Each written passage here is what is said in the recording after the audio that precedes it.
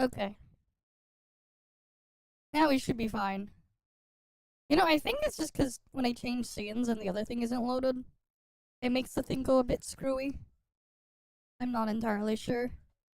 Maybe I'll have to, like, on the starting screen on the other machine, I have to, like, hide it.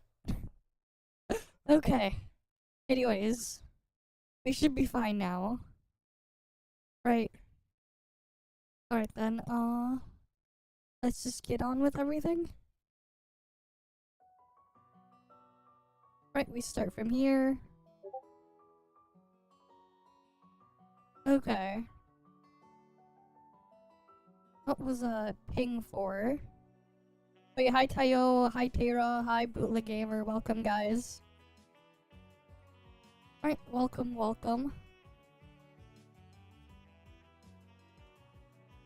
Ooh, what's this? Apparently there's gonna be drops to win, NTE access, I guess? Interesting.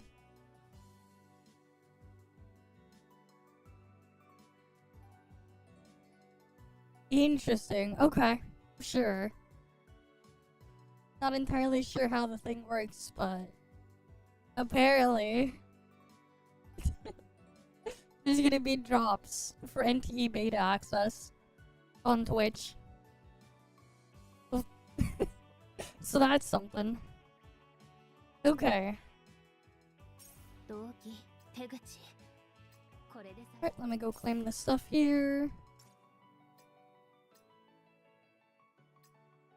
Alright, let me claim these. Yeah, I figured he would have boosted drops. It's Mr. Cake. Of course he's gonna get boosted drops. Also, he gets to go first anyways, because he actually has access to it right now. Yeah, good luck, right? Good luck. They should do.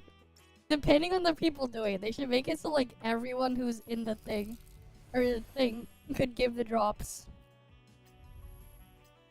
Imagine if I could give the drops. I don't know. Maybe we'll look at the details later. We could probably find some NTE Reacts after. Right. And like, just bulk them together.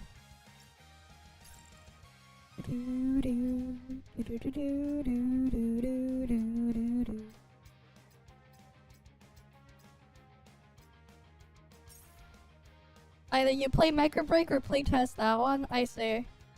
If you don't get it. Yeah, fair enough. Alright, because those things are soon. I mean, I won't be doing either of those things after all. I'm pretty sure I also posted my stream schedule thing. So, like, yeah.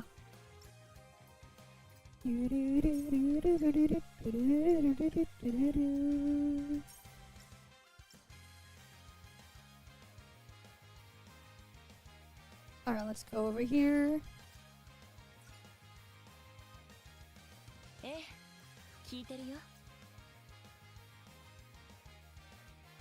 Alright, let's go over here, get the stuff here. I'm kind of curious though on those details there.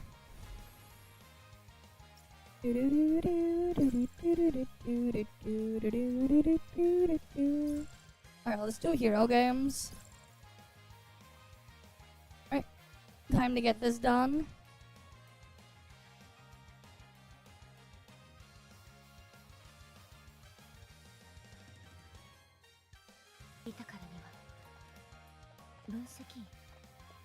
Alright, let's see.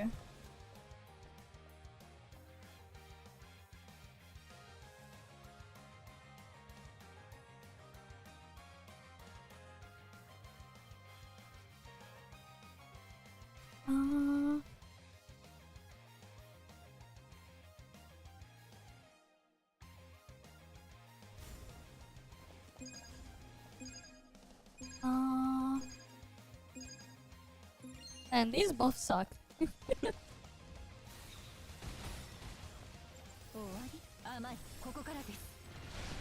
Alright.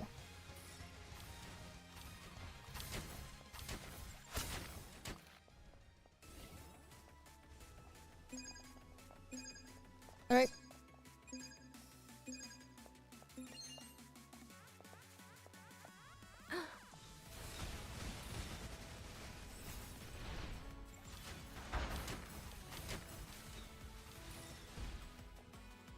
Right, those are dead.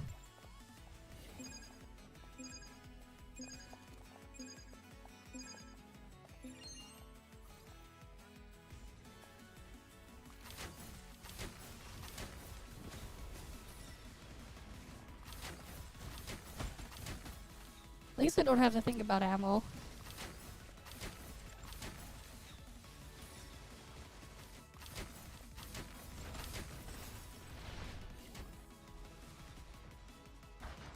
And dead. Alright, cool. Time to do the next one. Yeah, I didn't do that much damage. I mean, the unfortunate reality of just not getting good buffs. Getting completely useless ones. That's just the unfortunate reality.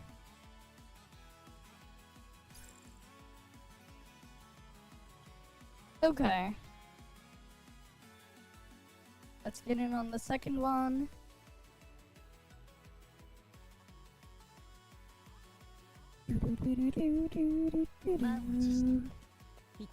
I did my the mega boss earlier today off stream actually.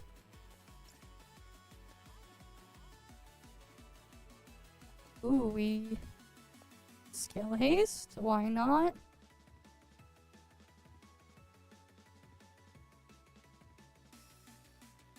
More damage by losing HP.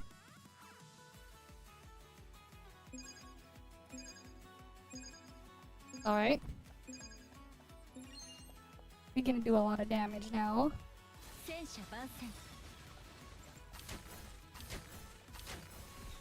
It's nothing. Not a problem. Not enough to change anything.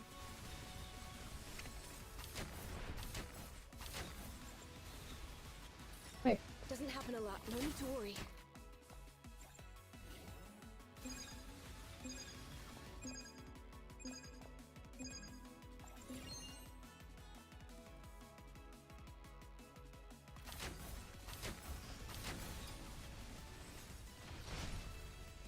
Doesn't happen a lot. No need to worry.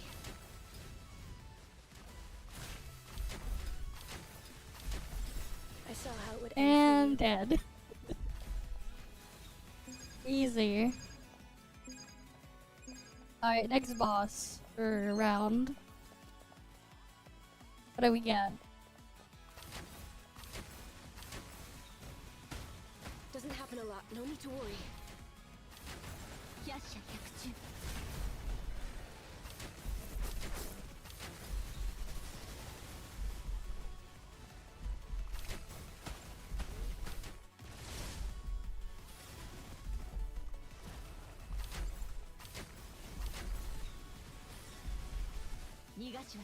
Breaking your promise again.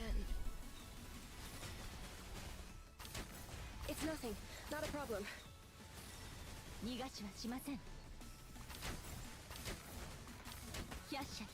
Doesn't happen a lot. No need to worry. Oh damn it, that did like no damage.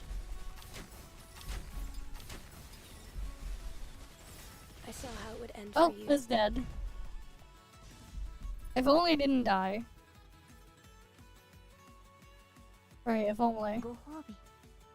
88% of the damage, damn. 88%. Right, there we go. There's my neural sim. All of neural sim done for the week. Easy. Okay. Can claim that. Can claim that. And then we go over here. Accept that. Have it over here. Claim this.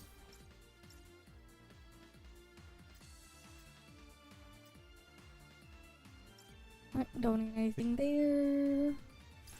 What else?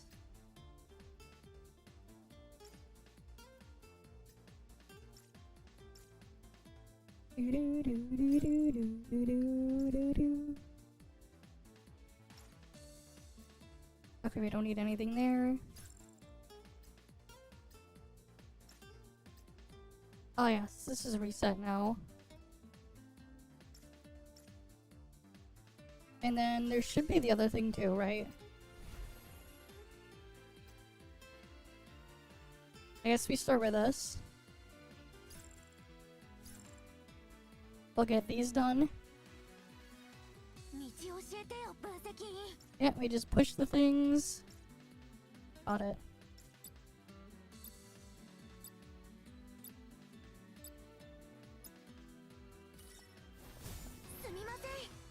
Oh wait.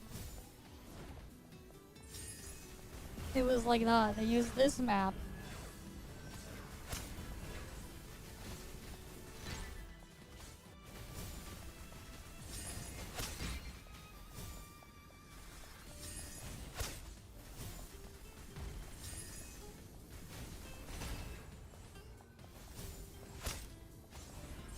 Alright, we gotta go knock you off.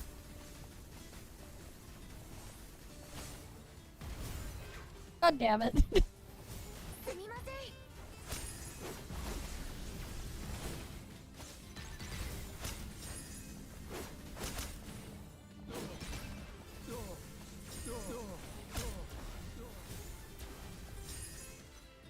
God damn it, getting stuck is kind of stuff.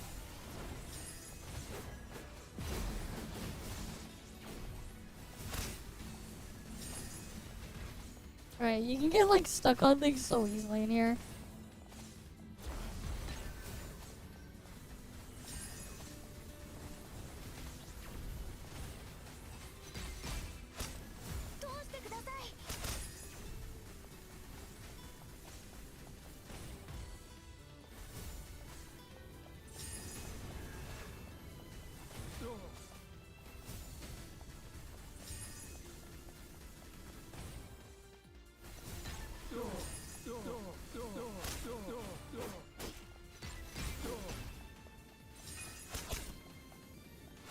Alright.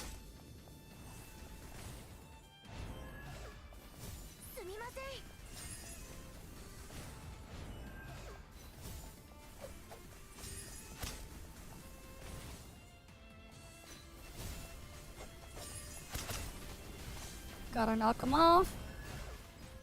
Alright. How did I do? Good enough. Okay, cool. Did good enough. I'll take it. Good enough. Alright, we got Acacia on this one again. Let's get this over with. I have a match to watch later. Ah yes, this shit.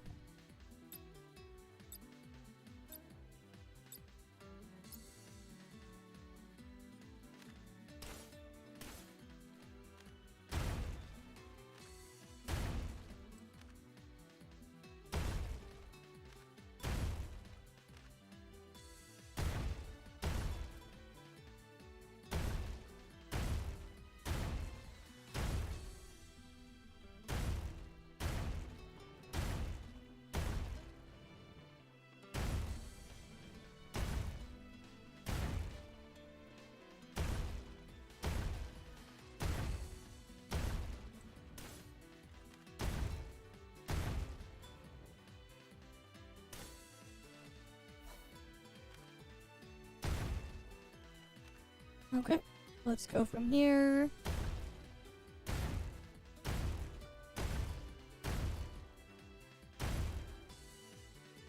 Alright,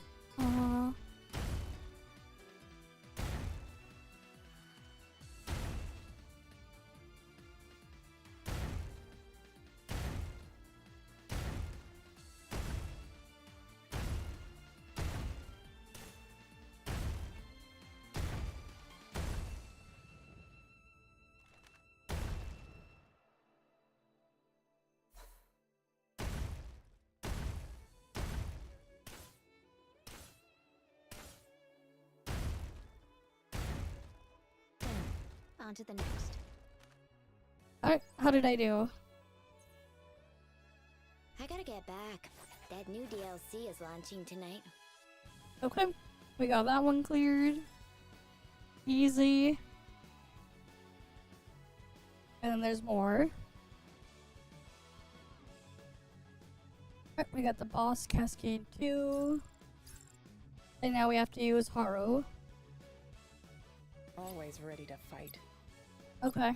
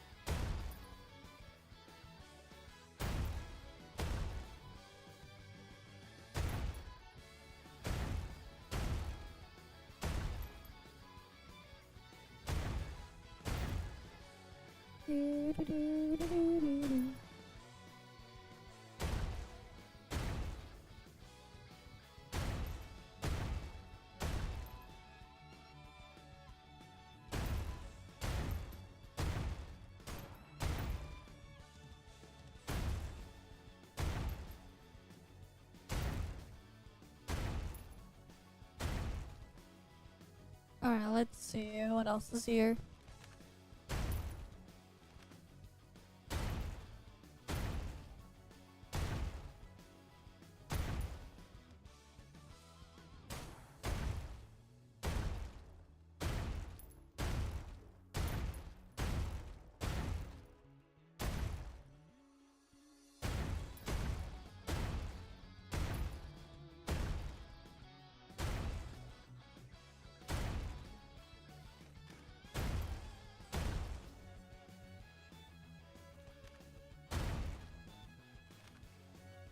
Oh, where's the thing?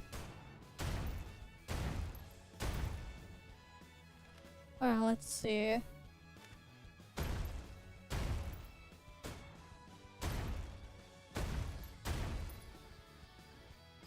And that's cleared.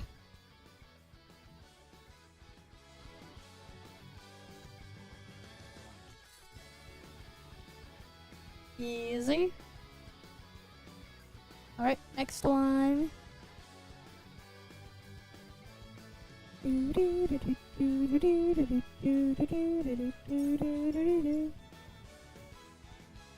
Strategic shot, what's this one? Alright, what is this one? Limited ammo, defeat as many enemies as possible. Oh, it's this one.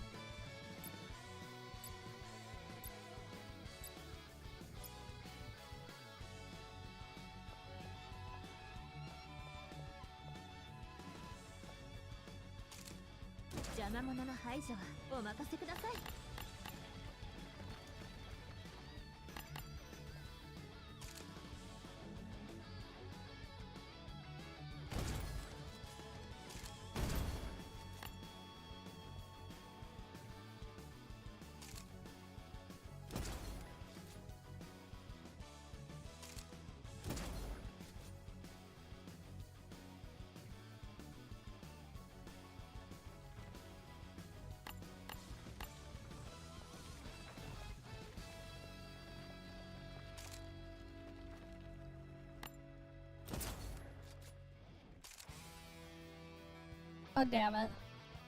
I couldn't hit the thing because the freaking thing is weird. Well, let me retry it.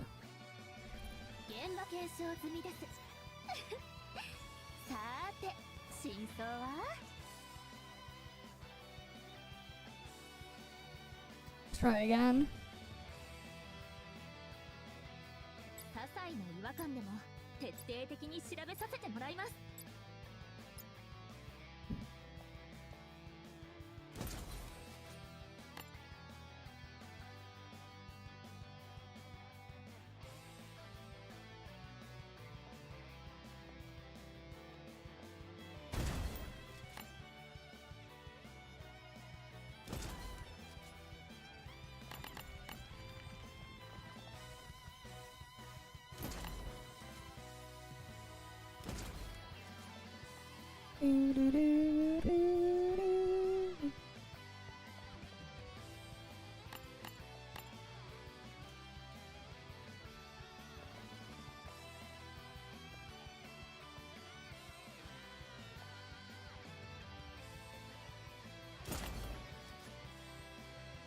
Alright, cool, I barely got the thing. Because I hit the exploding guy. Here we go, easy.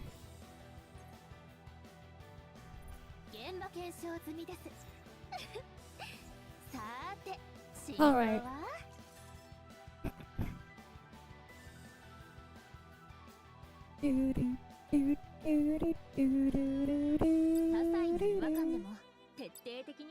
Oh, I did not mean to retry it.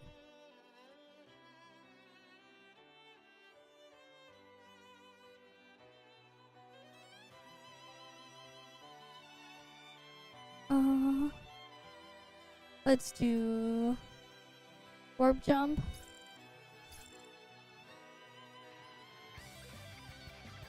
I'm off. See ya. When aiming at activation area, a lock on target, sure. Portable teleporter. Wait, why does this remind me of Portal 2?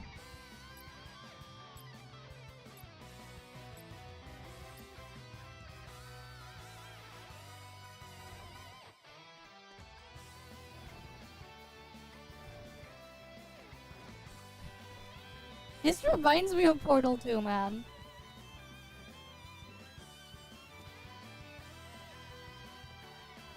Just a really scuffed version of it.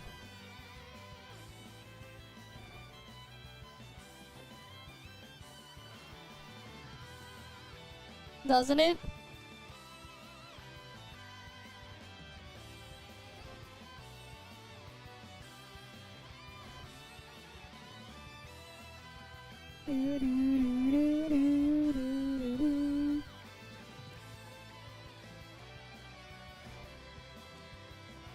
This is literally just a scuffed version of Portal.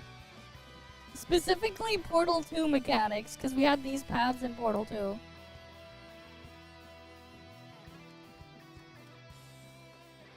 Which, you know, kinda neat.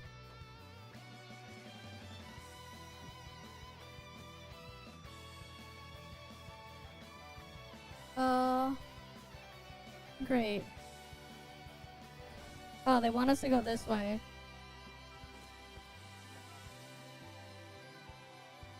Of course.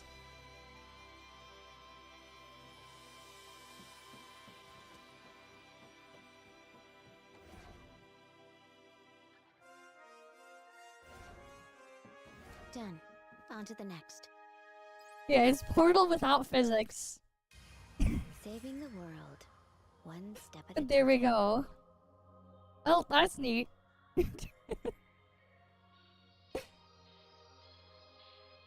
Oh, they got another one.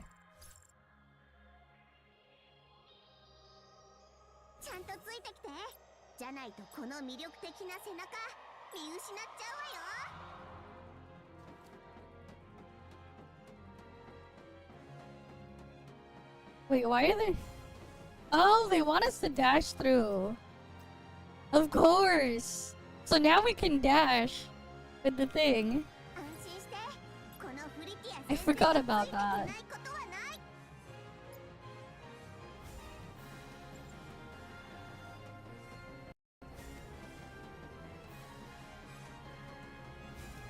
I see.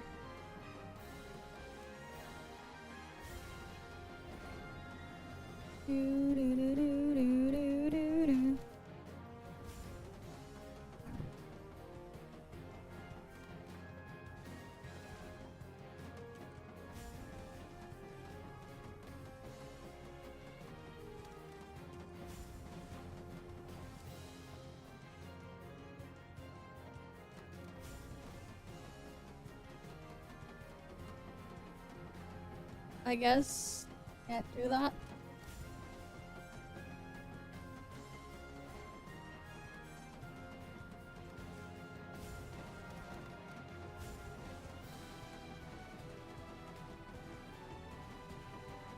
Do, do, do.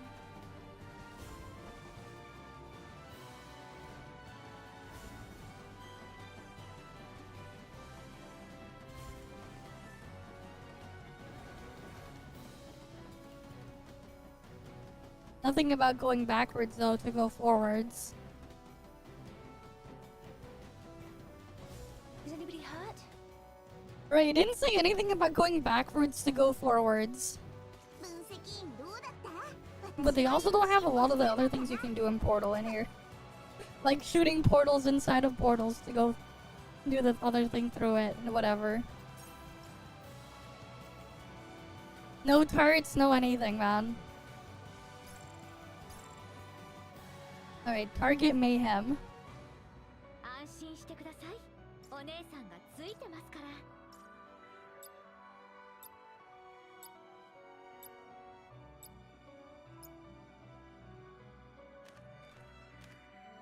Don't worry, I'm here.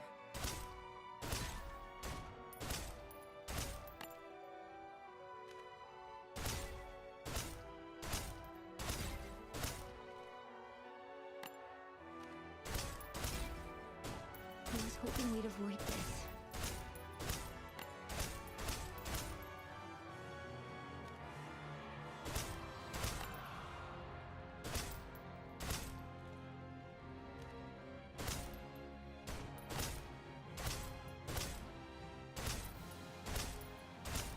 I was hoping we'd avoid this. Hi. Don't worry, I'm here.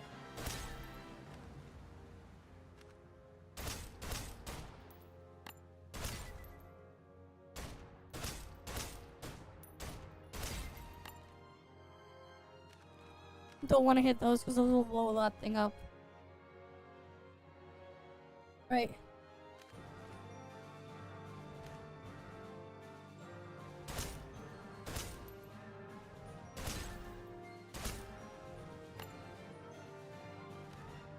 I was hoping we'd Intentionally avoid this. don't want to hit. Alright, that one was fine. Don't worry, I'm here.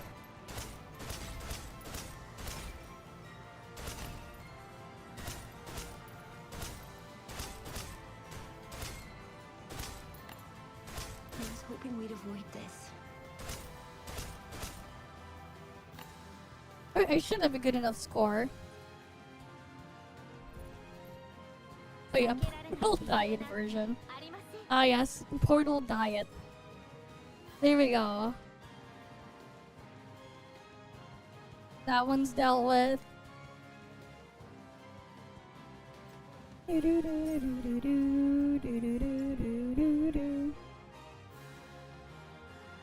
Alright, all of that are dealt with.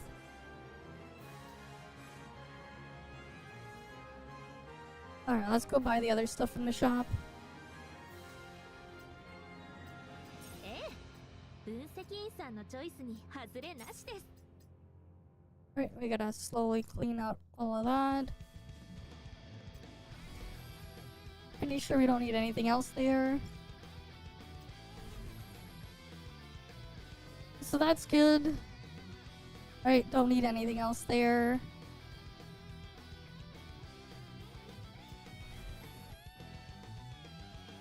And there's 8 days left of this patch.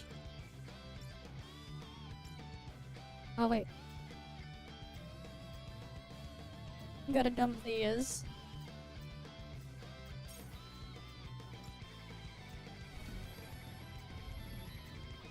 Because those are about to expire.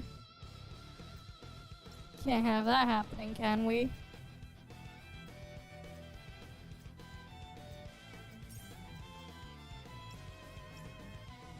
Right, we can't have that happening. Yeah, just that stuff. So it looks like here, at least here, we're all clear here. There's people recruiting the other thing in World Chat there. So we're done here. And we just about hit the quota anyways. So we're good on that front.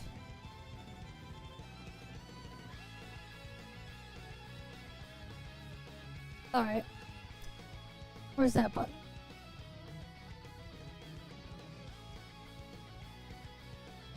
Alright. We hit the quota for Snowbreak, so we can change it.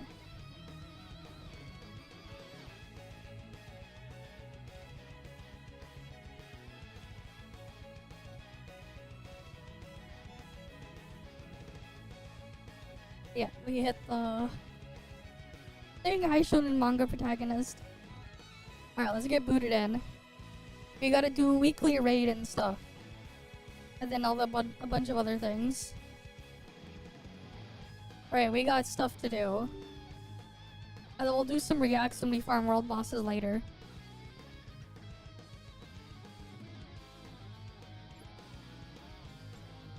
Yeah, I need raid too.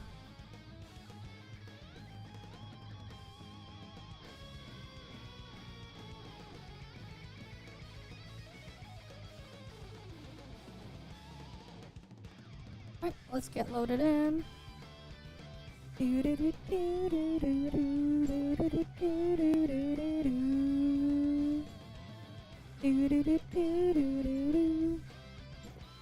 Alright, we'll do network dailies.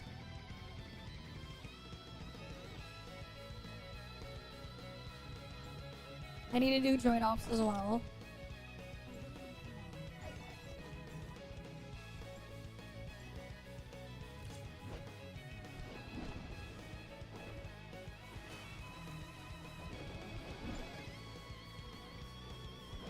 Wait, what do you mean Arknight's talking about dodging? What?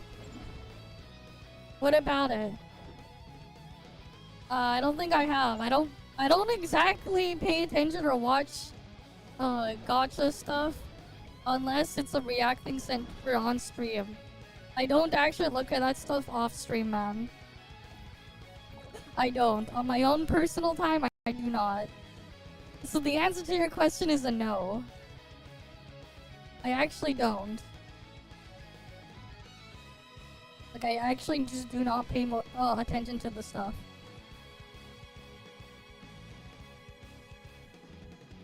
Because, yeah. Oh shit, I just realized something. One sec. I need to do something real quick.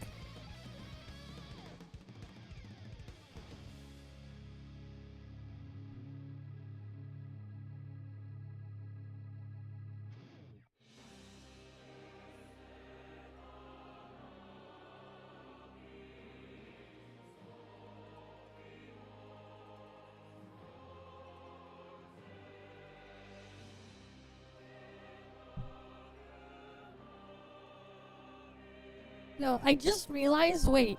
It's the end of the month. Tomorrow is the beginning of July. And earlier this month, I had to replace my thing. So I'm just gonna quickly update my information so I can pay. So the thing can charge the correct thing again. One sec. What was it? I forgot. Because my card changed.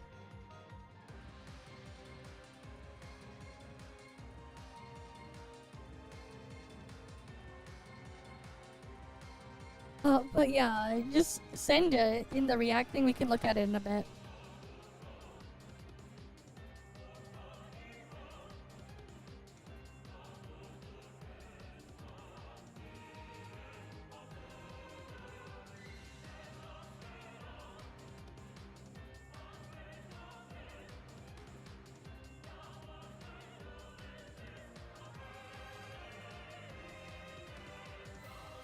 Part 2. Yeah, we'll look at it in a bit.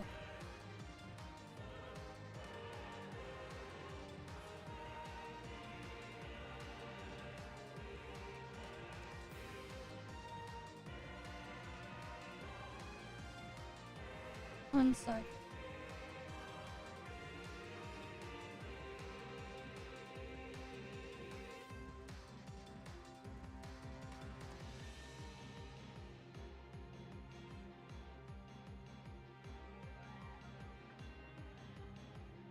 Alright,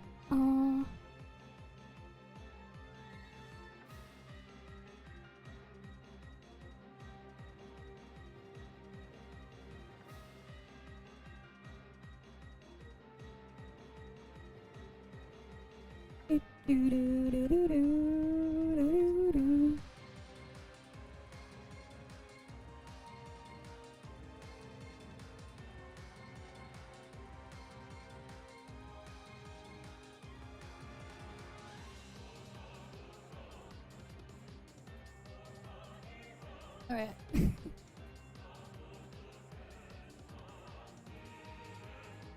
Okay, good. That went to the right spot.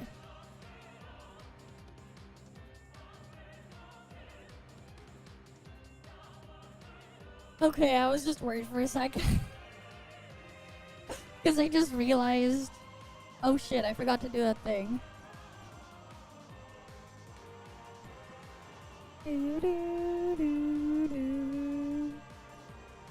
Wait, did you send a thing to join the party? I missed it. Send it again. I'm gonna do join ops first. And then we'll do the other thing. Weekly rate and everything. Join ops first. I'm gonna do 3 of them. What's today's join op? Okay, it's Hyena Arena. I'll go through one first. Honestly though, like trying to like speedrun skip out of bounds on these ones is a bit awkward. Just cause of like how the thing behaves with Aster. It's a bit weird. Because you need so much space.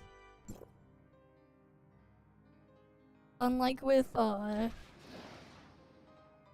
thing, whatever, what's her face again? Entoria. Entoria can work in like as long as you have like in any space. But doing the skip with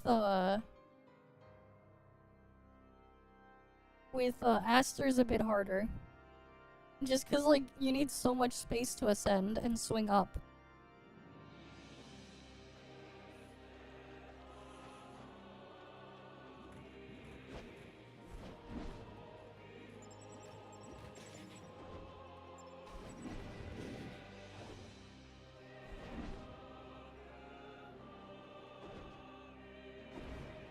But hey, Entoria is still the best for that type of stuff. That's it though, man.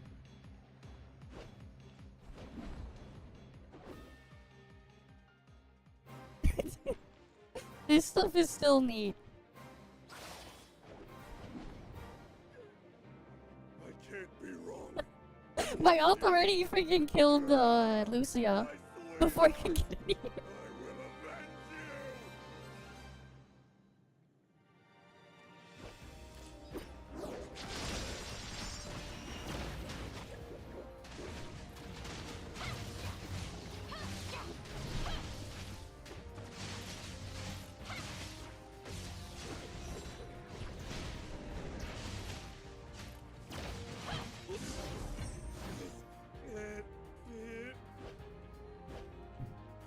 But either way, this still is pretty neat to do things this way. Alright, like, why not?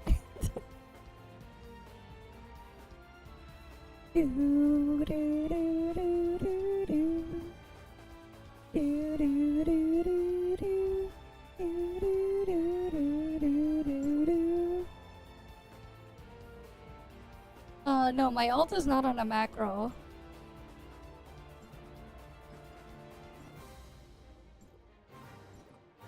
Wait, what's in my mail?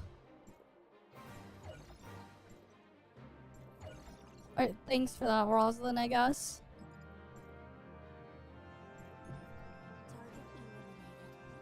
But yeah.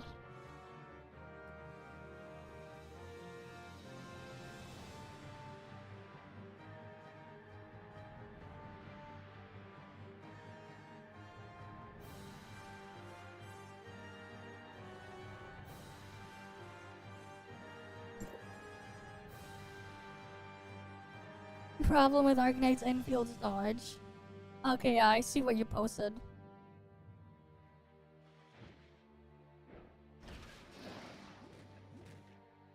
We can do like most of the reacts when we do the world boss farming. Right, it's best to like go through all our stuff today.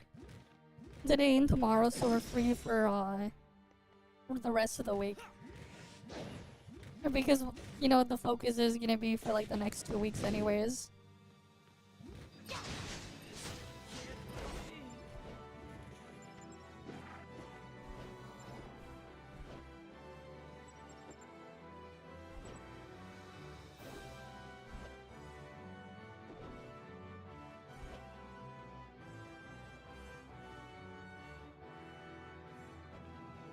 By the way, though, like, this type of traversal to get around is pretty nice.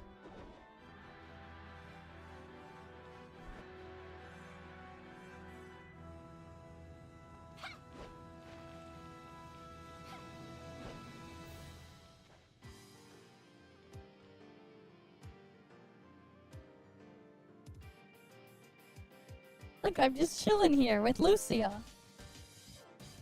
I'm just chilling here with Lucia.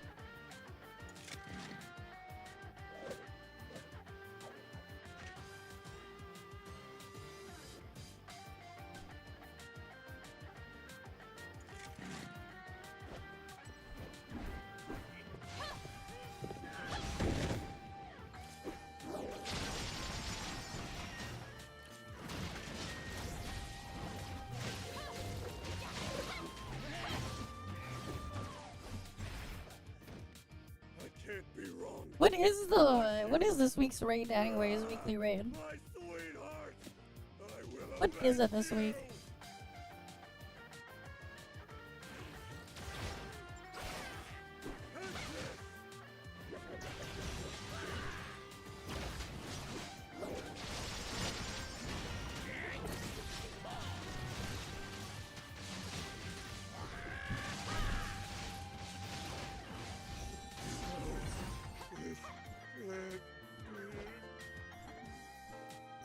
Easy. And then I gotta do one more run. And then we can do the raid and stuff.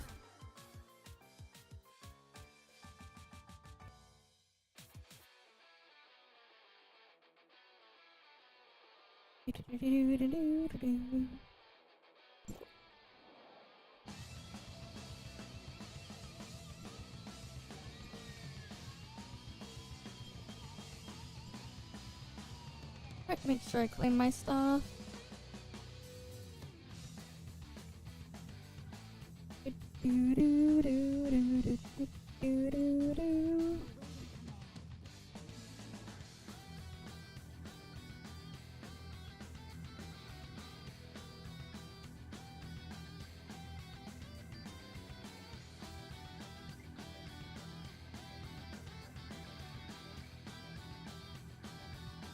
Alright, let's keep going.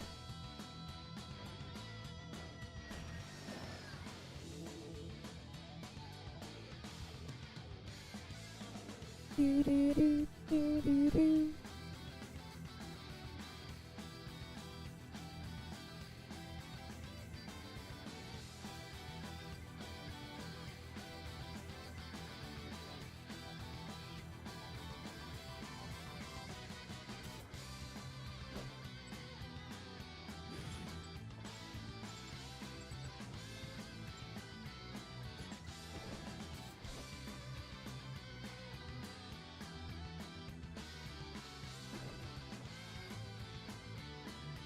Alright, so we can just get over here.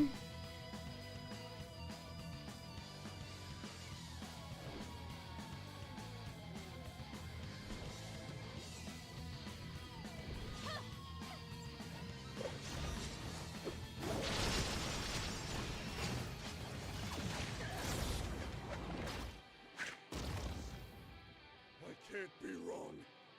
Like you. This way. Wait. I landed on Palace. What the hell?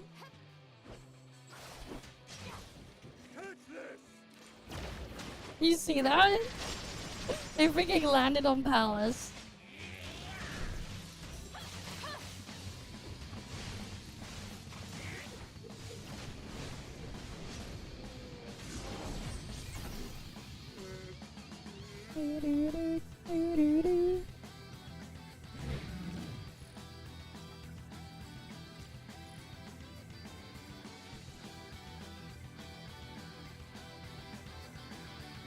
Damn, Crossing Rage is still playing. This shit is so quick. It goes by so quick.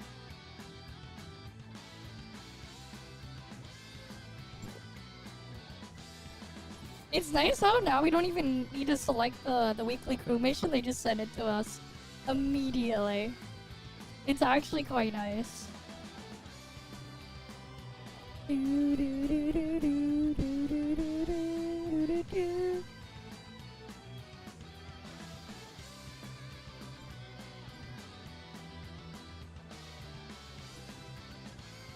Weekly raid plus FTN 2 out of 8 auto on.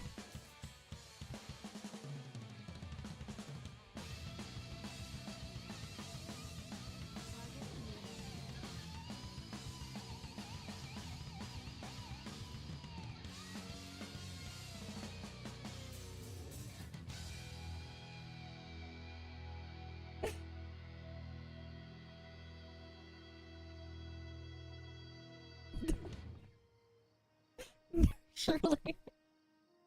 6 out of 9. Surely. Awaiting command. Damn, I got 3 tanks. So many tanks, man. Of course. There we go. I'll do raid first. Alright, let's do raid first.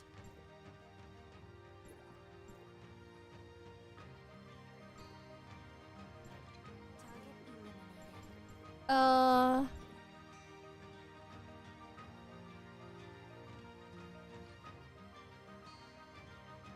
You didn't fully download it?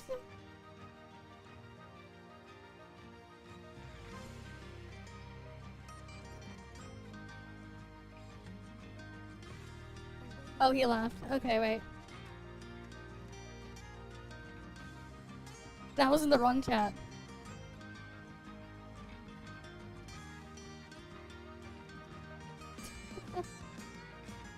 I should have put it in their team.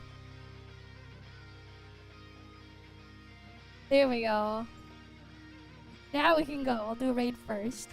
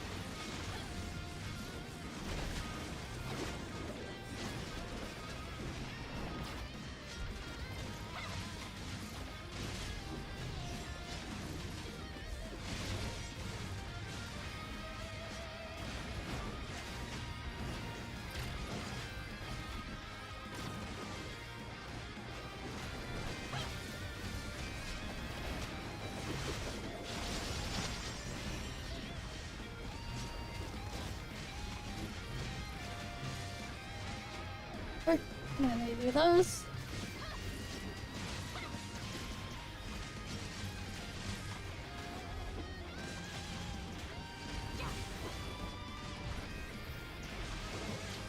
Alright, it's almost edge.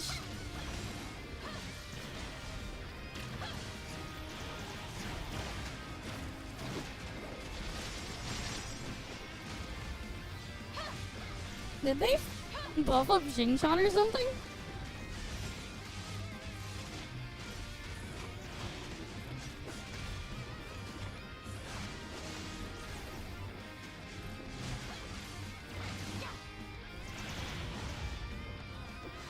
God damn, I'm dead.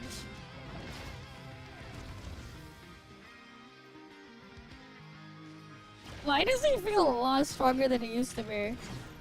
What the hell happened? He feels so much stronger now, what the fuck?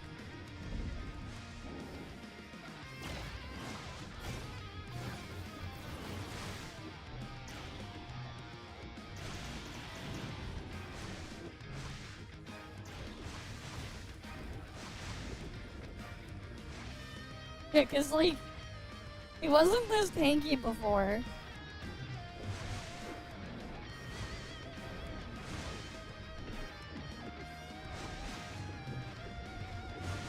Whatever, he's almost dead.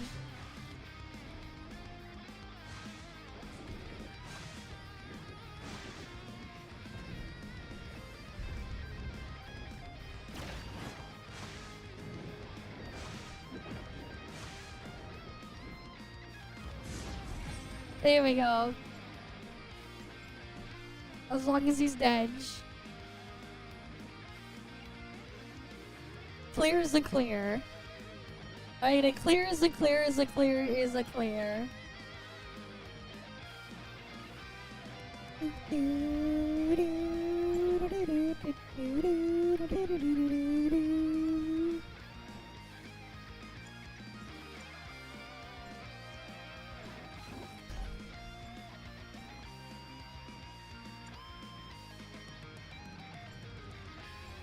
Oh, now I have to slowly work on upgrading these pieces.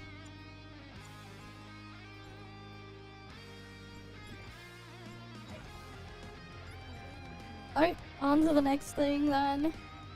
Final trial time. Alright, time to get final trial done.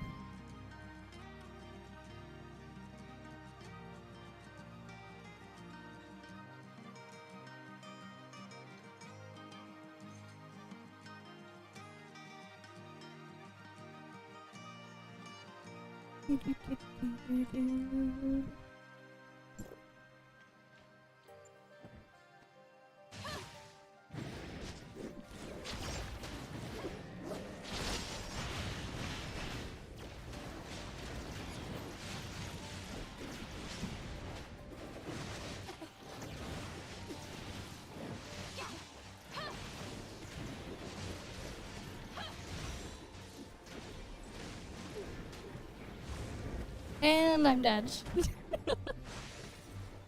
Of course, because I got too much graying bite. At least at the start, I can delete some of the HP of the bosses.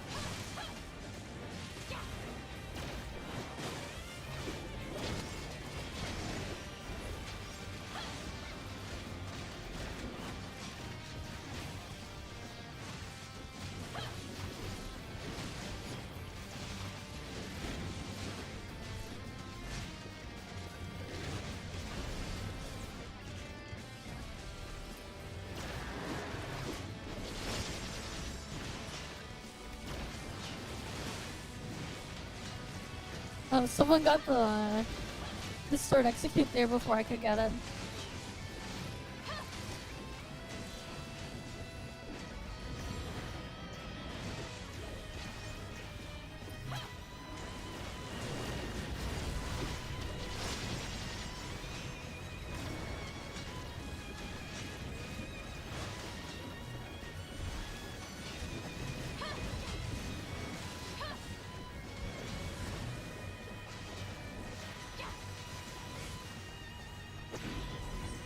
And edge. Either way, it doesn't matter. Clear is the clear. Right, easy. A clear is a clear is a clear. Is a clear.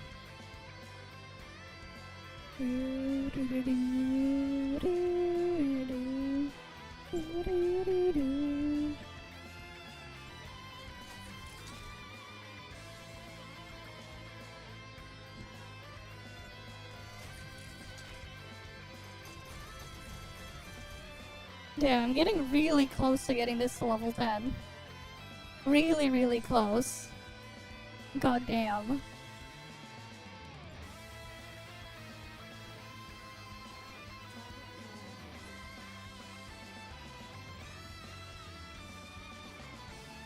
Right? Really close.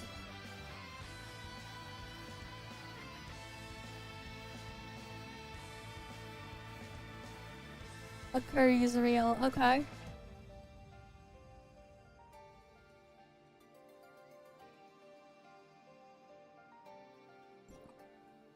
Okay, let's see. Oh, I can claim something in Vera.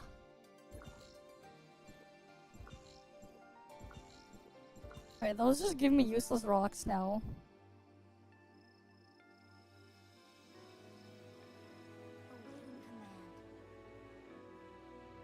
And they've been giving me useless rocks for a while. Oh well.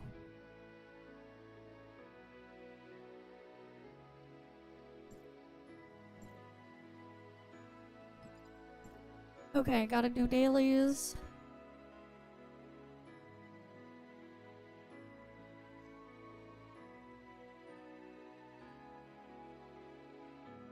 Interesting. So my alt needs all its things in one place, and my main needs it in a different place.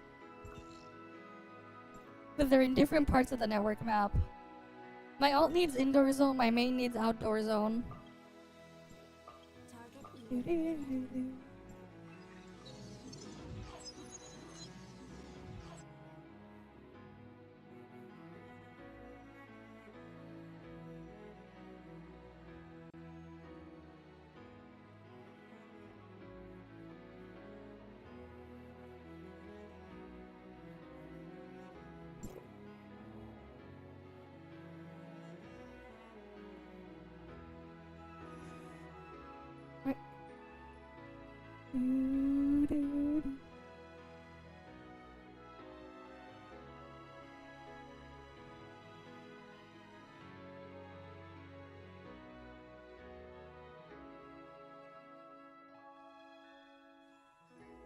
Awaiting command.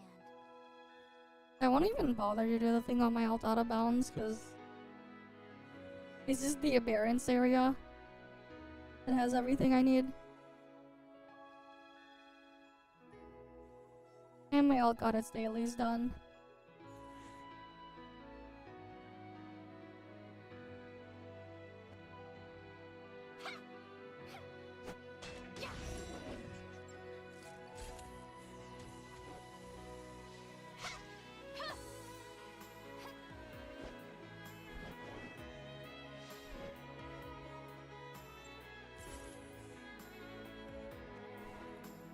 Wait, let me head over to where I need to go.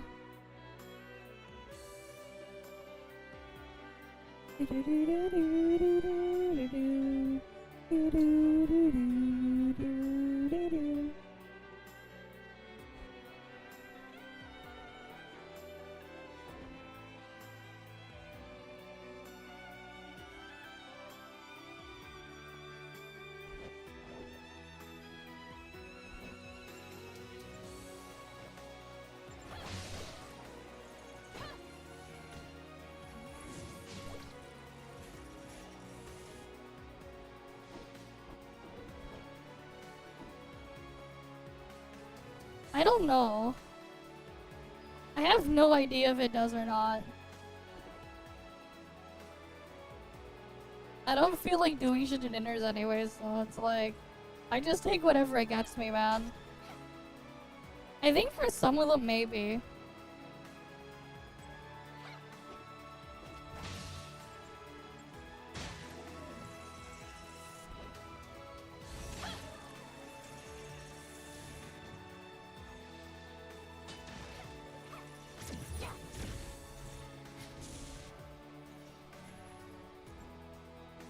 Right, bounties are done.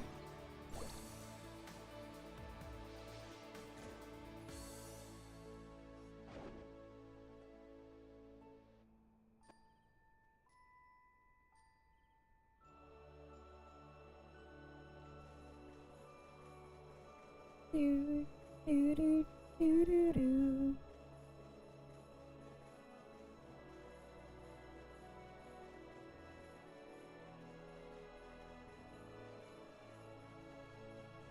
I don't know why I'm running up this thing.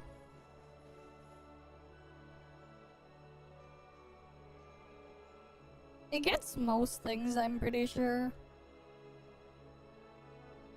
So, like, is whatever. It does what you need it to do. It's like, it's good enough, right?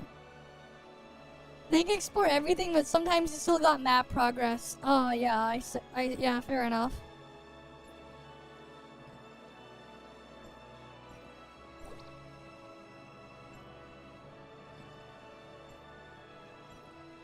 Alright, let's see. We'll do the more annoying boss to farm.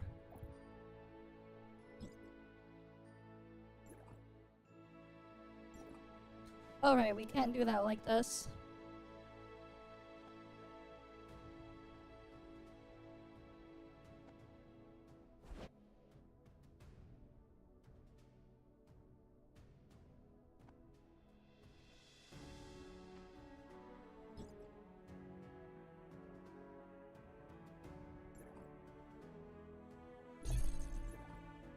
Alright, let's swap over.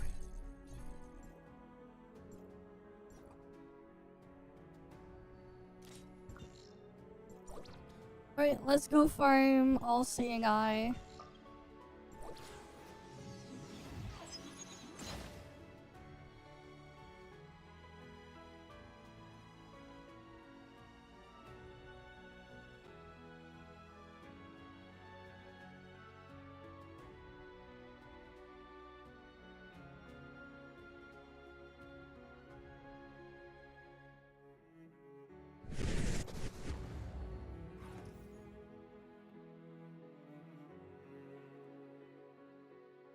Oh, damn it. What channel am I even on? We'll farm it a couple times. Channel 3.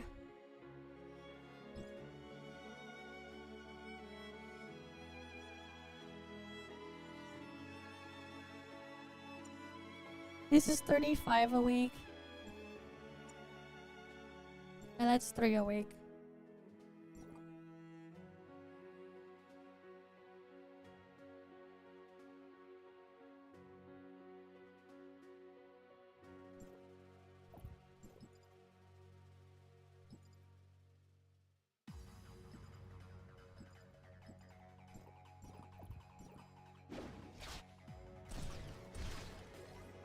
Alright, we'll get people to go farm the eye boss.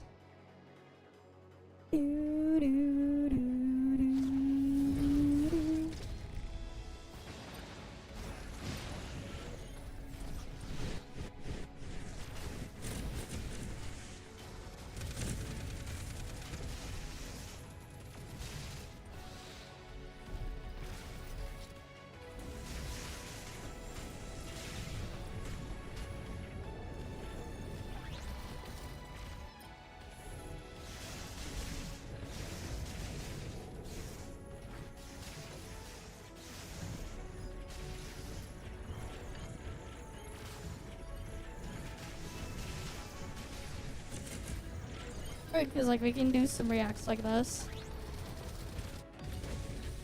Alright, because this part is like time consuming. So here's what I'll do.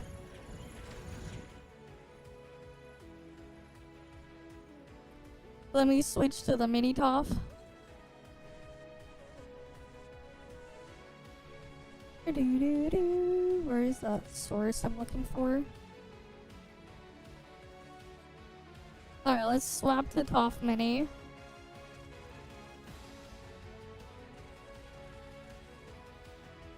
Alright. And then we can slowly go through some reacts at the same time.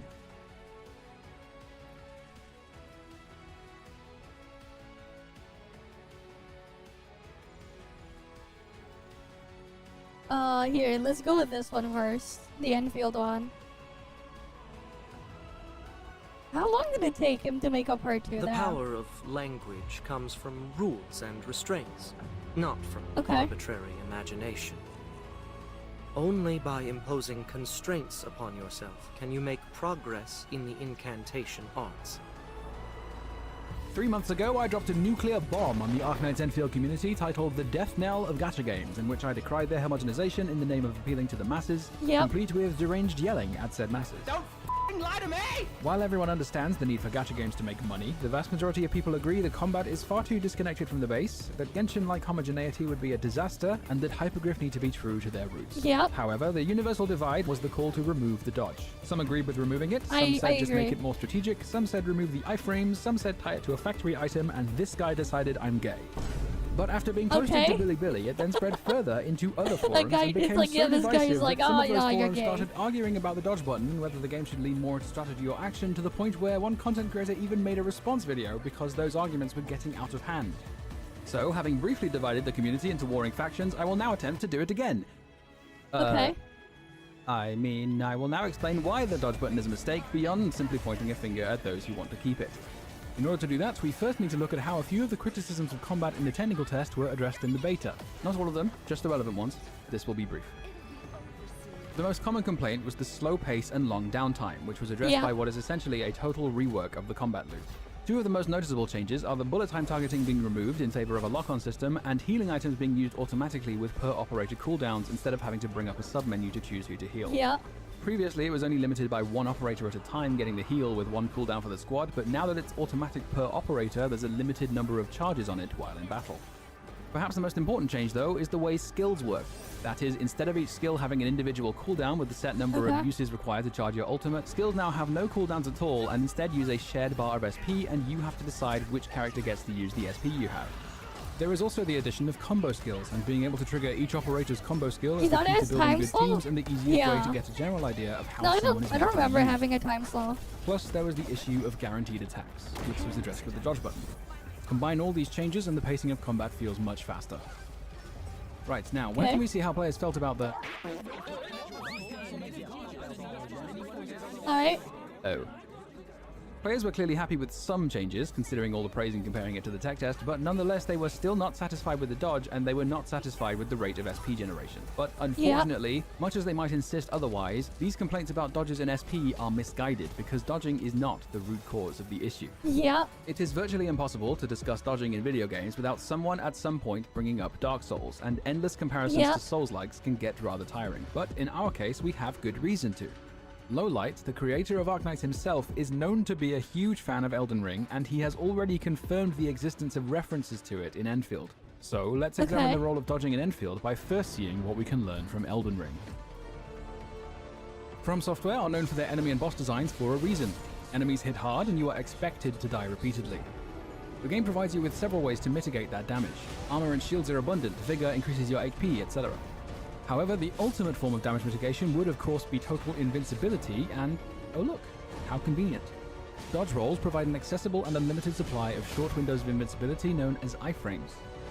However, there are two important things to remember here. Firstly, attacking and dodging both consume a set amount of stamina. You must spend the same resource both to deal and avoid damage. And secondly, in essence, you cannot cancel the animations for either of them, leaving you vulnerable for their duration. As a result, you need to restrain yourself from dodging or attacking impulsively because the game is designed from the ground up to punish you for doing so. You're not supposed to spam it. Teach you to dodge sparingly and with intention, and one of the key challenges presented by the fast pacing of endgame bosses is pushing the limits of your stamina management. You're not meant to spam it. A flow state where every action is a carefully considered commitment. If you were able to cancel attacking and dodging animations, that commitment would disappear and the game's skill expression would become a matter of optimizing those animation cancels. That might be okay in other games when the creators intend it, but a fundamental part of Elden Ring's identity is not just difficulty, but discipline. And without the risk and reward created by the commitment of your actions, that identity would be compromised. It is precisely because the game presents you with such challenges that you are rewarded with those moments of unbridled ecstasy in overcoming them. Come on. Yes! Let's fucking go! Let's fucking go! Holy shit, that was... Alright. Now let's compare what we've learned from Elden Ring with combat in Arknight's Enfield. While the goal of an attack in Elden Ring is purely to deal damage, in Endfield some of the first things the game teaches you in the tutorials are that your basic attacks deal very little damage compared to skills, skill points regenerate very slowly, and the last hit in your basic attack sequence, the final strike, will restore SP. Yep. The game is telling us that SP purposefully regenerates slowly because it's your job as the player to obtain more of it. In other words, basic attacks are not meant purely for dealing damage, they are primarily a step in the process of dealing damage. Yep. You use basic attacks to get SP with the final strike, which you then use to cast a skill which deals considerably more damage, which then triggers a chain of combo skills. You get the picture. Several combo skills are also triggered by a final strike, which is why you don't get SP from each individual normal attack, because it would make those combo skills very inefficient compared to those that aren't.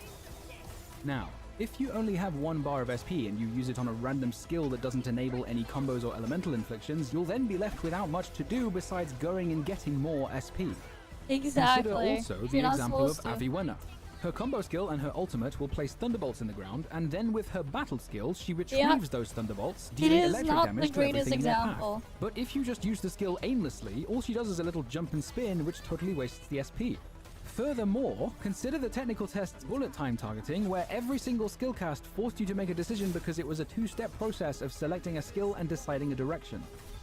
You can see the pattern in what both versions of the game are asking of you. Endfield is come trying on. to discourage carelessness while encouraging discipline and intent. And you can see that design No one goal coming throughout for the game. I? The limit on the number of zipline towers you can have in a given region is meant to encourage you to be intentional with where you place them Yeah. instead of just spamming them everywhere. Even the gacha system discourages you from just randomly pulling for no reason. Yep. Recall how Elden Ring punishes the player for pressing buttons impulsively. Using the same resource both to deal and avoid damage, and animations being uncancelable, work together to set a deliberate pace. But Enfield's design contradicts itself. It wants you to be disciplined and intentional while simultaneously allowing you to just dodge at will. Notice how the resources for dealing and avoiding damage are separated. In order to get Yeah. the resource for dealing damage, SP, you need to get a final strike. Doing so often means you will need to take damage. There is a good reason one of the main purposes of the factory is to produce healing items, and also that the main stat on every single piece of gear is defense, which in Enfield means Yeah. final damage reduction. Meanwhile, your resource for avoiding damage is stamina.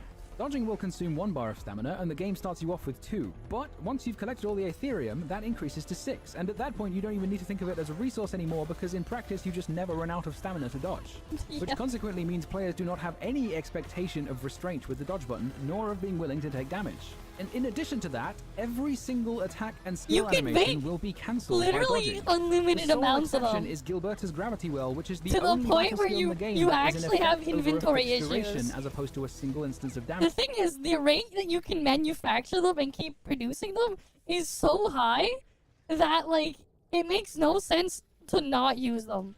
Because, like, if you're not careful, you will literally just fill your entire inventory in your bases with healing items, run out of places to store them.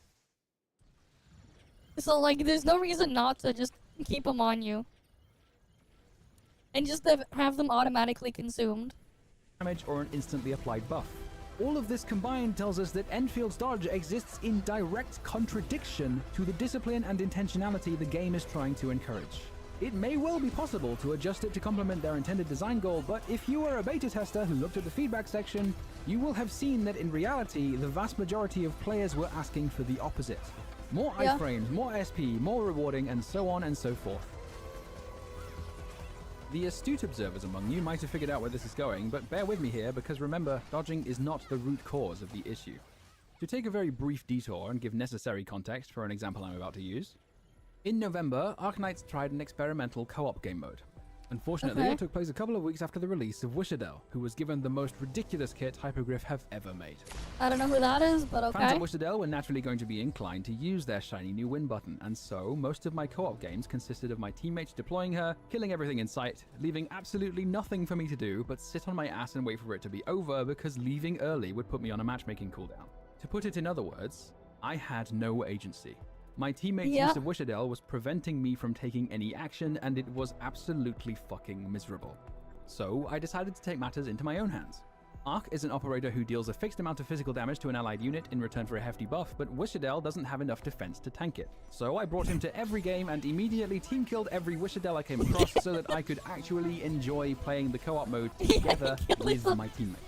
so numerous Just on my kill your outcome other kills that I decided players. to have a bit of fun Of with it by writing a course. song. I'm taking matters into my own hands. This is my villain arc. If none of you will let me play the game, I'll keep deploying arc behind your dear beloved waifu Wishadel before I cast durian-flavored stimpack resolutely up her ass. Plenty of people were delighted with my mischievous musical merriment, including some Okay. Wishadel users themselves, as opposed to the Arknight subreddit, which banned me for 4 entire months.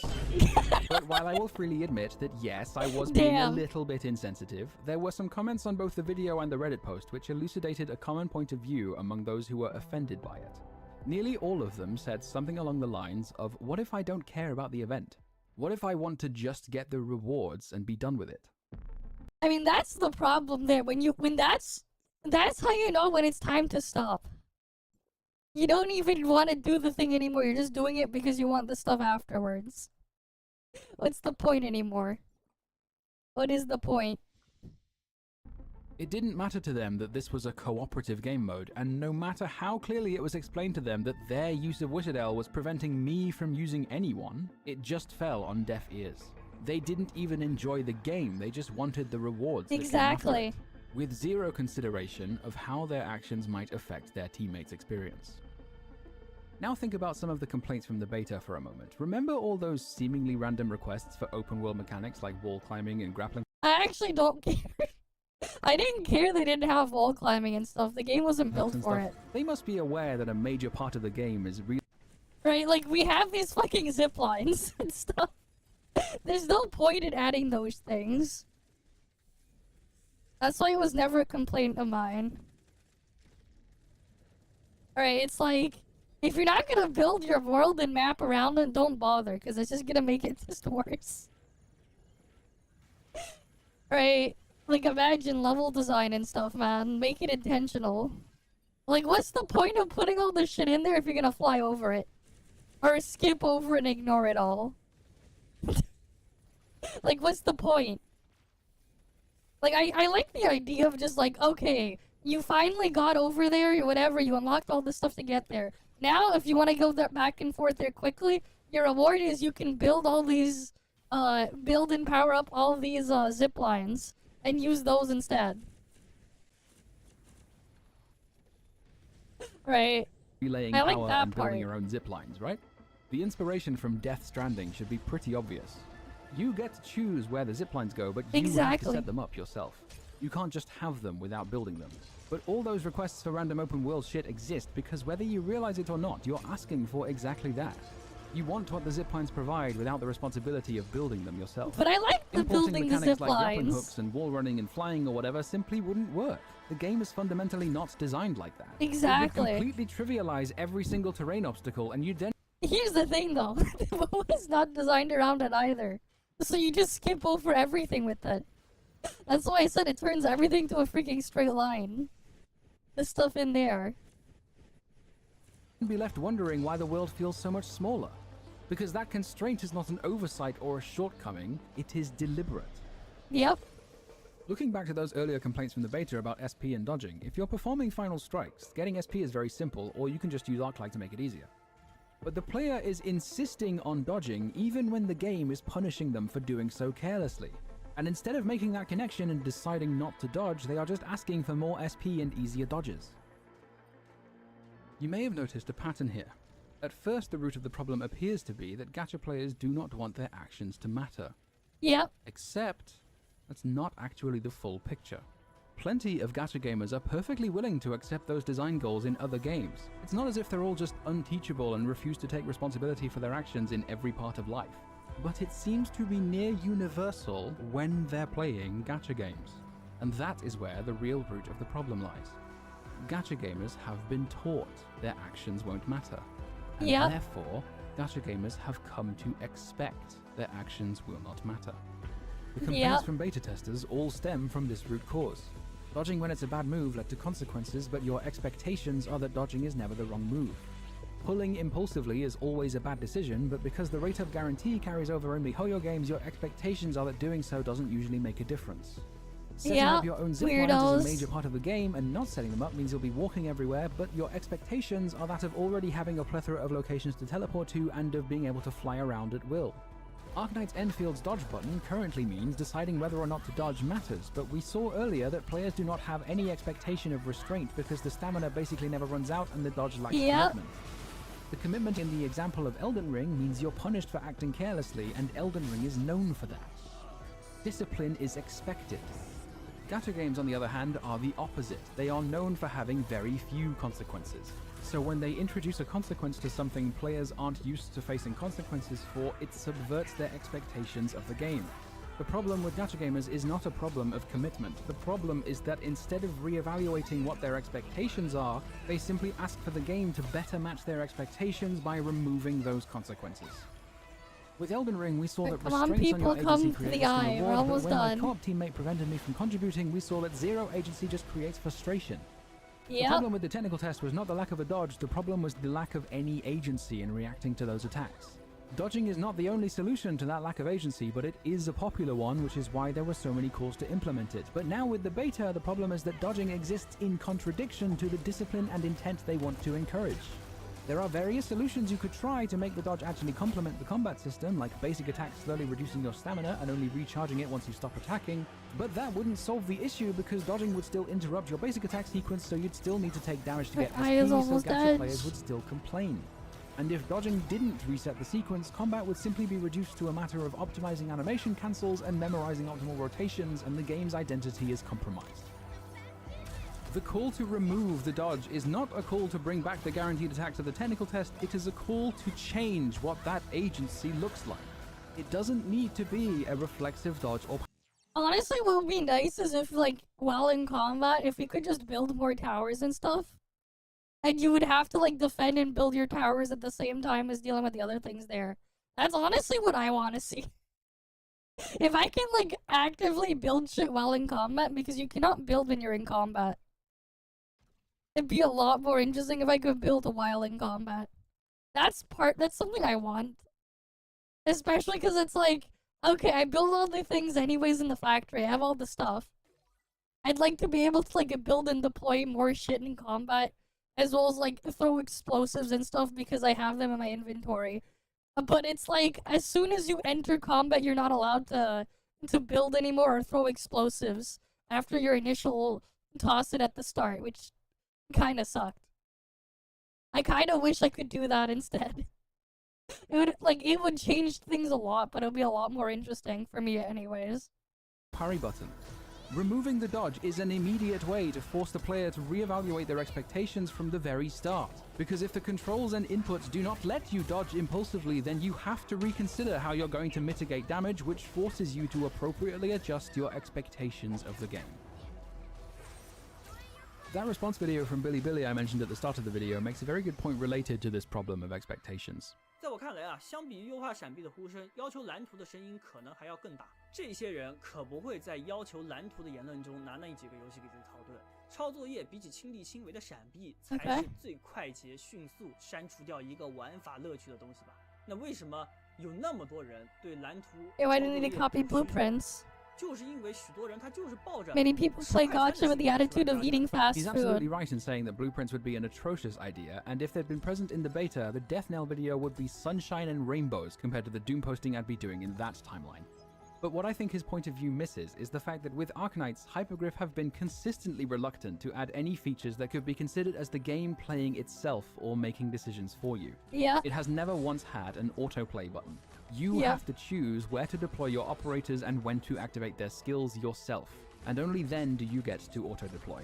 Likewise, in Enfield, their way of addressing the complaints about the factory was not to add blueprints, but instead to add loads of tutorials and a more intuitive top-down interface. Yeah. The core design philosophy of do-it-yourself remains just as clear, which is why I don't think pre-made blueprints will be added anytime soon, let alone the ability to copy them from other players. But nonetheless, he is right. Those demands for blueprints will grow louder and louder because gacha players only want to eat fast food, the meal without the responsibility of cooking it. And to build on the analogy further, fast food might be convenient and tasty, but if you grow accustomed to it, serious health implications aside, cooking your own food will start to feel like a chore. Hypergriff have said they consider the infrastructure and automation to be the focus of the game, explicitly citing games like Factorio and Dyson Sphere Program as successful examples. Yeah. But those games have an innate filter in having an upfront cost. Yep. Free-to-play gacha games do not have that barrier to entry, and they are surrounded by this bizarre culture of people playing multiple games they may not even like playing, while simultaneously Exactly. demanding those games make it easier for them to maintain their account. In my years of playing Arknights, I have seen what Hypergriff can cook. They are not afraid to experiment, but it would be delusional to Like, say. here's the thing, actually. It's easier, from what I played in the Enfield beta, it's easier to maintain your account there than to do shit in a lot of other games, too. A lot of the other, like, 3D games, a lot of them. It is easy to maintain your account. Easiest one is still ToF to maintain. So, like, ToF and Snowbreak for, like, the 3D stuff. Those are the easiest to maintain just outright.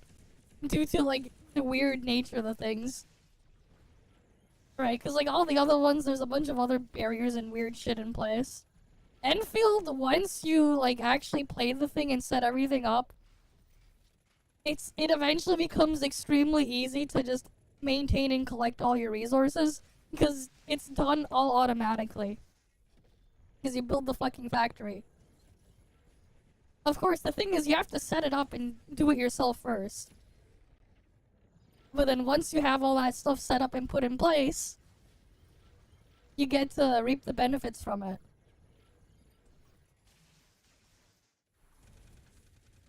They have never faltered before.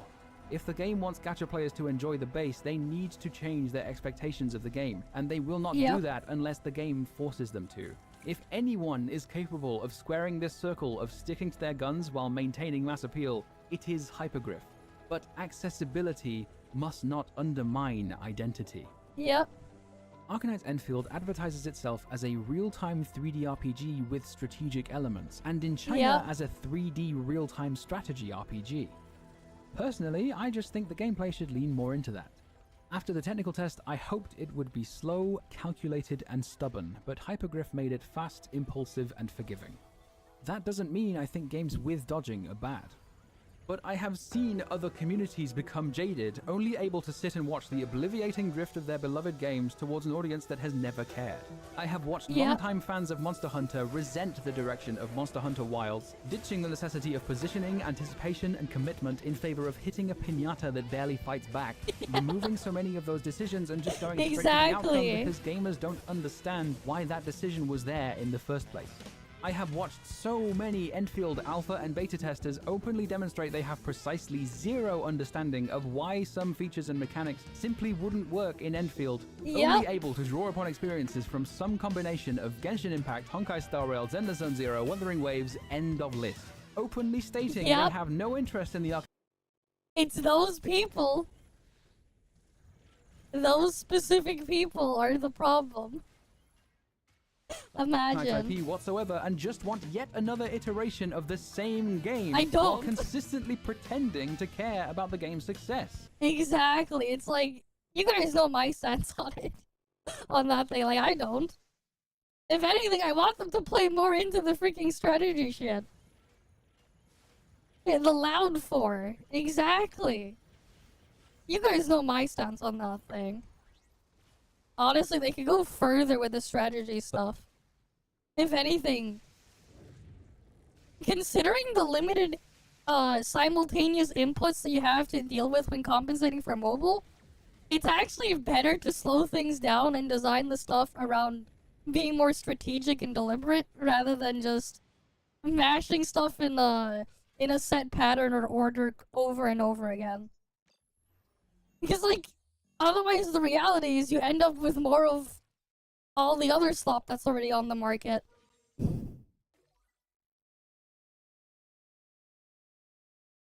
Right?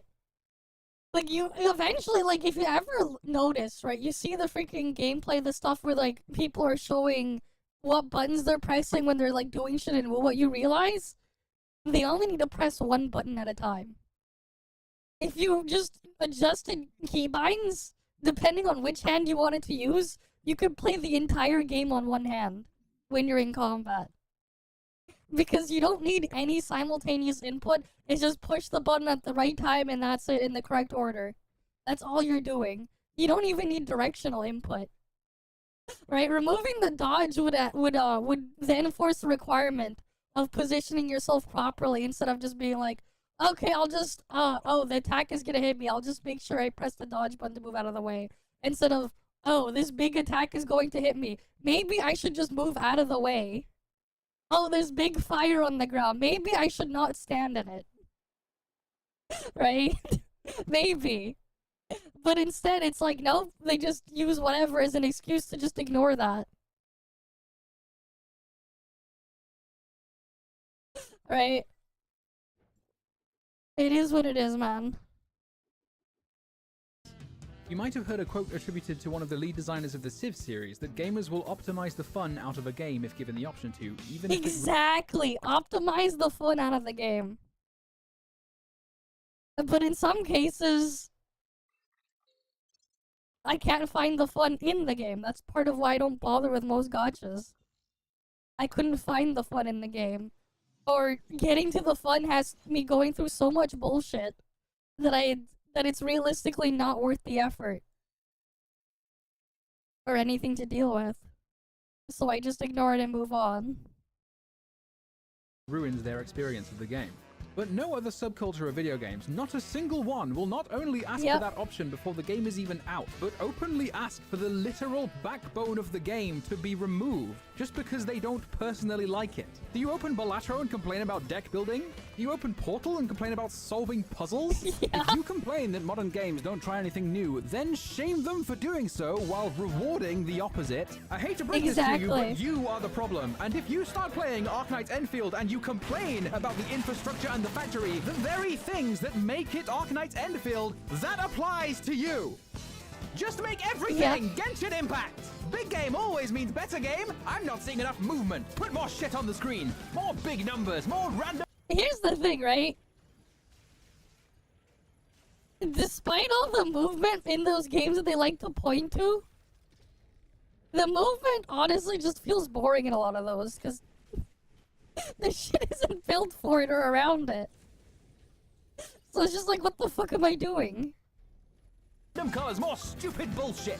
What is this depth you speak of? Aura farming's the only gameplay that matters. Just make my waifu look cool when I press E and Q and take my money. Look at how cool the animation is. Time to build pity. Let's go gambling. Please win. No save. Only win. What do you mean building pity isn't a thing? All my friends build pity. Obviously it's a thing, you fucking idiot.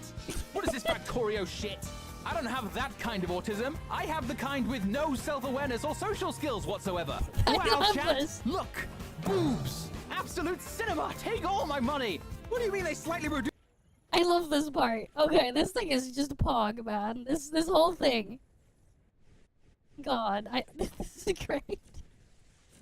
That section right there is just perfection. Reduce Nicole's boob size. What do you mean I can't see Cantarella's counter anymore? This is preposterous. The Chinese Communist Party won't let me masturbate. Video game? What the fuck is one of those? Just make it easier to maintain my account so I can continue to not play the games I've built my entire personality. Because all they do, and the other funny part too, right, is they're only thinking about maintaining and doing all the chore bullshit instead of actually playing the fucking game. And then when you go to try to play the fucking game, you realize there is no game. Around. Gacha games should do nothing but compete for my attention by replacing every UI element with Subway Surfers and Family Guy funny moments because my childhood cognitive development died the moment my parents decided to raise me with a fucking iPad. Sorry about the attention span, take 3 big booms to make you feel better. Don't even give me a gacha game, just give me a virtual baby playmat instead, where I can hit random objects while shitting my pants and crying about anniversary rewards. Because if I'm totally honest with myself, that's all I really want. Not a handcrafted experience by passionate game designers or a fun challenge to overcome. I just want a distraction. Something to keep me occupied so I don't accidentally start contemplating my meaningless existence on this godforsaken earth.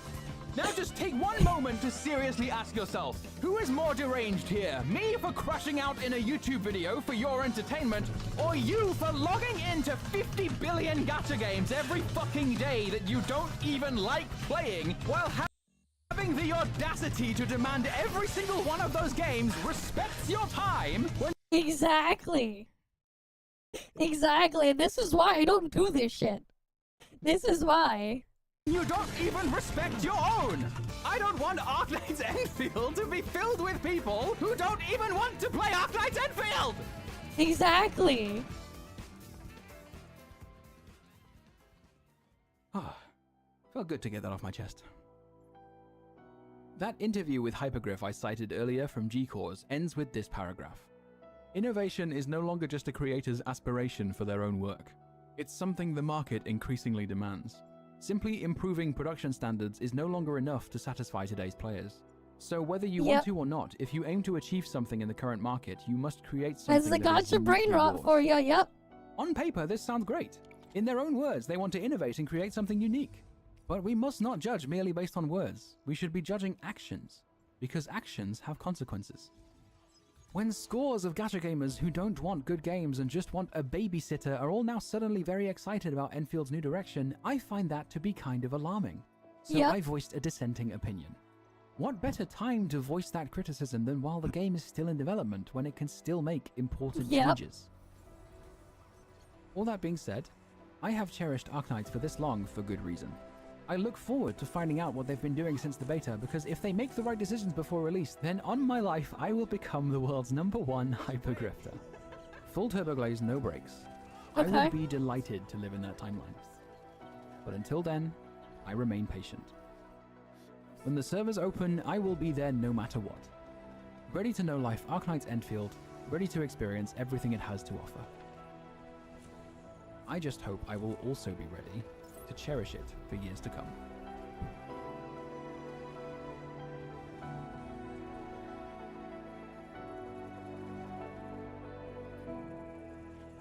I mean, we gotta see that crash out again, man. That crash out was pog. But I have seen other communities become jaded, only able to sit and watch the obliviating drift of their beloved games towards an audience that has never cared. I have watched longtime fans of Monster Hunter resent the direction of Monster Hunter Wilds, ditching the necessity of positioning, anticipation, and commitment in favor of hitting a piñata that barely fights back, removing so many of those decisions and just going straight to the outcome because gamers don't understand why that decision was there in the first place. I have watched so many Enfield alpha and beta testers openly demonstrate they have precisely zero understanding of why some features and mechanics simply wouldn't work in Enfield, only able to draw upon experiences from some combination of Genshin Impact, Honkai Star Rail, Zenless Zone Zero, Wuthering Waves, end of list. Openly stating they have no interest in the Arknights IP whatsoever and just want yet another iteration of the same game while consistently pretending to care about the game's success. You might have heard a quote attributed to one of the lead designers of the Civ series that gamers will optimize the fun out of a game if given the option to, even if it ruins their experience of the game. But no other subculture of video games, not a single one, will not only ask for that option before the game is even out, but openly ask for the literal backbone of the game to be removed, just because they don't personally like it. Do you open Balatro and complain about deck building? Do you open Portal and complain about solving puzzles? If you complain that modern games don't try anything new, then shame them for doing so while rewarding the opposite. I hate to break this to you, but you are the problem. And if you start playing Arknight's Enfield and you complain about the infrastructure and the factory, the very things that make it Arknight's Enfield, that applies to you. Just make everything Genshin Impact! Big game always means better game. I'm not seeing enough movement. Put more shit on the screen. More big numbers, more random colors, more stupid bullshit.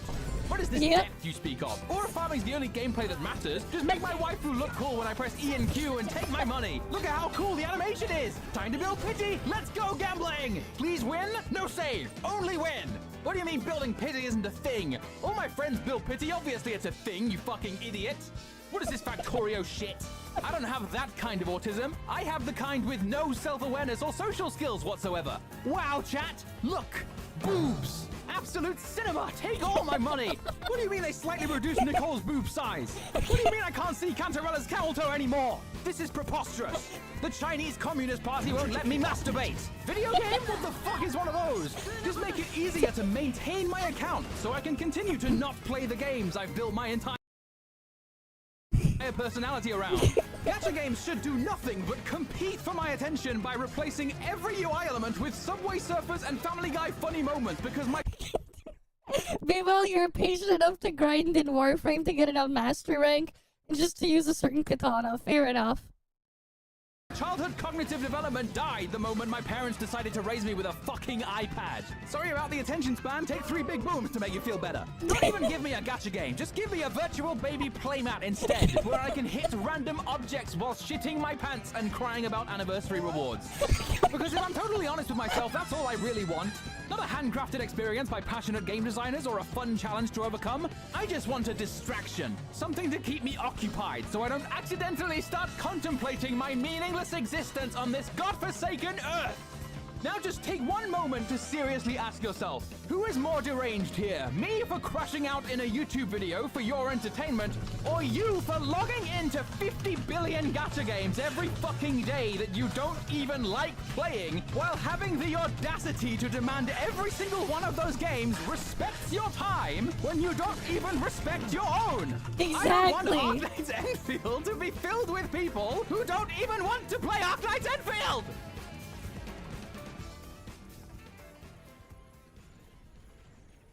Ah, felt good to get that off my chest. That interview with Hypergriff I cited earlier from G-Cores ends with this paragraph. Innovation is no longer just a creator's aspiration for their own work. It's something the market increasingly demands. Simply improving production standards is no longer enough to satisfy today's players. So whether you want to or not, if you aim to achieve something in the current market, you must create something that is uniquely yours. On paper, this sounds great. In their own words, they want to innovate and create something unique. But we must not judge merely based on words. We should be judging actions, because actions have consequences. When scores of gacha gamers who don't want good games and just want a babysitter are all now suddenly very excited about Enfield's new direction, I find that to be kind of alarming. So I voiced a dissenting opinion. This What video, better time man. to voice that criticism than while the game is still in development, when it can still make important changes?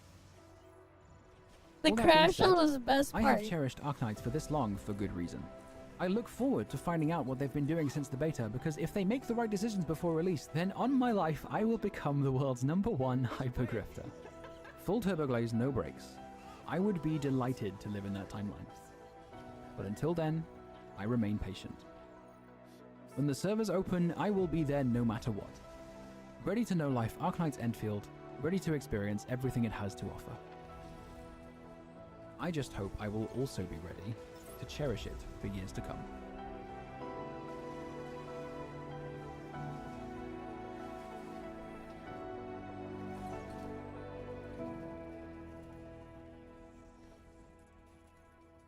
Alright. There goes that boss. I'm gonna farm the queen one now. Because that should be my, all the weekly things of that I needed. But yeah, that one was great. That crash out, yeah. If any gotcha CCs would like to hire as an editor looking for work. Okay. Cool. The most valid crash out. I agree with this crash out. I don't care about the Arknight's IP, but I agree with what he had to say. I did like some stuff in the Enfield that the people didn't like, though. I just wanted them to go harder with the stuff that they didn't like. But yeah, good video. That one's a good one. What's this? Oh god, it's Ethan. Alright, fine. Gacha games have taken over the gaming industry in the past 5 years. Okay. And this monetization model has even bled over into other AAA titles. Games such as FIFA, Overwatch, and so on. Actually, those things had it first.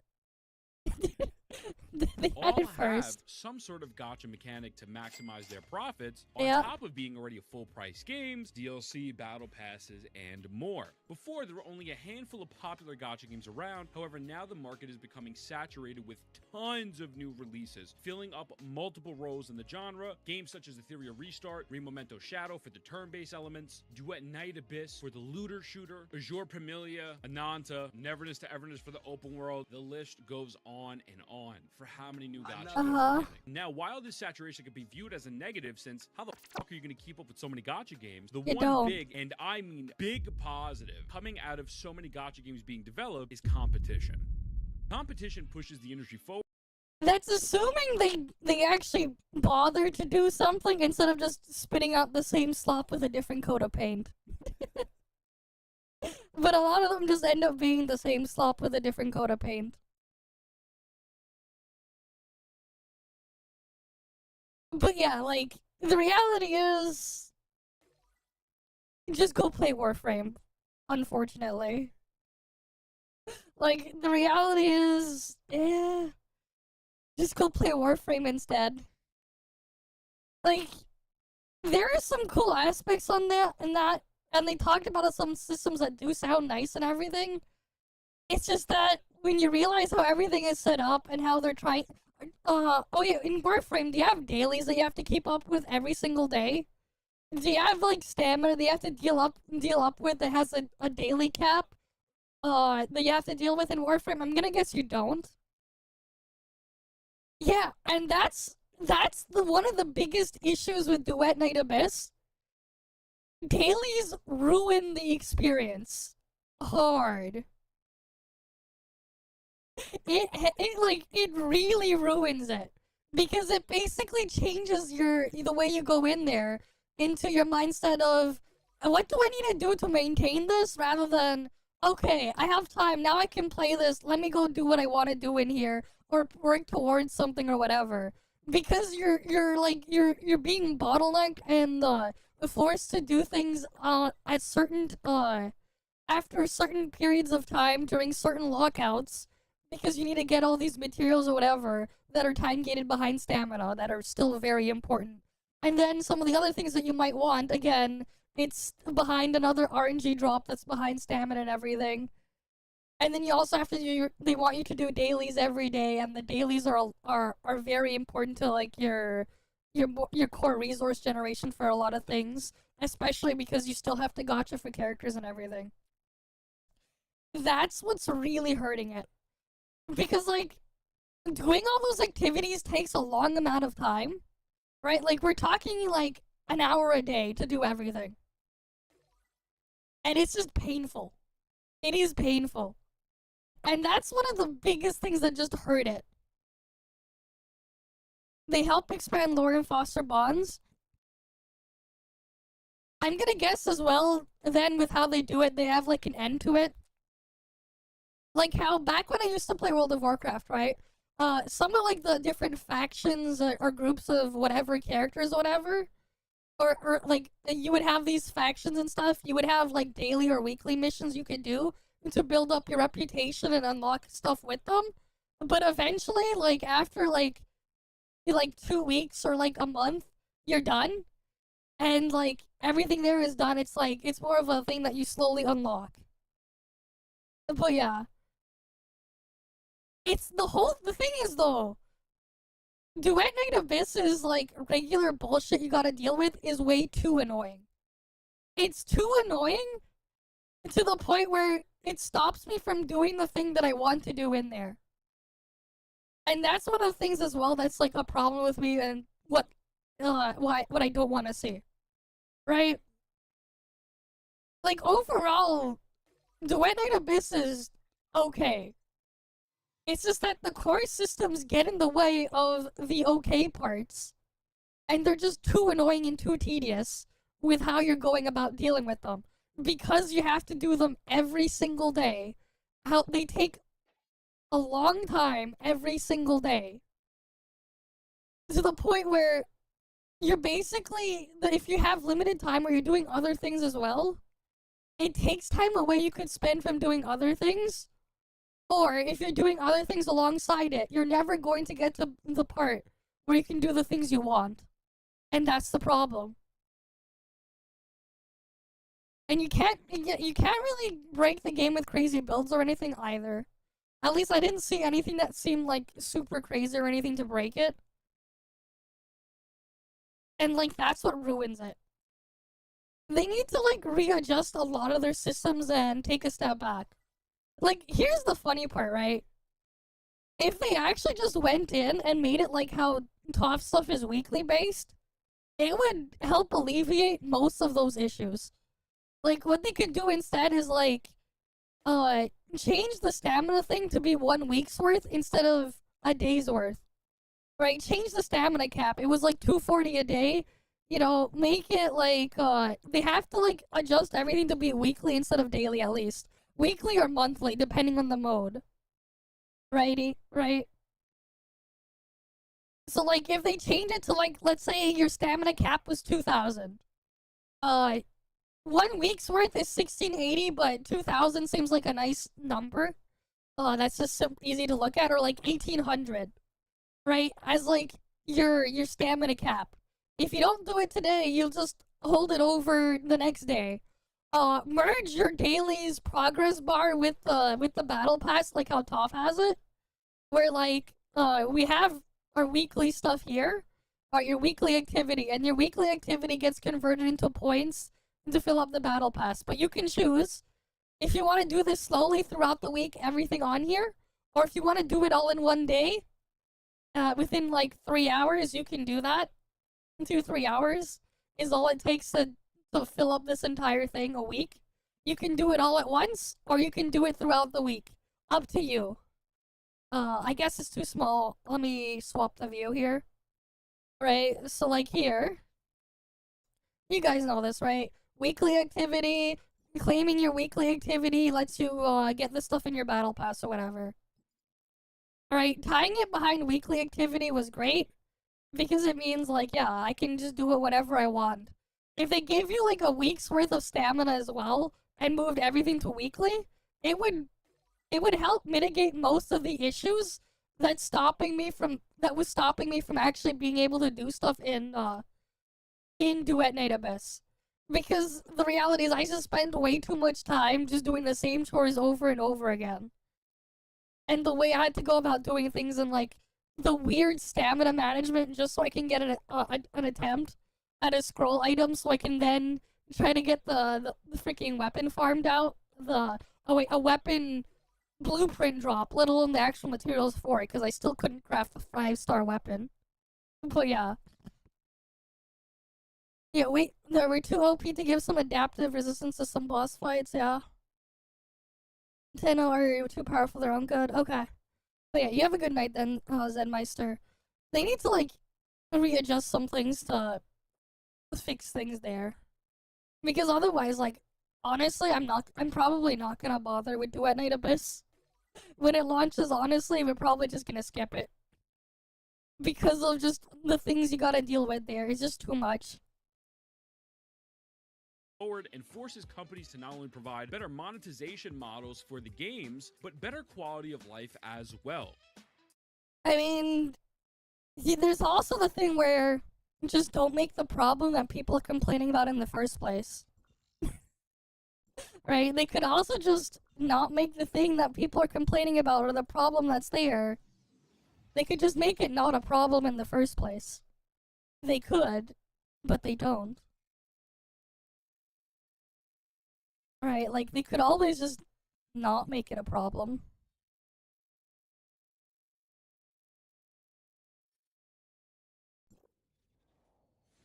Oh, but it is what it is. Games that fail to do so, well, they'll end up like Tribe 9. From Genshin Impact blowing up during the COVID era, which will always be the peak of God. I'm not gonna deny it. It is probably way better. I don't know how to pronounce bro's name. Leak the Cartethia ult. These games have amassed a very loud and dedicated fandom. As much as I love these games, at the end of the day, they are literally legal gambling and have tons of underlying issues that need to be addressed. Some might even consider gacha games worse than gambling, as most countries, the legal age to even enter casino ranges anywhere from 18 to 21. Meanwhile, gacha games are advertised to kids. If you check the App Store, it mainly shows the age of 12 plus, which is super disingenuous, and a lot of the time, the gacha mechanics are very well hidden past the marketing or even the App Store itself, so parents or guardians can't figure out what the game actually is. You look at Genshin Impact on the App Store and you're like, oh wow, this is kind of a little bit of a Zelda clone. This must be adorable. It's not though. If it was, I'd probably still play it. With such games targeting a younger demographic, this is why I think it's important to make If sure it the actually gacha was, I'd mechanics probably are still fair, play it. And I use the word fair very loosely. Prior to Genshin Impact, gacha games were mainly known for being mobile-exclusive, low-effort cash grabs. They still were are. associated with pretty much just gambling and spending tons and tons of money, otherwise known as being a whale. If you weren't shilling out $2,000 to $3,000 on your favorite game, well, most likely you're probably not actually winning. Games such as Dragon Ball Legends and Fate Grand Order are two of the biggest primary culprits of the big turnoffs in the gacha space. Dragon Ball Legends is a gacha game based off the hit anime Naruto. What?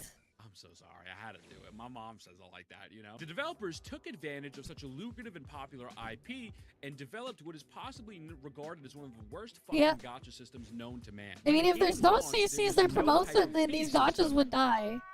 Exactly. It would have been great if they did. That's why, again, it's like, unless I'm getting other stuff around it, I'm not gonna bother playing a lot of them, man. Exactly. Mine was not Genshin. I played shit way before fucking Genshin was a thing, man. Right? The ones that I played for the longest, way before then was like, what? The first time I really tried one of these was like, what? 20... not 20. Yeah, 20, like, 14 or something. I forgot what I tried then. And then I stopped, and then I played the Fire Emblem one. I played that for like 6 months, and then I dropped it, and then I played King's Raid. I played that for a few years, and the whole guild stuff around that. There was a whole disaster around there. Maybe I'll try the reboot of King's Raid. Just for nostalgia's sake, to see what happens and what's changed. Because there's a bunch of systems that are apparently getting reworked and redone. But yeah, the Loud 4 is always the Hoyo crap, yeah. Right, like, even then, like, back then I knew of stuff like Honkai 30, whatever, I just didn't bother. Because it's just like, I realized that, like, oh, it's just one of those, I didn't have to bother thinking, or the whole thing was just mindless. I mean, the reality is, gacha stuff has been a long time, right? It's short for gachapon, and gachapon machines have existed for decades. Several decades. There were these machines that you put a coin inside, you turn the knob, and it spat out some item. But yeah.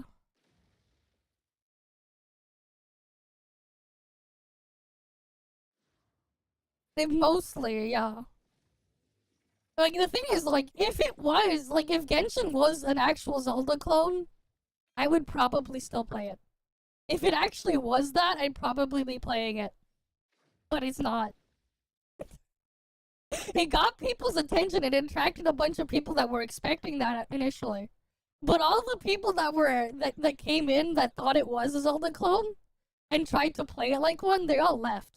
They got filtered out pretty quickly. You had people that would play things that are completely different things trying Genshin when it came out. And all those people left. You had people that you'd never expect to freaking stream this type of shit or whatever try it. And they all left. But yeah, when Genshin normally started doing PvPs with the normal console war shit, yeah. Here's the thing though. I myself find myself too casual for something like Genshin Impact. Remember? But you guys know why I look at myself that way. Right, you guys know the reason why I would say, you know what, maybe I am too casual for it. But that's because of different reasons. It's more so the bullshit in there that I can't tolerate. And the free-to-play currency was almost non-existent. Even to this day... Look, if you're a broke boy, just say so.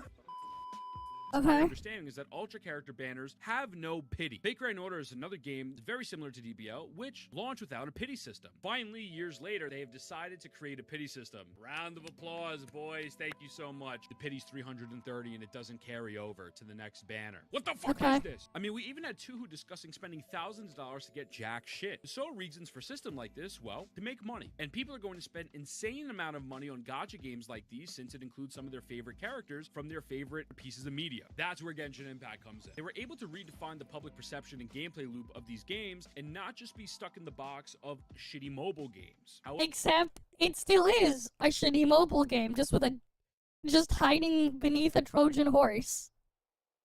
It still ends up being that shitty mobile game.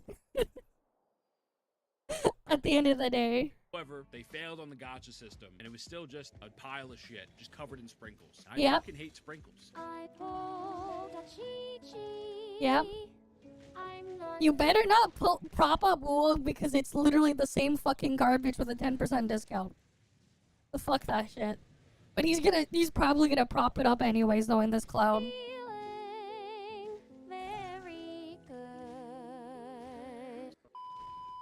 Genshin Impact launched and popularized what is known as the 50-50 system for characters. If you are summoned for an on-banner limited character, in this current example we use Skirk, you have a 0.6% chance of getting a 5-star with a max pity of 90. However, it is not guaranteed to be the limited 5-star you choose. Instead, there's a 50% chance of getting a standard banner character.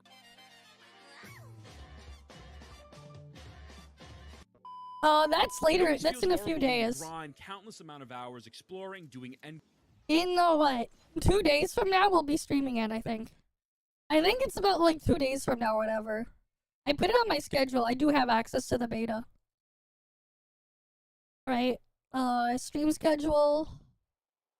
Under posts, right here, community tab. This is the plans for the week. Right? We're still here under the Monday group. This is tomorrow. And this is Wednesday, on Wednesday night. For me. That's when we'll be doing NTE stuff. Over here. It's in 2 more days. 2 more days. We'll play NTE. I think there's drops and other shit around it, probably.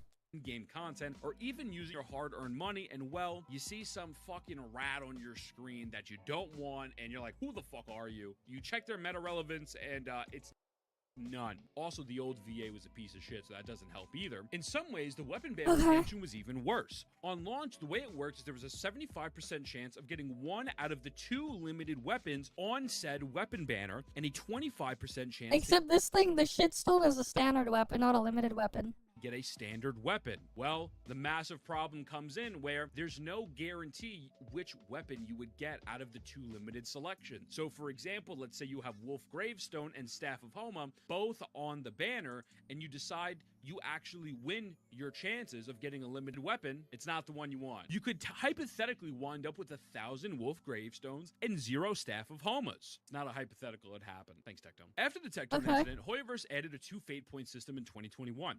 This would allow you to lose your 50-50 2 times before acquiring your selected limited weapon. This is literally highway robbery. With no top-ups, 50 pulls is $100. Do the math. If you wanted to just get 1 fate point, you're looking at roughly around $180, $90 if you're unlucky, and go to Heart Pity, which is going to be $80. Yep. I don't play ZZZ. So here's the thing. When ZZZ came out, I did try it. But the game I wanted to play wasn't ZZZ. It was basically a clone of this game.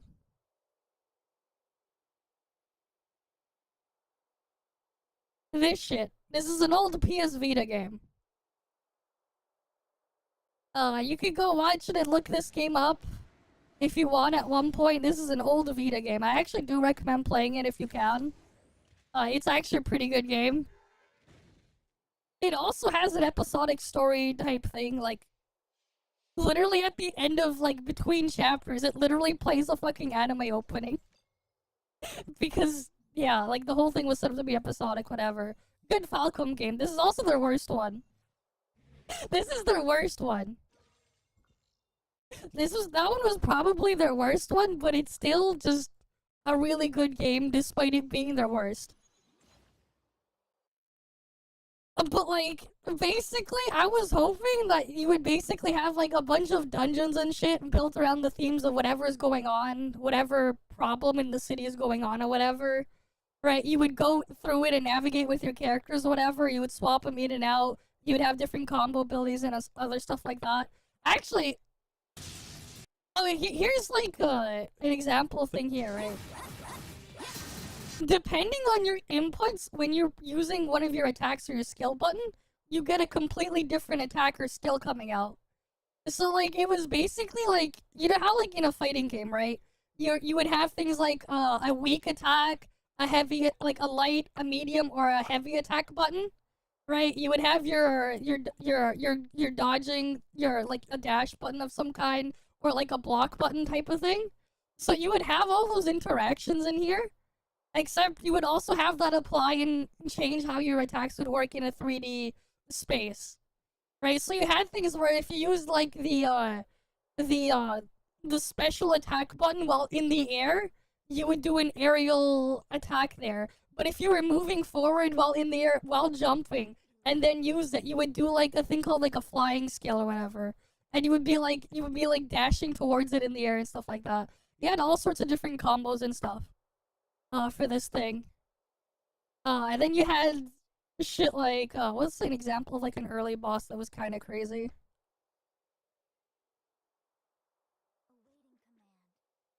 I think it was Mistwitch. This was like, what, chapter 3 or chapter 4 boss? You had shit like this. I think it was this boss fight. I don't know if this one will show a good enough example of it. This is a long one.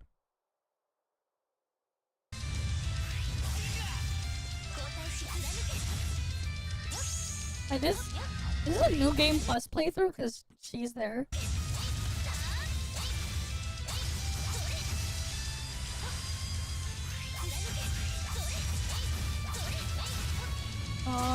This is the starting point. It gets crazier later on. And they give all the other shit to dodge and deal with. And this guy's skill is showing, kinda.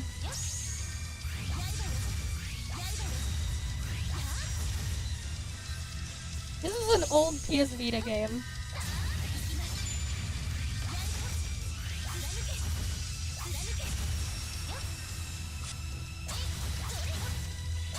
You think Y is the worst game? Fair enough. I haven't played that one. I guess it's like, of the more recent type of games, it's like the worst one. Oh fuck, why someone turned my character into a fucking cat? God fucking damn it. Who the fuck hit me with the thing to turn me into a cat? God damn it. Why? Why'd they turn me into a fucking cat? It was a PS Vita game, okay?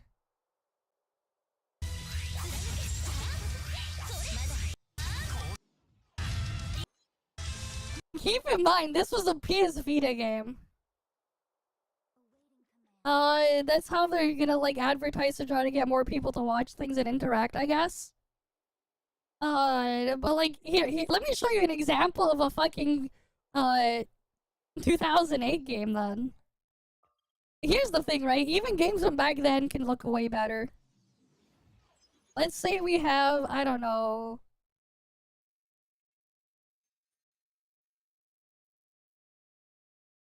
Actually... Wait, no. I'll use Jungle Joyride. Here, this is an Xbox 360 game. Here we go! This is a game from 2008.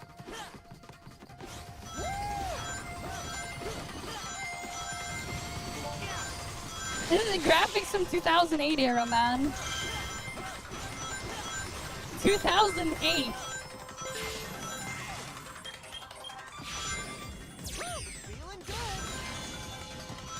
Just wait. This is the Xbox 360 game.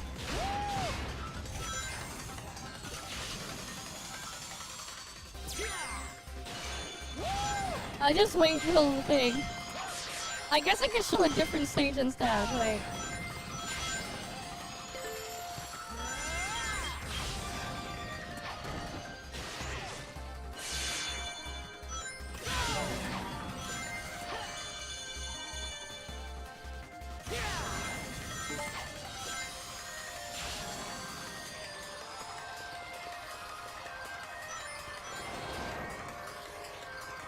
Alright, this is an old game.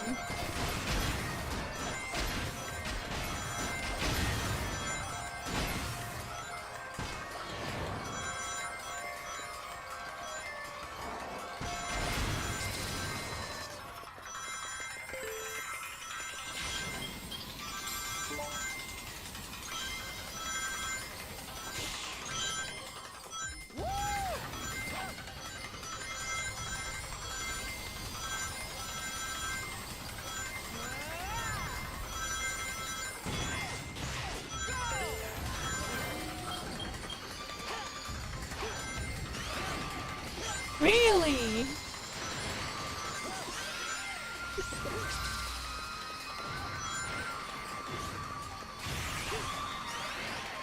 But yeah.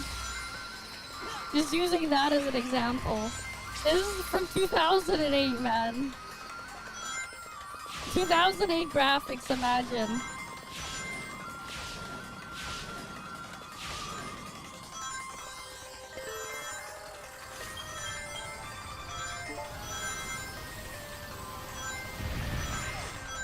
Hey, this is 2008 graphics. They got water and shit looking like this in 2008.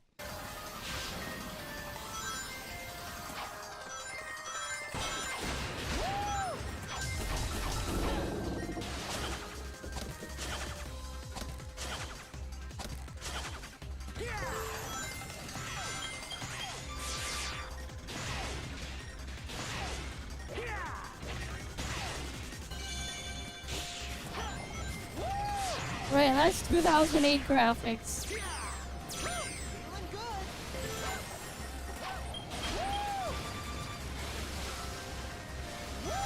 And I think it still holds up today, man. It still looks good for what it is today.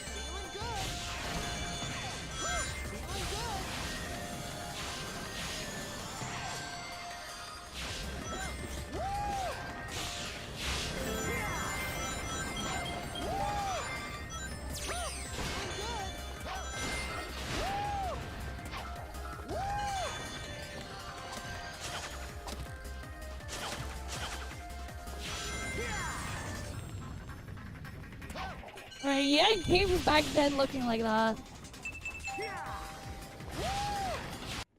Right, yeah, shit looking like that back then. Or like, what? Maybe this one's another one, because like you can kind of see a lot too. Now this one's not gonna have the ultra skips.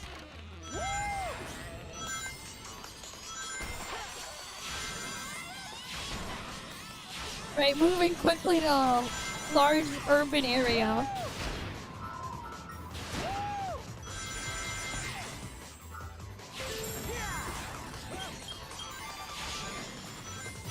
It's like I can speedrun that at this stage in like 2.5 minutes.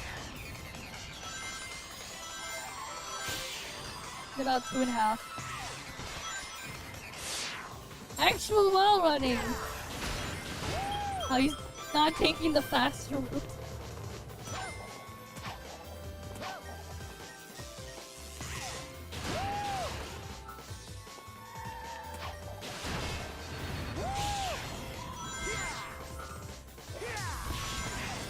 But yeah, you get the idea though. Alright, let's go back to this thing. Polls. Taking into account how much each individual pull is in all of these gacha games and how low the possible return you can get for each pull makes it feel like dog shit, and that's why it is considered legal gambling. These dog shit gacha practices at Genshin Impact allowed Hoyoverse to amass over $2 billion in revenue in their first year alone. And once everyone saw the blueprint Genshin had, it sadly started to bleed over into other mainstream gachas as they were to come out. Games such as Honkai Star Rail, Zenless Zone Zero, even non-Hoyoverse games such as Tower of Fantasy. Wait, what? We don't have their freaking monetization model? The market was primarily occupied by Hoyoverse for quite some time, with Tower of Fantasy possibly being the biggest competitor, failed miserably for tons of reasons, and I mean, it's not even the same fucking genre of game. What the fuck is he showing here? won't even get into in this video. It almost felt like there was no hope. But again, like, this guy basically just only looks at fucking graphics. And the thing is, like, the guy is basically only looking at graphics and not the game. That's what I noticed with these guys, man. They don't look at the game, they only look at graphics. You're stuck with a dogshit 50-50 system, non-guaranteed weapon banners, and then Wuthering Waves came out. Wuthering Waves, although it has... It literally has the same fucking bullshit, just 10% off. Like, bro, what the fuck? No. He freaking likes to crap on it just to prop up something that's literally the same shit. These fucking clowns, man. Shit's why, like... Remember, like, when I was, like, saying before clicking on the thing, too. I don't really like giving these people fucking views. As a 50-50 character system, had a pity of 80 instead of 90, and allowed you to purchase up to 2 constellations from the shop for each limited character. Yeah, he doesn't even... I like how he says that, but he doesn't, discuss the actual cost and the likelihood of you being able to use it. He's like, yeah, sure, technically you can do that, but then you realize just how many you need to do it. That,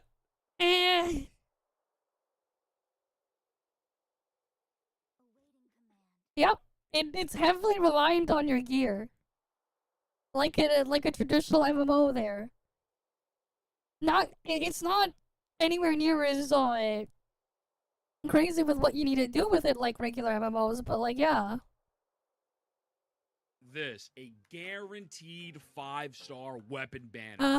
No matter what weapon you want. If I want... Oh yeah, so let me just praise something that still costs money, that still has gambling or whatever involved. Because it's less awful than something else. And ignore the fact that I'm basically still not getting a complete thing when I go through all the bullshit to go and get them. Yes, let's do that, man. This is why, like, I have, like, no respect for these guys, man. They're propping up the fact that, oh, yes, oh, the weapon banner is guaranteed, instead of stopping to think, wait, why the fuck is this a thing in the first place? Why in the first place? Right? Like, instead of questioning or whatever, being like, why is this even here? They're like, but at least it's not as awful because, oh, it's guaranteed. Like, fuck, man. Wanted Gion's weapon, I knew within maximum 80 pulls I would be able to acquire this. Yeah, and then, like, he talked about the cost of the first time, but, hey, what's the cost of doing those pulls here? How much is that? Oh, $200. Oh, boy. Nah, it has nothing to do with that, man. It's the fact that he went after Genshin to then prop this up. But it's the same fucking bullshit. Weapon, and not have to worry about getting some dog shit random standard banner weapon that nobody will ever use. Not only did Wuthering Waves provide a better monetization model for gacha games, they also provided... It's literally the same garbage, just 10% cheaper. It's literally the same fucking garbage. Tons of quality of life for free. Mechanics locked behind paywalls.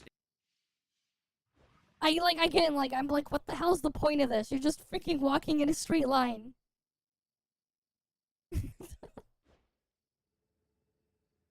You're just playing straight line simulator over there, man. in Genshin Impact, such as grappling hooks, wall running, infinite stamina, flying, are completely free in Wuthering. Except this is not really flying, man. I'd rather go do Mario 64 flying. And he said stuff about paywalls and shit too. Exactly. It's just bullshit.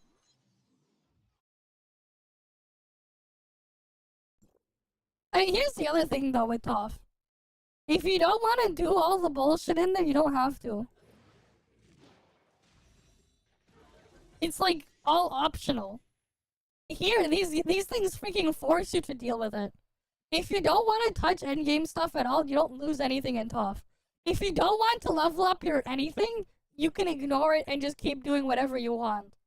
If that's what you want to do. But like with Genshin and Ua, you are forced to do everything. You get forced to. Right? And like that was one of my complaints and one of the things that demotivate me from even like pulling a goddamn character. The bullshit that comes next. Because it's not optional, it's forced. You have to do it. You can't choose to ignore it or skip it or whatever. Waves, while I have to pay about $400 to fly with Mavica for 2 moments. Although the game has the dogshit 50-50 system, this was really the first new age gacha that we saw provide such leniency with their monetization and Leniency? You mean a 10% discount, guys? Over the bullshit that was going through. Yeah, it still has paywalls, exactly. Since Hoyoverse started to dominate the space. Wuthering Waves is also known for having many devs listen moments every time. Those are not devs listen, those are devs fucking indoctrinated, man. They ain't devs listen, they're devs fucking indoctrinated because these guys are fucking retarded. There's been a major fuck up in the game. There's almost an immediate response, showing accountability, being transparent, and providing compensation. Ranging from the horrific launch where they gave out tons of pulls, free 5 stars, implementing artifact loadouts within a year the game release, or even giving more pulls for a disastrous anniversary. Anniversary is still mid, but I'll take the free pulls. Thank you very much. But thankfully, this is not the only game that is providing massive improvements to the gacha space, not only from a monetary standpoint, but overall quality of life. Games like Raid Shadow, I'm just fucking with you. I'm fucking with you. Games like Duet Night Abyss, Neverness to Everness, Etheria Restart, and more have already confirmed to have really solid gacha systems. Meanwhile, other upcoming titles such as Ananta, Silver Palace, Azure Premilia already have what looks like to be some of the best movement we've ever seen. I don't know, man. For all we know, this shit could be entirely scripted or whatever, and I don't like this camera. I've said that before, I do not like this camera. But also, again, it's like, what's the point of the movement if you're just like nothing around this? Right, you get, what I see here is you get on the fucking Pegasus horse here, and then you fly over the entire map and that's it. At that point, there's like no point of having the map below it, because you're just flying around and avoiding all of it. Might as well just put a fucking teleport spot everywhere at this point. So you can skip through everything on the map. Like, at this point, like, if you're just gonna fly over everything anyways and ignore everything, you might as well just, like, put a teleport everywhere so you don't deal with this. Like, I don't get the point of this if they're not gonna put anything in the air and stuff like that. And build stuff around you using this in the air or whatever. Yeah, the best movement is a teleporter. If that's what his definition, exactly. Like, flying horses already exist, yeah. But, like, the thing is, if you're going to have flying stuff, build the game around having flying stuff. Instead of the flying stuff being a big button that I can skip over and ignore everything. Then what's even the point? Like, what's the point of having all the stuff in there if I'm just gonna skip over it all entirely? I don't understand the point. Like, at all. Like, they might as well just not have it at all if they're gonna just make it so I skip everything. In the gacha Yeah, they're just a space. longer load time, I'm running exactly. out of stamina when I'm crossing a fucking bridge in Mondstadt to deliver Timmy some bad news. I killed the those fucking chickens, you shithead. Duet Night Abyss gacha system allows you to choose one out of the 6 standard characters to focus with a discount of 40 pulls, which has become a standard as of late, which I'm a really big fan of. But not only that, it is allowing you to not have a 50-50 on the first limited 5-star unit you pull. You only will run into the 50-50 system if you are pulling for constellations of the new limited character. This is a massive fucking W. The weapon banner system. I mean, like, again, like, with this thing, I basically said I'd just rather go play... I think I would just go play Warframe. Just go play fucking Warframe. And that's kind of how I feel. And it costs stamina to run out of combat in Genshin... Like, in WoW, if you accidentally aggro something, you still need stamina to run away. And, like, here's the thing with Genshin and WoW. I wanted a skip button for even the combat after a point. I wanted a skip button for the combat. What happens then when you want a fucking skip button for that? What's next? Right, it's like, I wanted a skip button for everything, so guess what? I skipped the entire game. And if I cared enough about the story, I would get a better experience watching someone else play it. Because a YouTube video would have a skip button. Or the ability to scrub through and just skip to what I want to see. When you want like a skip button for the entire thing, then there's no point anymore. When he glorifies gacha games when you still have to pay to acquire them. Exactly! Exactly, when you still gotta do all this shit to acquire them? Why the fuck is he glorifying them? Yeah, we have the stuff to run away. There's also Yanuo has that too. Yanuo can also stealth and run away. There are other things as well. But also, you don't use stamina when running anyways. And you can also just avoid things and just run away. Right? Like, I don't go out of my way to go pick fights at every single last thing in ToF. Right? You don't see me doing that shit. When I'm doing stuff in ToF, I'm not going out of my way to go attack and kill literally everything I see. Right? I'm not doing that. I never do that. I only go after what I want to go after, and that's it. System is also 100% guaranteed, with alongside crafting as an option. Imagine being able to... Yeah, then you realize the shit you have to go through to actually go and craft this thing. Yes, you can craft them.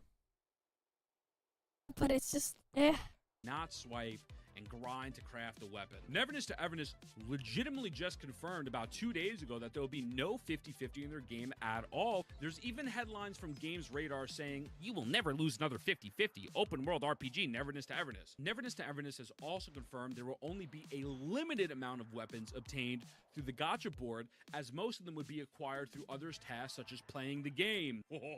Yeah, play the game to get the about stuff. That? You have to play the game to unlock something. What the fuck? In terms of quality of life, they have fucking cars and mopeds and a bunch of other shit where I had to pay $400 for my Vika. Even Silver Palace has fucking flying horses. You can customize the horses like it's Need for Speed. Azure Familiar, you can fly on these massive dragons. And even a new game announced, Rewinding Cadence. The movement is not only super smooth, but they're introducing dialogue options that actually matter and change the flow of the game. While it's overwhelming to look at all these gacha games and figure out, okay, which game am I going to fucking play? Because I mentally and physically and financially cannot afford to invest in every single one. Understand that you can pick the ones that you enjoy and feel that value your time and money. Innovation is occurring as we speak, and hopefully this is the new age of less predatory practices and what is a very predatory genre. Exactly, he's a cloud chaser. I'll see you in the next one. Alright. We saw it, but like honestly I don't like his shit popping up. Alright, what's next?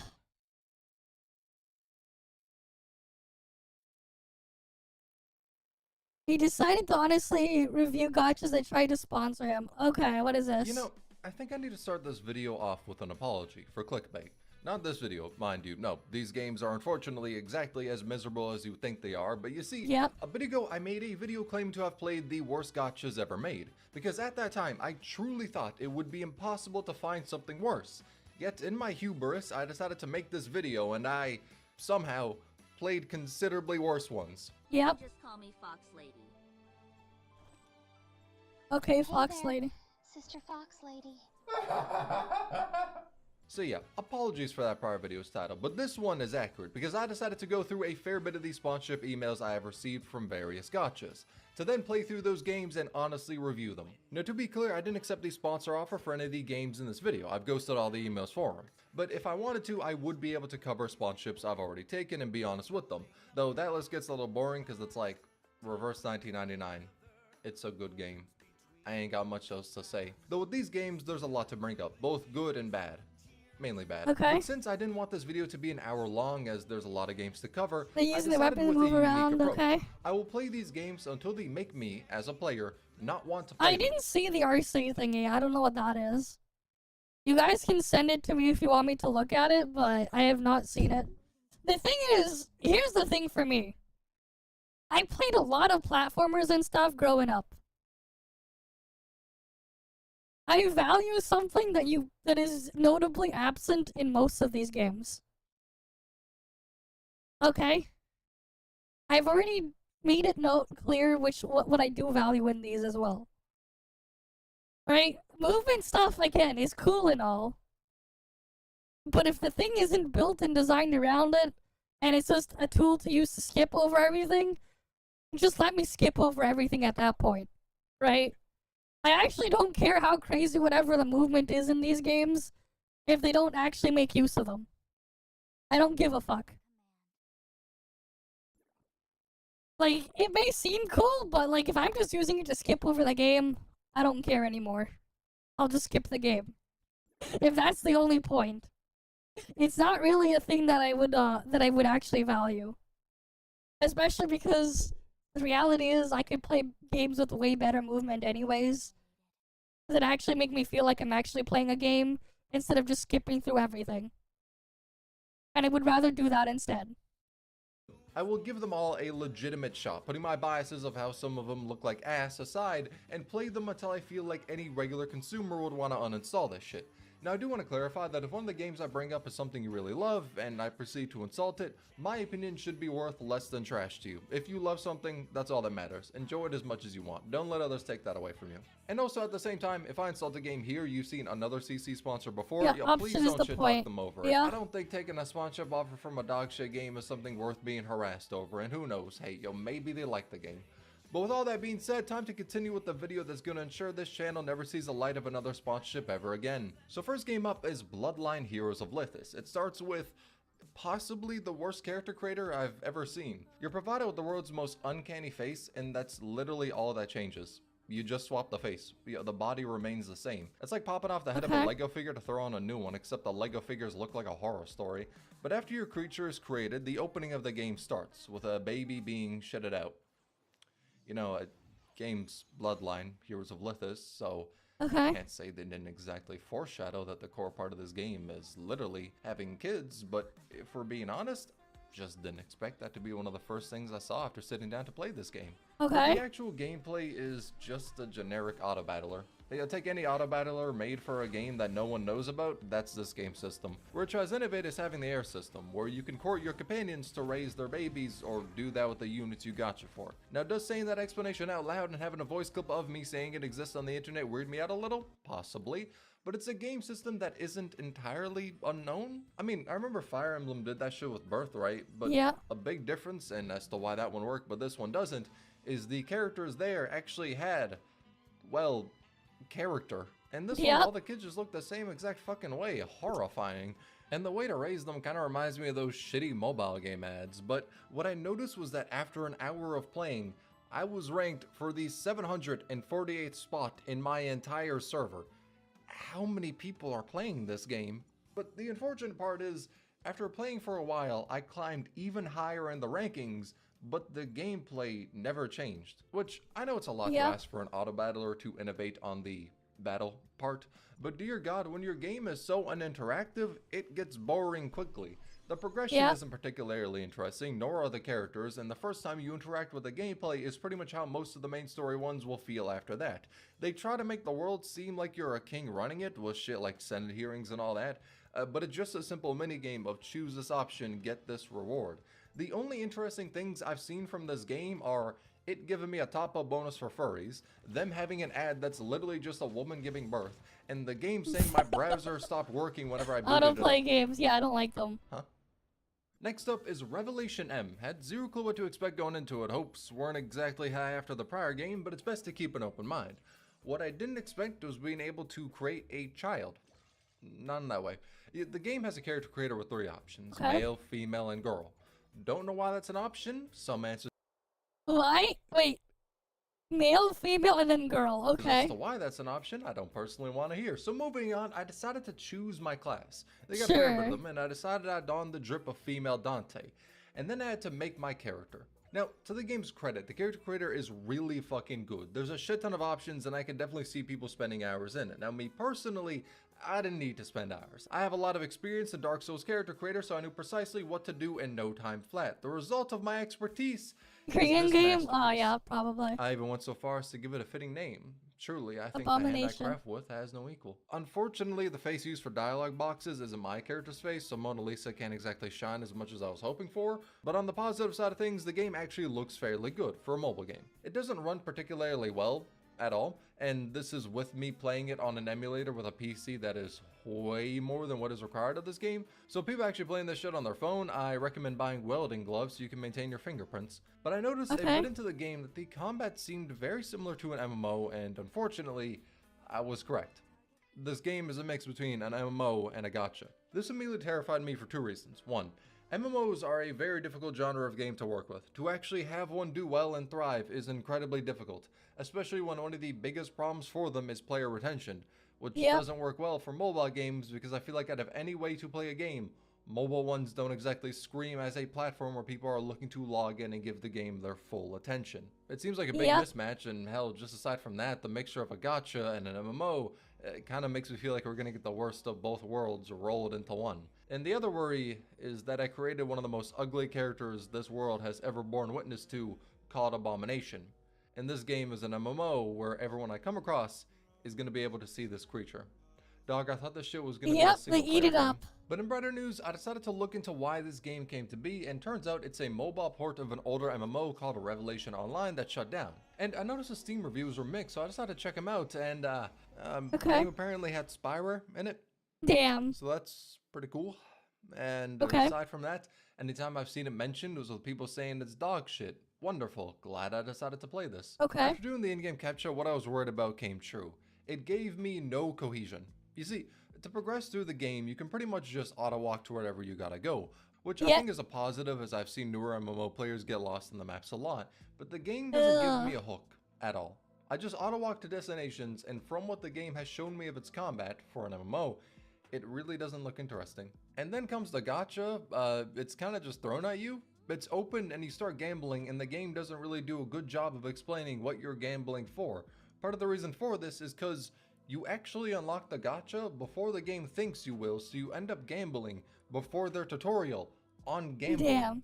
But even with that, I still don't know what the fuck I'm doing this for. Also, the game is information overload incarnate. Like, look at this fucking UI. What the fuck is this? So at this point in the game, I have shit thrown at me with no explanation, very mediocre combat, and a story that is boring as hell. What is keeping me in? I mean, the game's funny, yeah, not because of the writing or anything, nah. It's because of how botched it is. I mean, dear God, in one of the first story quests, you spend time preparing for this concert, then you go to the concert and the actual singing of the concert just ain't there. God damn, nothing's there. And then aside from that, the game's sloppy in so many other aspects. The typesetting on the books looks like fucking Arial font. I saw a video for an outfit reveal in-game, and this was the bitrate. This. Dog, I've seen better bitrate on pirating sites that gave me 10 different viruses. What are we doing here? This is... To be fair, those pirating sites give you a better bitrate than fucking Crunchyroll. Depending on what monitor you have, they'll give you a better bitrate than fucking Netflix. That's how fucked the internet is, man. The thing is, a freaking pirating in some cases actually gives you better quality than some like actual paid services, which is just sad. Like that's the irony. That's the irony behind saying that. Like, actually, especially if you're trying to watch anime, the reality is, unless you're watching a fucking Blu-ray rip, like from an actual Blu-ray that you bought, and you're just like using a streaming service, the pirate site might give you better quality than the fucking streaming service. That is the unfortunate reality. And it's really sad, but that is just the reality we live in. Is in game. And then you hear the voice acting. Dear God, you hear the voice acting. I didn't know how bad it was, because when I first booted up the game, I was watching Bleach on my second monitor. Sue me. But when I went to listen to the game, this was the first line I ever heard from my character. Hey there, Sister Fox Lady. And this isn't an isolated case either. Your cat companion speaks in a constant state of whisper. That's right. Master is so clever. And some characters literally change their voice midway through what they're saying. They each have their own strengths and situations they excel in, and they can even team up for battles. The fuck? Text-to-speech, maybe? Is that some text-to-speech shit? What reason do I have to stick with this? The outfits?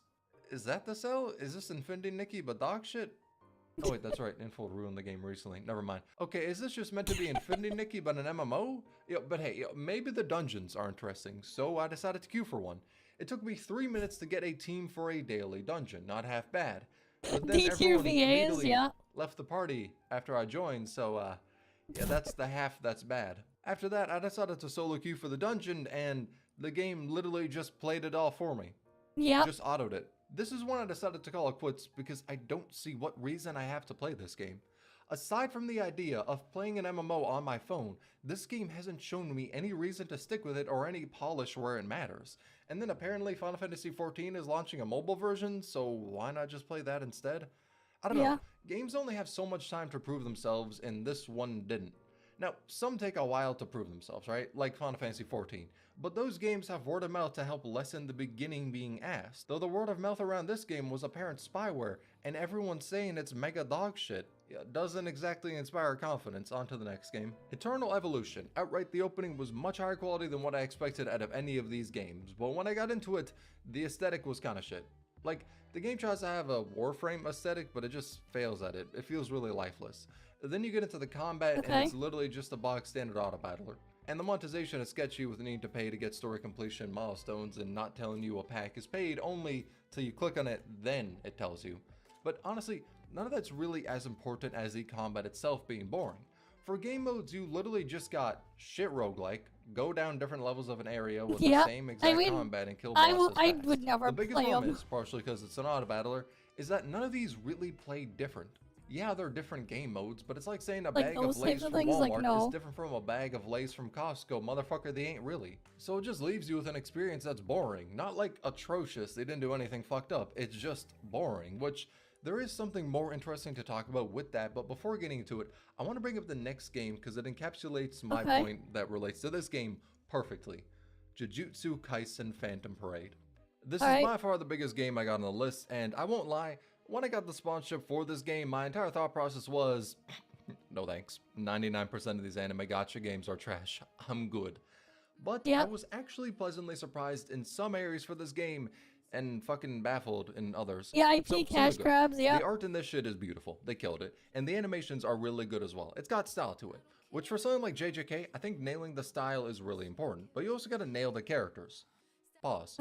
What I mean to say is they gotta feel accurate to how they are in the anime, and in this game, they actually do.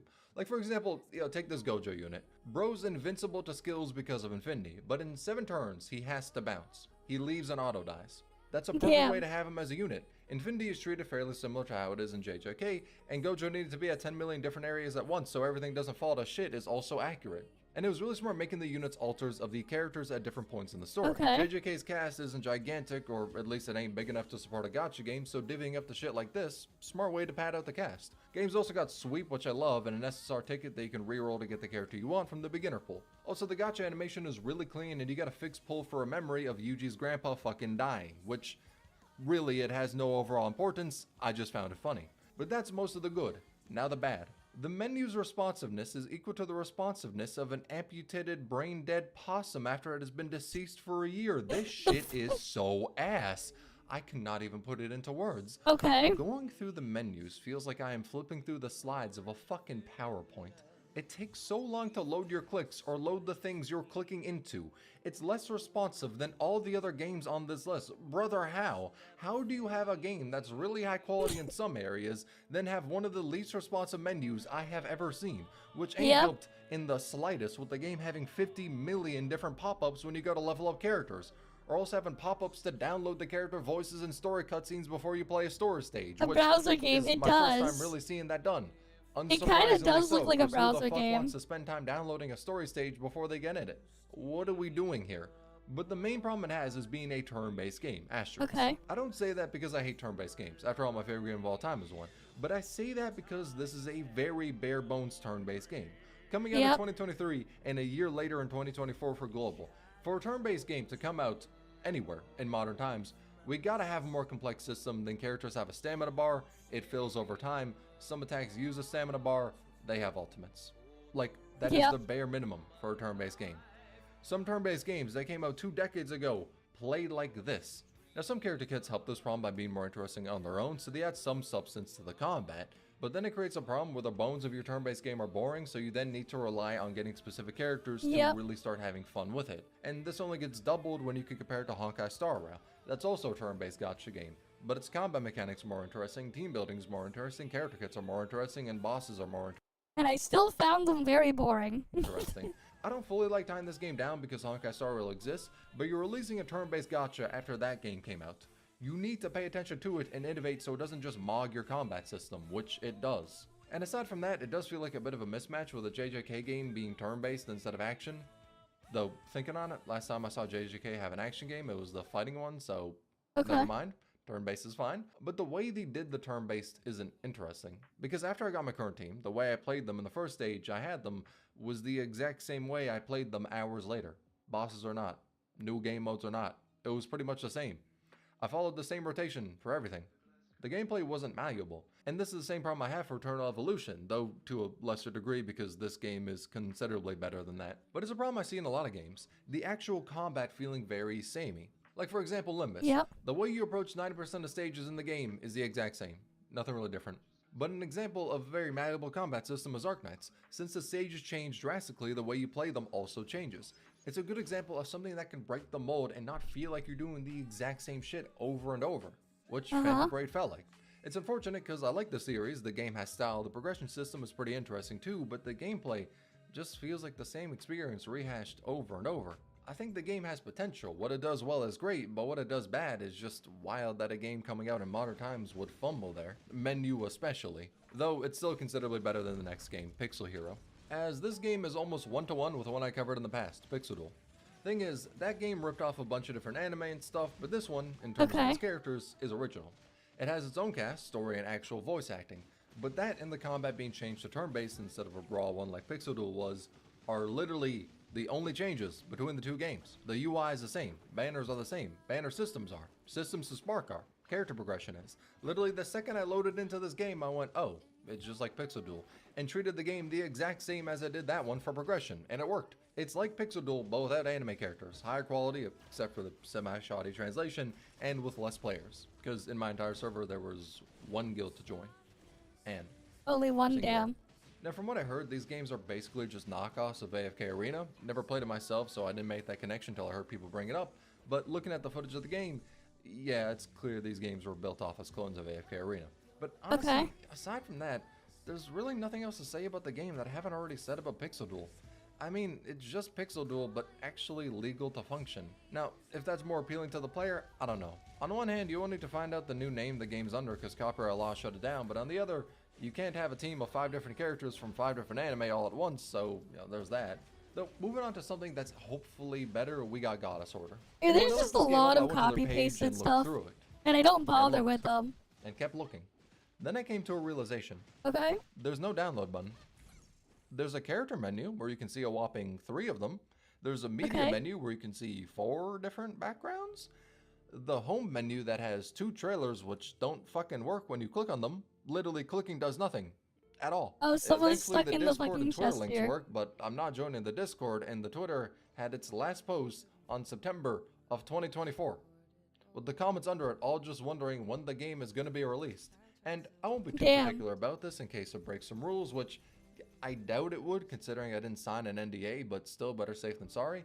Though the date they wanted me to do the ad for this game, it was either an integrated one or a dedicated video. Integrated meaning a short segment in the video, basically the whole "this video was sponsored by," that's an integrated video. And a dedicated is an entire video about that game.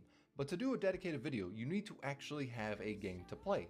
And the date for when they wanted that ad out was, without being specific, a date that has already passed. And not by a week or so. Think over a month. And that's important because these ad dates are very stringent. Companies want you to do ads for the game when it's about to release or have something big like a new version. They are very specific about these dates and usually don't let you drop your ad after them. So what it means is that the planned release for this game was delayed. And apparently, that's not the first time it happened either. Googling for more info popped up 2 interesting things. A Reddit post summarizing a lot of different interviews the devs have done, and a NamuWiki page about this game. NamuWiki is a Korean wiki site, basically. Turns out the game was going to have a global launch date in late 2021. Then it got delayed. So the next plan was a launch in 2022. Then it got delayed. And looking at NamuWiki, it says the game was planned for a release in the first quarter of 2023 after. Then it got delayed. And then it got delayed, next of game plan course. was the first quarter of 2024. Then it got delayed. Damn. News then said it was to be dropped the second quarter of 2024. Then it got delayed. And apparently, it's been pushed back to the third quarter of 2025. Brother, it's June and we have not heard shit about this game. I don't think it's ever coming out. You've heard of development hell. Nah, this shit is in the development shadow realm. What the fuck is going on with this game? Shadow realm, We guys. have some gameplay of it, but dear This God, ain't I don't think development it's hell, seen the light no, of it's day. development The devs said shadow they want realm. to delay it to make it good, which has me hoping that if It's not development hell, it's development shadow realm. It gets even worse after exploring with AI art. Most people honestly don't give a fuck about AI art. I feel like people make a bigger deal out of it than they really care for. Because they're trying to score brownie points, but the reality is, most people aren't gonna pay attention. And that's the sad reality. Right? All these companies and stuff like that, they use AI art. They might not use the actual AI art as the final thing, but literally all of these companies, especially these game studios, they will use AI to generate certain things, and iterate upon whatever they spit out. Heck, not too long ago actually, there were leaks at Sega of them like actually putting out a bunch of AI art, like sending AI art to focus groups to see what types of games that they should make and work on. And it was pretty obvious after like there was a leaked image of a Sonic Frontiers 2 made in Unreal Engine. There was a leaked image of that as like one of the games that they would potentially work on making. It was like a weird deformed Sonic, and then like with a lot of these like AI generated fake games, they like to slap on like Unreal Engine or whatever, or like Unity or whatever. But like no way in hell is Sega going to make a fucking open world game and not use their own in-house engine, which can do things that Unreal Engine cannot do, especially when their engine is specialized and designed for loading very massive maps very, very quickly. And also has feature support for things like mini games and stuff like that within loading screens. And like a bunch of other crazy shit that you can do. Like, especially when like, one of their fucking main teams like spends their entire time working on and maintaining that engine so that they can use it in other games like Yakuza and a bunch of other stuff. Like, there's no way in hell Sega is gonna, like, give up the fucking Hedgehog engine. Right, especially because they have some extra proprietary integration for another thing they use them for. which is a lot of gambling machines. Because that's like their actual biggest money maker. It ain't the fucking games and stuff, it's gambling machines. Because they are one of the biggest fucking manufacturers for that. And they use their own custom engine and stuff because the reality is the amount of money that shit makes, they don't want to fucking give it to like Unity or Unreal Engine or whatever. To like Epic for Unreal Engine or whatever. That type of money. That like casinos would be like paying them when they could take it themselves. But yeah. It's like funny, but like a lot of these companies, they do use AI art. A lot of them will use it for like inspiration or like to help them get ideas for stuff. They might, like, you won't see it in the final product. Some of them will put bits and pieces of it. Some of them will get retouched or whatever. But these days, a lot of these companies are.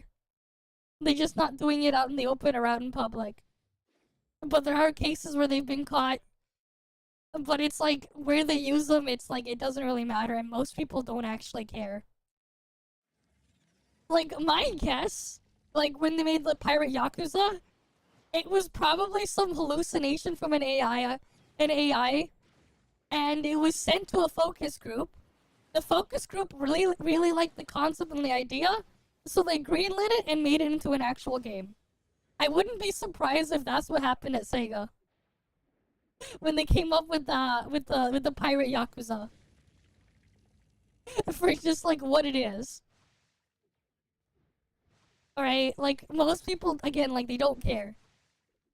They don't actually care. If we ever do see this release, it's gonna be the best game ever made. Can't wait to launch it up in big 2035. Is what I had planned to say, but turns out the game dropped in Malaysia a bit before I started editing this video. Damn. Not gonna lie. Didn't expect that.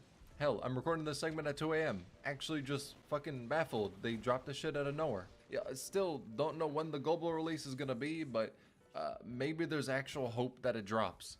Moving on to the next game, Guild of Guardians. To not mince any words, this is by far the worst game in this video. To start with, it's an NFT game. That tells you enough. I could just wrap it up right there and move on, but no, unfortunately, I decided to actually play it. Then I found out it has menu pings that tell you to check out new stuff, and those don't go away till you watch an ad for them. Also, it has a VIP system that you need to get up for a quicker speed in battle. Crafting equipment is itself a gacha too, because why not? The gameplay is just another generic auto battler, but this one tries to make all the stages set up like you're going through a dungeon, yet the gameplay is just the same generic shit, and the dungeon-like gameplay adds nothing. It's just there, so at the end of the dungeon they could give you a pop-up for double rewards if you watch an ad. The character designs are mid, the animations are mid, watch an ad for double rewards. Bringing up, nothing visually interesting. What the fuck is this game? The enjoyment it gave me was that it's a failed NFT game, though seeing this image that 84 people decided to buy this image of one of the shit character designs is... yeah, okay, never mind, that's, that's a little depressing. But this is an NFT game that's a gacha with ad-based monetization and a VIP system. Motherfucker, pick a struggle.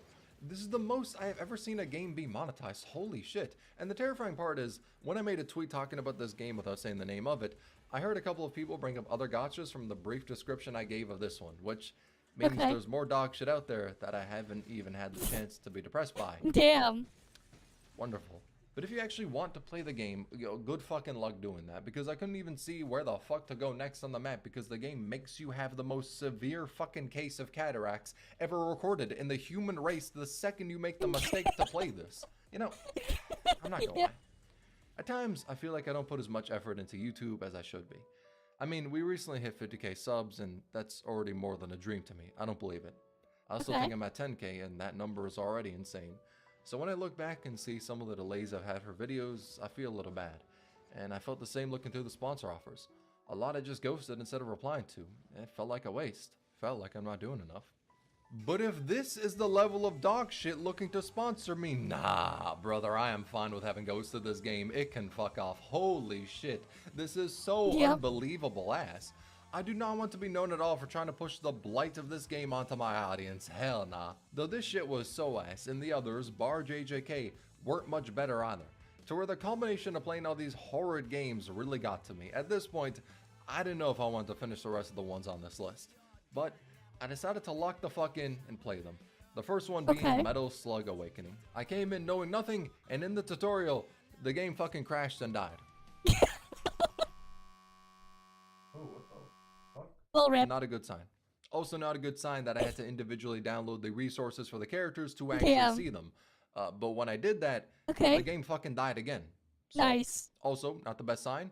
But aside from the 2 times it exploded, the 3, because it did it once more as well, the game is genuinely fun. You know, it turns out it's sort of like a reboot or reimagining or continuation or whatever the hell of the old school style run and gun games. Metal Slug was apparently one of the more popular ones in that genre. I say apparently because I was born after the year 2000, so all this shit is basically ancient history to me. But apparently Metal Slug was really well known, and I think this game is pretty fucking good. It's the same general gameplay of what you would expect, but the way it's innovated is by 2 changes. One is you get your own starting weapon, mainly by gacha, but that is made to be the base gun you bring into stages on that character. Because you can also have 3 characters per stage, and they all got their own movesets. The way you optimize damage is by switching between all of them and using their skills effectively to apply multiple different debuffs on the enemy, then bursting them down. It's really simple, but there's something I love about it. Like, I don't think the game's a masterpiece, but after playing so many that are just generic auto battlers that are running as I stare at my screen and reevaluate my life choices, having something that's actually interactive as I'm swapping between all these characters using their abilities and dodging bullets, it's fucking fun. The OST is nice as well. The character designs ain't half bad, and the story is, well, it exists. But it's also got a mini roguelite in it as well, something to actually divvy up the gameplay. Like, I feel like I at least it exists, I guess. With these guess. games, I'm done when I feel like quitting, but this one I actually want to play. And yo, shit, turns out it's on Steam too. That is probably much fucking better than an emulator, and oh, the reviews on it are mixed. Let's just see why. Ah, wonderful. Final game up is Kimono Friends Kingdom. Let's hope this one doesn't disappoint me, because I really need a W right now. That's the mindset I had going into it. I was at my wit's end. But this game was actually fun, which was weird to play when I've already subjected myself to so much dog shit. Actually enjoying my time was like a foreign concept to me. Yeah, the game's basically waifu Angry Birds, but instead of the birds just hitting and it's done, they use their moves. You got the basic attacker, buffer, debuffer, healer, defender, but the game's able to keep interesting with these stages and the slingshot mechanic making how you approach these stages different. The skill animations look good, dialogue's done in a very active way, the cutscenes in the game aren't static, they move around a lot, the UI's nice, game seems pretty generous, and at this point, I swear to God, I may be glazing. I don't think this game is a masterpiece. I think it's like a solid 7 out of 10, but after playing a collection of 1s and 2s, this shit might as well be my game of the year.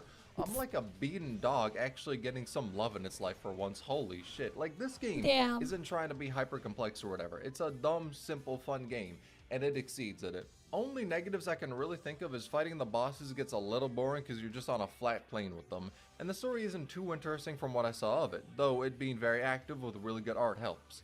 The character designs aren't half bad either. It took fucking forever, but I think I actually found a game I enjoy. Yo, Metal Slug was close, but hearing the reviews on it made me not want to play it too much, but this one, from everything I've seen, seems like a solid game. It's not like some 5-star Michelin restaurant, it's more so this one nice local place you go to because it's not trying to be too much and you enjoy it for what it is. And after suffering through all these games, an experience like that is just what I needed. So this video can at least end on a high note, and if one of y'all have played Kimono Friends for a long time and wish to impart some knowledge in the comments section that the endgame may be terrible, or it's spyware, or if you don't spend on the game daily, the devs will actively hunt you down for ransom money, please don't. I need some form of a victory with this video. Ignorance is bliss, and I wish to be ignorant. But on the real, I genuinely didn't expect most of these games to be terrible. I don't exactly think every game looking to sponsor me is all sunshine and rainbows, but I mean, dear God, apparently Bloodline fucking nerfs old characters to keep you spending. Out of every game on this list, the only ones I would say are worth checking out are JJK if you can vibe with the combat, Kimono Friends if you come into it expecting a more laid-back game, and Metal Slug if they address the concerns I've seen for the game. Because the core gameplay is really good, so if that's fixed, can easily recommend it. The rest are actually fucking Satan spawn. I could deeply recommend not trying them out, but if you want to, good fucking luck. I have a straitjacket and a padded room available for you that you're gonna need if you make the mistake of actually spending time playing those games. Damn. Okay then, well that's another one off the list. That's another one of these off the list. Did you guys send me the thing? What was that game you guys were talking about that I didn't see yet, or whatever? What was it? What was it called that was mentioned? I was not paying it. I didn't pay enough attention. It was like in the other video where the guy was crashing out. There was like another thing mentioned. I have not seen it.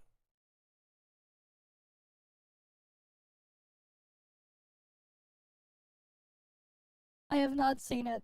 That's why.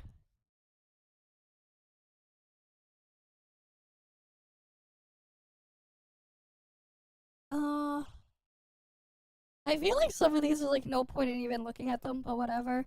Oh, here's someone talking about Duet Night Abyss, sure.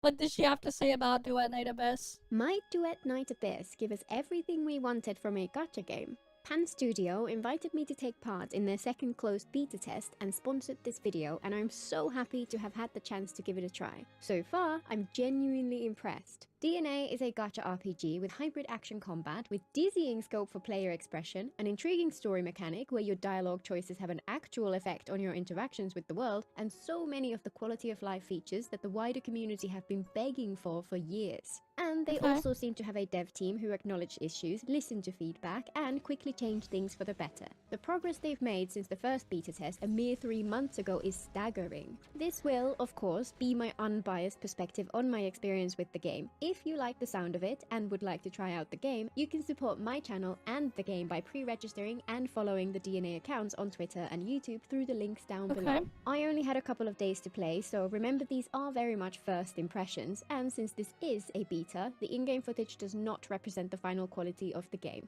Let's start with the biggest positives, then the parts which caught my attention the most, and finish off with a couple of things I feel like they could improve, and the proof of just how much they've revamped the game already.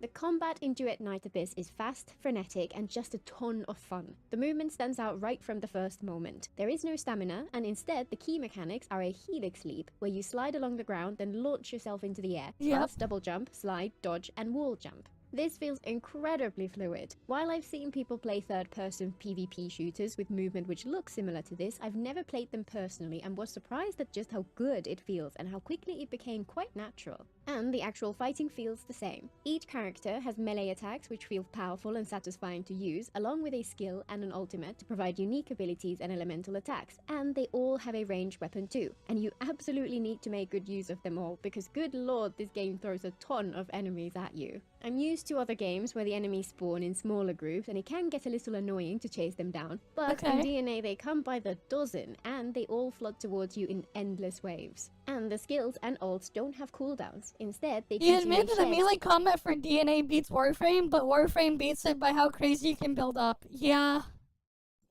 I mean, I don't know, man, because here's the thing. For the most part, I just spam left click. Like, I was just spamming left click when I used it. And which is part of why I didn't use them that often, because it was just me spamming left click.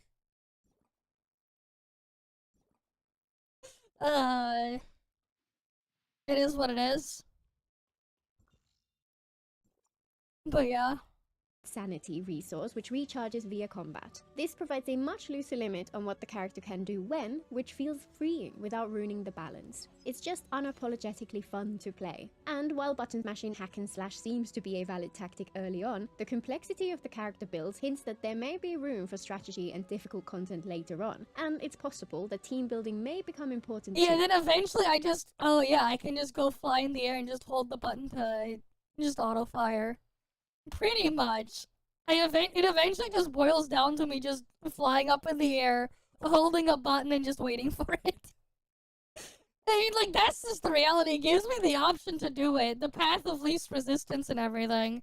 So it's just like, okay, makes sense. I'm gonna just do this. And then I just sit there and wait. Right.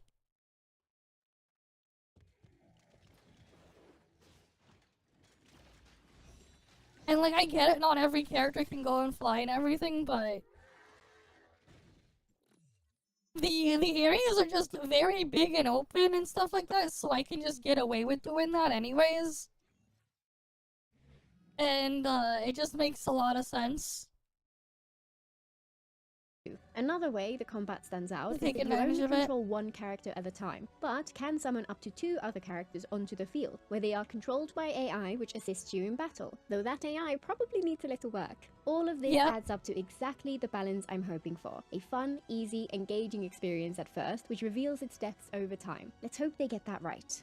Interestingly, any character can equip any weapon: sword, katana, claymore, polearm, and more. There are no restrictions. From what I can tell, this means that the attack animations for each weapon type are shared across all the characters, but they do look surprisingly natural, likely because of the speed of movement and the slight motion blur applied. You might assume that this makes the characters feel fairly similar, but I don't think it does. Their skills and ultimates of course make each one feel unique, and the attack and reach of weapons is altered depending on the character's weapon mastery types, which adds a little nuance too. The variety available in the guns is impressive too. Since the game has a science fantasy setting, they've been able to add a ton of unique mechanics to different ones, and many of the more powerful ones have interesting pros and cons, and they all feel satisfying to play.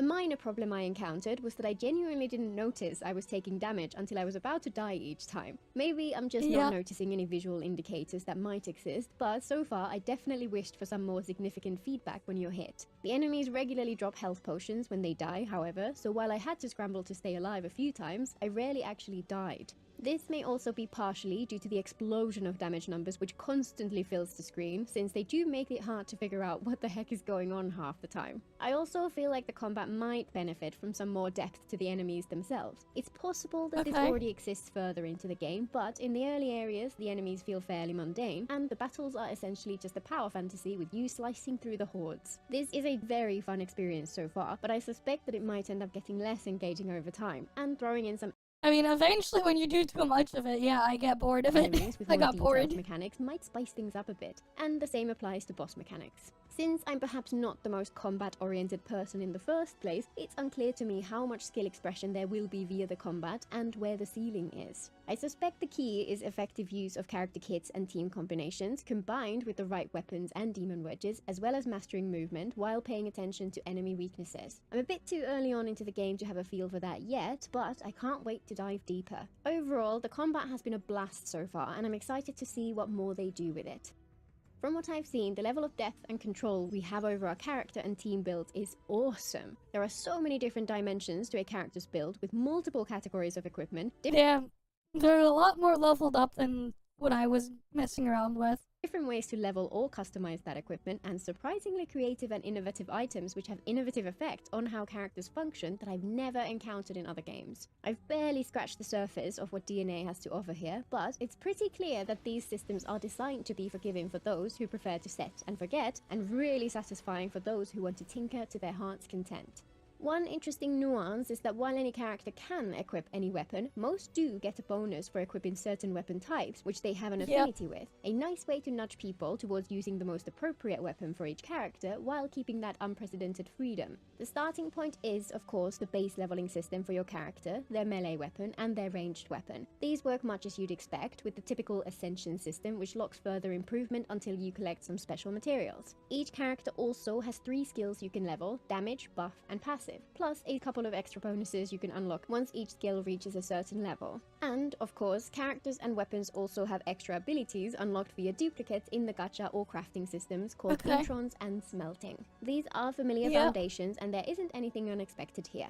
The first area where DNA's build system really sets itself apart is Demon Wedges, the sub-equipment or accessory system. At first glance, they're similar to what we've seen in other games, upgrades which you equip to different slots, each of which provides a stat buff to improve your character's combat or traversal abilities, plus there are also bonuses for equipping wedges for matching sets. There are several slots which you can equip Demon Wedges into, separately on each character, their melee weapon and their ranged weapon. There's a tolerance system which limits the total combined level of wedges you can equip, but for the most part, the main restriction is that each wedge you collect is equipable on either characters or weapons. There was also an item to change the little tracks thing to get a bonus so that it reduces the cost. weapons. Each wedge can be leveled up, raising the strength of the stat boost it provides, and leveling does not include any RNG at all. The only randomness is in the farming phase. When you level a wedge, you get a predetermined stat boost, so the pain of layers of chance and endless re-rolling just does not exist. And in addition to the typical direct stat upgrades you might be used to, wedges can also provide innovative boosts which make more significant changes to a character's gameplay.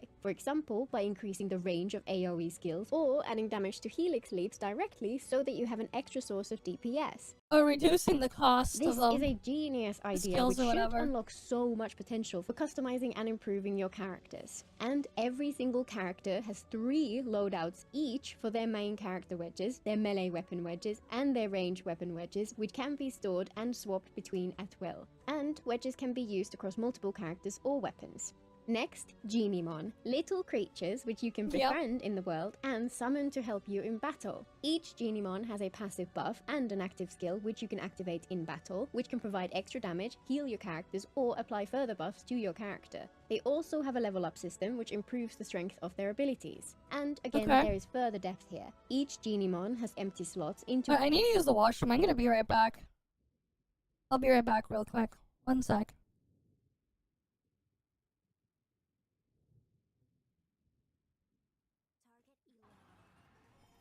There we go. Let's get the scene.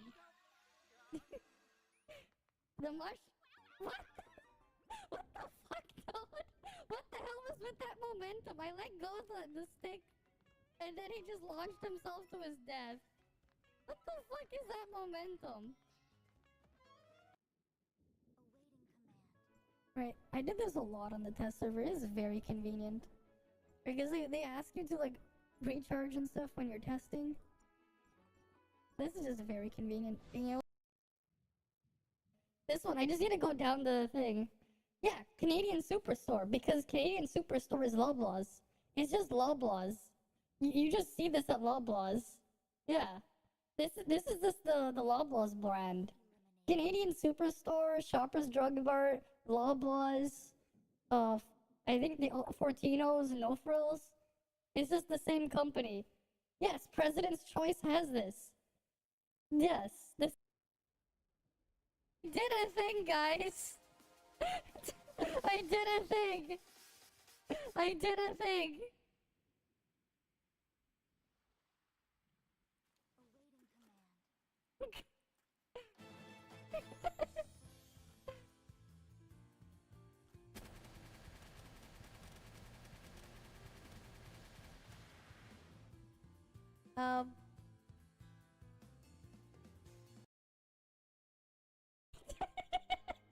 Right, we're the size of a titan now. Right, we're just walking around, we're the freaking size of a titan. He's definitely gonna be triggered. Right, because I'm like, why am I so big? Alright, we'll just auto battle again.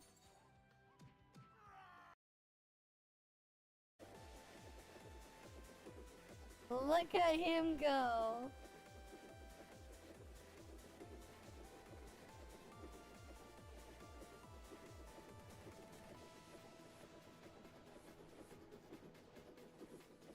Yeah, leather pants, pole dancing.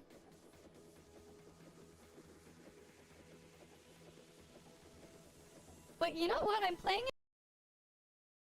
Basically, what you want to do is schedule an 8v8 match against yourself. So you have 2 teams, right? You have 8 players on both teams. You get into the match, and then once the timer says around 27 minutes on the clock left in the match, you have the team you want to lose leave. And if you leave at the right time, you won't lose any points for losing, and the other side automatically wins. And you just do it over and over, and you can take turns with 16 players, or you can have 8 players with each with an alt win against themselves. And yeah, the reason why is because ranking for PvP is shared, right? So your PvP ranking, where we go here, it's shared between Critical Abyss and Apex League. If you look at like my last season, I had like a bunch of Critical Abyss runs, but I had like no Apex League, but I hit Grand Marshal.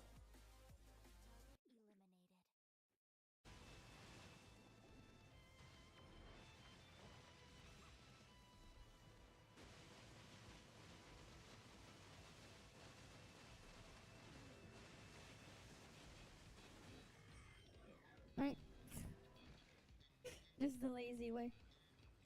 There you go, that's 5.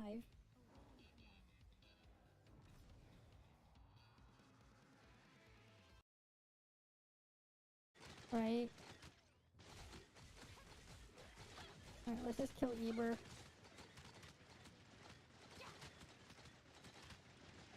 Nothing from Eber.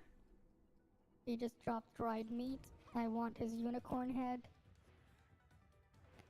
She put her Vtuber avatar on the ID. I see. I see. Yeah, Genshin does need a competitor. Fizz. Alright, let me get Fizz. I mean, I can do 3 billion on Fizz. My flame is shit, though. Right, I can do that with Fizz.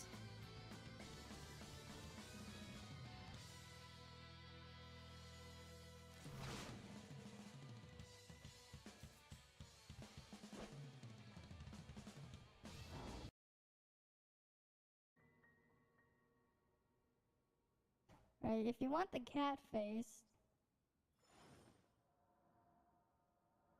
They kind of blind. Oh yeah, they definitely kind of blind.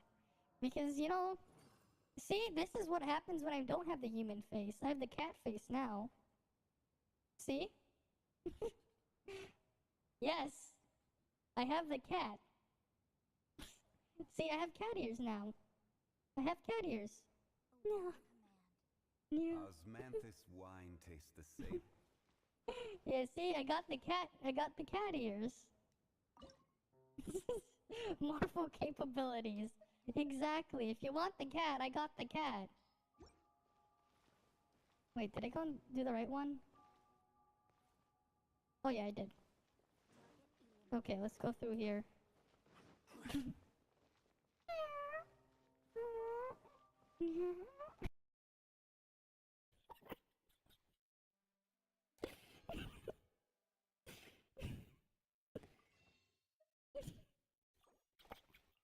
If you imagine, I was like, I only Unknown never had a double 5-star pool.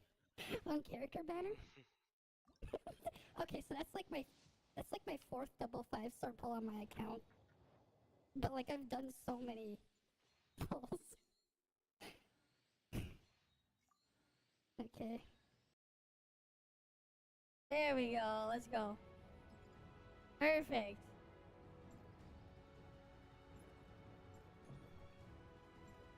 Easy. Alright, this shit should be easy.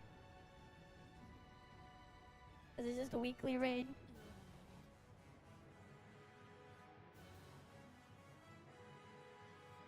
I have to click a rescan on the thing again. Oh man, that's a B rank. China dropped from 2 million to 1.4 million. Alright. Okay. One Piece Bounty Rush dropped from 1.5 to 1.3. Treasure Guys from 2.5 He's to 1.3. doing negative 10 Okay, people let's take a look at contribution. the Oh yeah, games for we care sure. about, right, Jap? For Azure sure, Lane, man. 1.5 to 1.1 drop, 400. Right, let's go switch the thing. Where are you? Hologram. There we go. Alright. Is it on cooldown?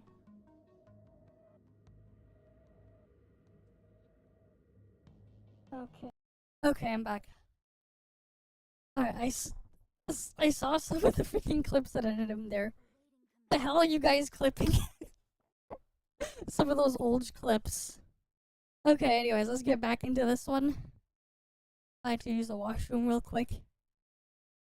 To which you can merge other Genimon to combine the passes Yep. of up to 4 creatures into one. It's just also, you can a name bit of them. a pain to I am hunt those so down. going to get overly attached to these little minions. I love it when games Okay. mix together different takes on character build systems, and it's refreshing to see extra layers built into each one. Again, the potential for much greater strategic depth is very obvious, especially once you start combining buffs across all of these different surface areas.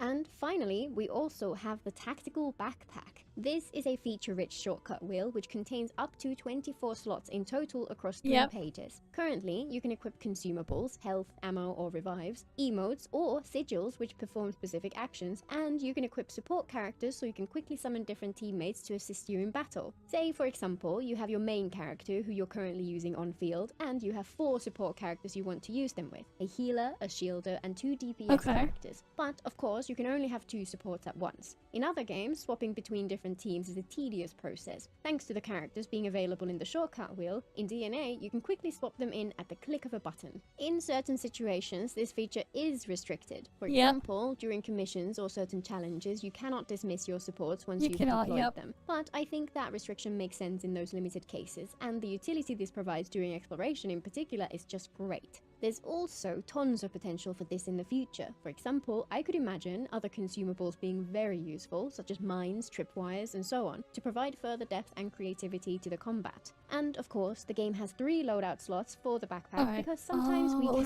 have nice things.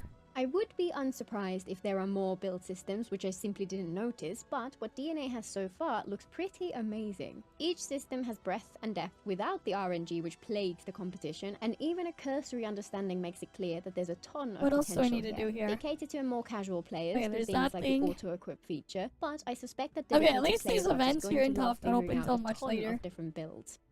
And, of course, what is a gacha RPG without its exploration? The world is gorgeous, with that cel-shaded aesthetic which I personally never get tired of, and even though it's not open world, it certainly feels expansive. The setting is an eclectic mix of fantasy, steampunk, and sci-fi. The areas I've explored so far are very monochrome due to there being snowy regions, but there's a lot of beauty here already, and I'm curious to see more diverse biomes. Interestingly, while there is no stamina system, there's actually no way to run in the first place, and you can only briefly sprint up walls. You can dash at a faster speed by using the dodge button, but the best way to explore is by chaining slides and helix leaps. They're surprisingly satisfying and flexible for traversal, and overall the exploration had a nice balance between freedom and restriction. I did occasionally find myself wishing for a glider or the ability to sprint, but that was less common than I'd have expected. The world is scattered with enemies, puzzles, challenges, and so on. I didn't have time to truly get into the exploration aspect, so I'm not sure yet where the game lands in terms of distribution of points of interest, diversity of rewards, and that all-important chaining of related iterations of exploration gameplay loops. What I've seen so far looks polished, and despite the locations all being part of the same snowy landscape, each area still managed to feel distinct. The gacha system is another area where Pan Studio have clearly been listening to what the gacha community wants. Every limited character banner provides a 100% guarantee copy of the featured character on your first attempt, and it's only for further duplicates that the 50-50 system kicks in. While a complete lack of 50-50s would be ideal, this honestly feels like the perfect compromise. Weapons are always 100% guaranteed as well, and 5-star weapons are confirmed to be craftable within the game. You need first unlock a weapon's blueprint from some secret covert missions, and then collect the materials to forge it. It'll be interesting to see how generous they are with the materials you use to create them. And they even paid attention to the little details too. Each banner's page shows exactly how far you are from hard pity, so you'll never have to faff around with opening your pull history and counting how many pages since you last got a 5-star. The information is simply there when you need it without any fuss. Obviously, the game's generosity depends entirely on how many pulls we gain through playing. There's like, if NTE is to release this year, right? Ideally, my expectation is between September. Actually, no, September might be too soon. Either October or November this year. If not, push to early next year. Because December, they're gonna be busy with other things, so December is a month they would want to avoid anyways. If they're going to release this year, it's probably like their target will be probably September, October, November. But because there's hints that like potential like third test for NTE will come out, where there's gonna be with like payment options available, that they typically do with like a lot of CN games and stuff like that.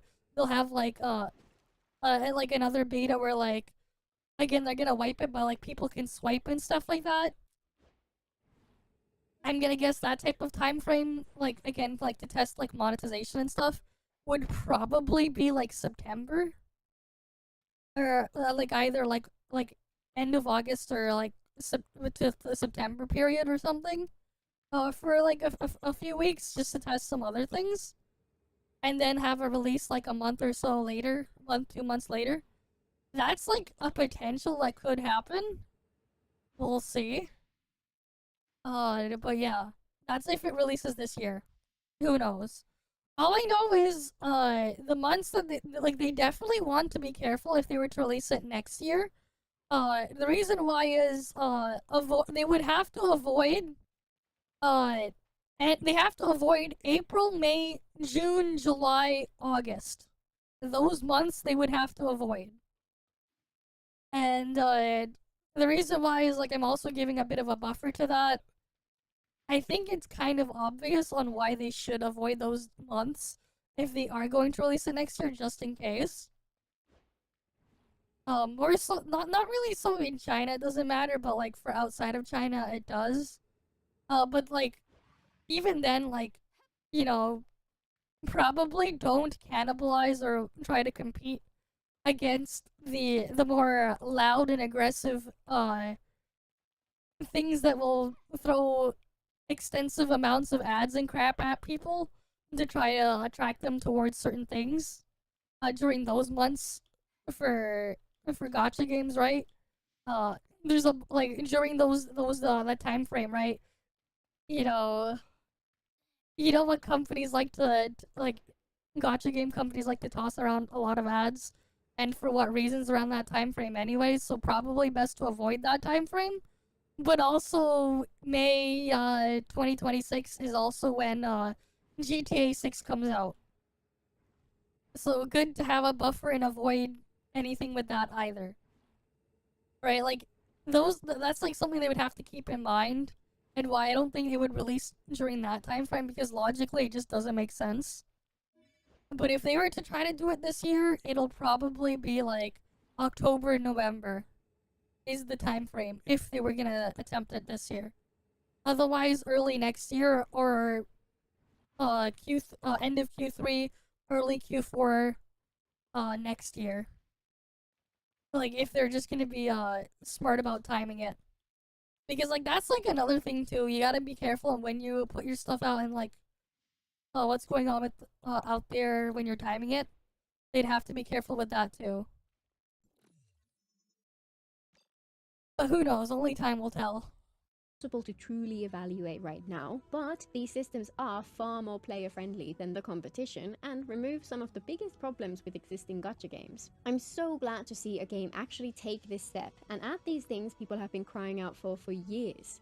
Unfortunately, I didn't have enough time to get too deep into the story, but it has an intriguing setup so far. The game has twin narratives where you pick one main character in the first chapter, then pick a second MC later on, and then alternate between the two to experience the central conflict from both sides of the story. This is an interesting twist on the usual pick your MC approach, which has a lot of potential. I do find it a little odd that the MC isn't actually playable at all, and instead you only play as gacha characters during combat. This may be a clever way to sidestep the issue of MC power level, or perhaps they're still working on the MC's kit. From the first couple of hours, I'd say the main quests have the ingredients for an interesting story, but are a little let down by inconsistent pacing. The opening sequence zooms past and throws so much at you that it can be a little hard to follow at times, and then there's a slightly confusing transition to the rest of the game, and the moment you reach the main city of the first region, the pacing suddenly slows a ton. Despite all that, it's still looking promising. However, I'm very happy to see people wary of the MC right from the start, and there are several story hooks which make me curious to find out more. There is also a skip button for the dialogue. I'm hoping they track how often people use it and have their narrative team aim to reduce that number as far as humanly possible, but I definitely prefer for the story to get a little polished so that it doesn't feel tempting to use it. I do wish they'd let us speed up the dialogue a little though, since while the voices are generally quite good, the delivery is a little too slow at times. And one aspect of it, which I think looks really interesting, is the impressions system. You regularly pick between different dialogue choices which add points to a different aspect of your personality, which then have an effect on how NPCs react to you, open up quests, and even unlock special shop items. Your points influence dice roll checks for success or failure in some dialogue sequences too, hinting that in this game your dialogue choices actually matter. Depending on how well that's done, this could be an absolute game changer. Gacha main characters are often a little bland because many want them to be self-inserts. The reason this rarely works for me is that they end up with with no character at all. Exactly. Being able to roleplay and have it affect the story itself would No finally character make 'cause this they're an NT who self-inserts. feels alive. Overall, it's a positive start, and with a few tweaks Oh, I'm here gonna and there, have to it reset could be my an model. One absolutely sec. fantastic opening. I just One realized detail I have to really reset it. appreciate is the diversity of the characters and the level of customization available. There are already 22 characters available, 5 of which are men and a little boy as well. And interestingly, at least 2 of the playable characters seem like actual antagonists based on what I've experienced so far. I particularly love Truffle and Filbert, an adorable little princess with a giant pig companion who she rides to battle while the pig kicks out at nearby enemies. I love to see a game with enough confidence to be a little silly at times. Keizo also looks particularly cool in a more serious way, and some of the others look awesome as well. At first glance, their clothing looked a little lower quality than I had expected, but after zooming closer in the menus, I realized that their models do have an impressive level of detail, that they look fantastic when you're up close. It looks like they just enforce a fairly aggressive lower level of detail when the camera is further away. I'd also love for their clothes to have more natural movement, since they sometimes look a little stiff. I think they'll look fantastic once the game comes out of beta. And one of my favorite features in the game currently is the coloring system. It allows you to freely customize the color of all weapons in the game, so any of them can match their character's design, and the handful of premium character skins are fully customizable too. I do have slight reservations about its current implementation. I'd love for all of the original skins to be customizable too, and I can imagine it being a bit frustrating to have to pay for the dyes every time you want to recolor everything. However, the people who care the most about character aesthetics are likely to be the ones who buy skins, and this may just be an early implementation of the feature, so there's no way to know how it will look in the final version. As is, the customization options look fantastic, and I loved being able to try this out. And, of course, it wouldn't be a beta test without some I have no idea who technical this week's issues. boss is. I'm I haven't including checked this yet. to emphasize just how We'll fantastic probably do that the game tomorrow. ran. In the modern Multi-hunt world, tomorrow. it's common for games to launch with serious technical issues, but for me, Yeah, I did EA hit was really hard the incredibly ball smooth last at week. all times and ran without a hiccup even when there were 50 or more enemies swarming towards me. The problems I had were entirely due to my preference for using a controller rather than a keyboard and mouse. From what I've gathered, controller support was added only recently, and I'd expect any problems to be ironed out before release. I had some issues where the controller would imagine lock playing out a and shooter stop with a working. controller, There were some man. menus where multiple actions were bound to the same button. Some instructions only showed the keys and not the controller buttons, and there's one button combination which I was constantly pressing by accident during battle, which popped up the tutorial menu. Whenever I got stuck, a quick restart fixed everything, and aside from that, I mean, I had a different issue where, like, my mouse would constantly escape the game window, and it was really annoying to click on things. that I had zero issues at all. It is worth noting that I do have a powerful gaming PC, and I have no clue how well the game runs on mobile, so if you have lower specs or prefer mobile gaming, I'd recommend trying it out for yourself. And based on what I've seen of the comparisons between the first and second beta test, I trust that the devs will do a fantastic job at fixing these kinds of problems. A few days ago, they hosted a live stream covering some of the details of what they've been focusing on in between the first beta 3 months ago and the second one. For example, they put a lot of work into enhancing the visual design of the world, and the results are amazing. Right now, the world looks utterly stunning, with truly spectacular does look backdrops good, yeah. and gorgeous aesthetics in general. They also did a great job of adjusting the enemy spawn placement and density. The battles right now feel very fun, and the enemy behavior is one of the biggest reasons for that. These before and after shots from the dev stream are awesome to see, and I can't wait to see how much they can improve the rest of the game given some more time to focus on things. Duet Night Abyss has so much potential. The gameplay is dynamic and fun, there's tons of scope for depth in character builds, and the devs are giving us so many of the things we've always wanted. More than I've even had the chance to cover here. I didn't even mention Sandrealm Meditation, a customizable training ground for character testing and combat practice, for example. While there is always room for improvement, the game is in great shape overall, and I just wish I had more than a couple of days to experience it before making this video. I'll absolutely keep playing when I have the time, and I can't wait to see what they'll have cooked up by the time the game is ready for release. I can wholeheartedly recommend pre-registering through the link in the description. This game deserves all the attention it can get. Until next time. Okay. Sure. There we go. We saw the video on Gear RNG the other day, and now she mentioned that thing, and there you go. Alright, let's see. What was that? Did you guys send a link to it? Was it something Cadence, I think it was? Maybe we can find it.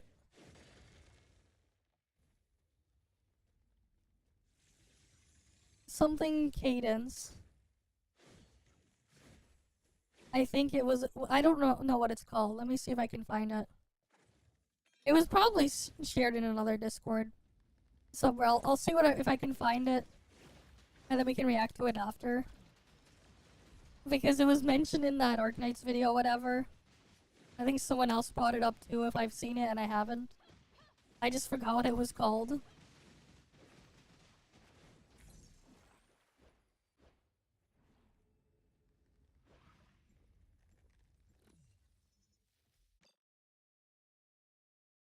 Alright, 1 sec. I just killed the thing again.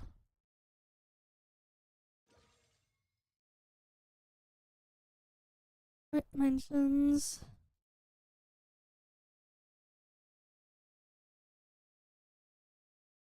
Let me see if I can find it.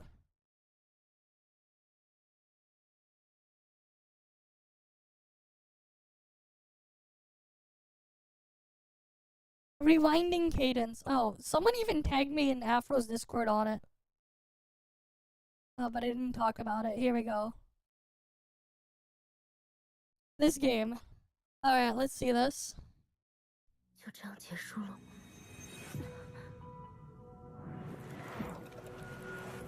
Do we have like another thing on this? Maybe that's like in English or whatever. Let me just look it up. Oh, here we go. There's gameplay preview and there's other stuff here. Okay, here we go. We'll look at the gameplay preview first.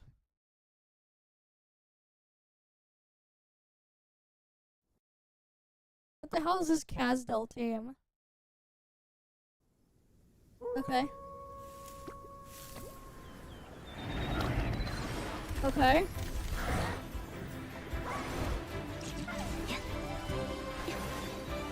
So you can, surf across, I guess? Sure. And then they have this, I guess it's a flying thingy? Or a glide or whatever.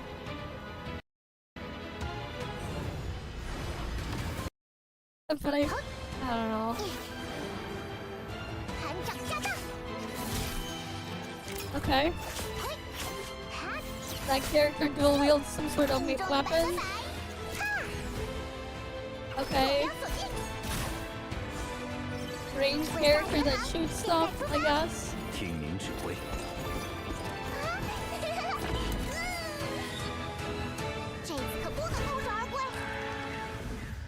Okay. 总感觉雕像正注视着我们，可他好像是蒙着眼睛的。说不定这雕像还是导致人们疯癫的邪恶源头。You got dialogue choice things, okay? Sure. And then you roll the thing there, okay.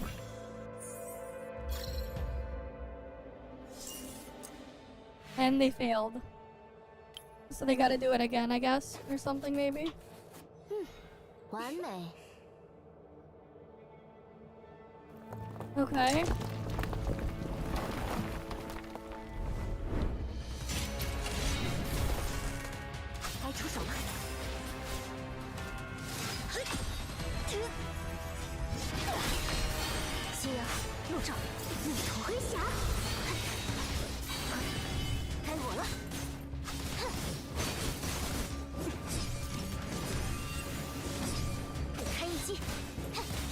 I mean, this just looks like the regular shit you see everywhere else. Alright, you got... Is this... I guess 3 characters in a party here? You have, like, your skill buttons and whatever. I don't know, this just looks like the same crap you get everywhere else.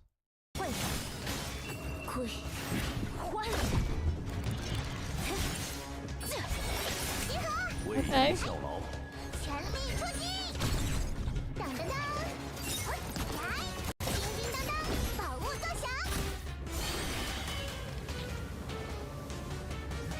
Right, like, so far what I see here is just the same thing that you get everywhere else.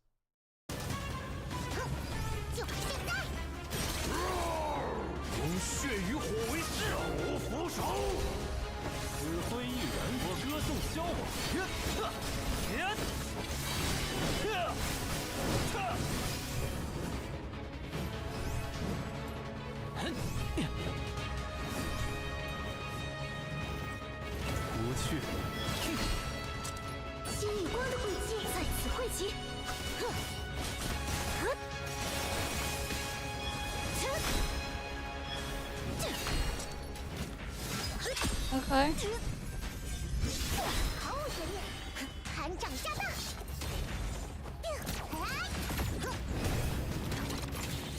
给你的惊喜，金羊毛猎团全体都有。坐稳了，帕塔团长。哦，你一定就是传说中的归还者，对吧？游乐场好热闹呀，这次还会遇到他们吗？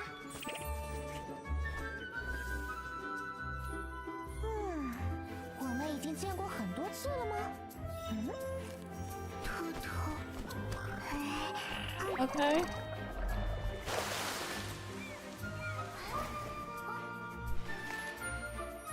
I guess they're just showing off all the characters now. 能改写结局。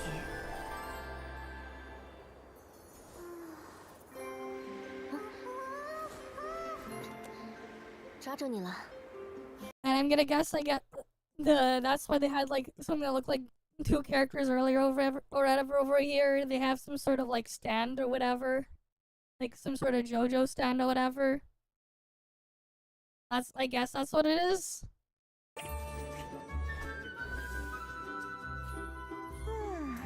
我们已经见过很多次了吗？偷偷。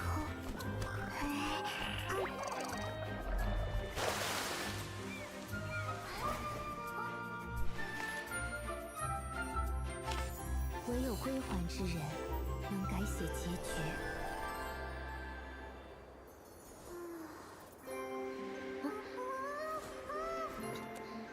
抓住你了。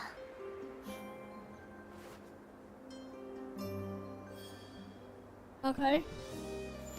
And then I guess we get to see some of the map.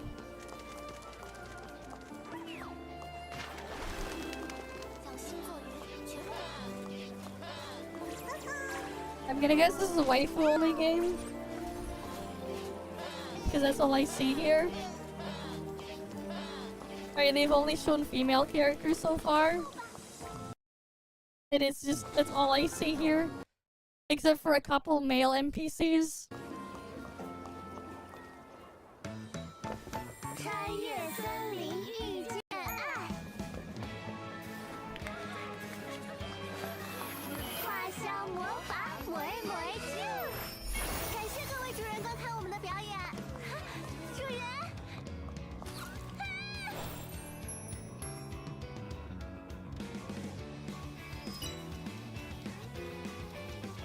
Okay.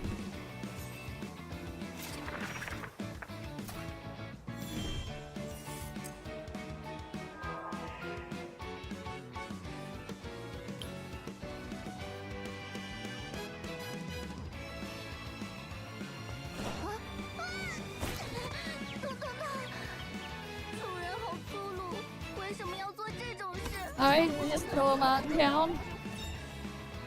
Okay. I guess you can replay certain sections and choose a different option. Sure.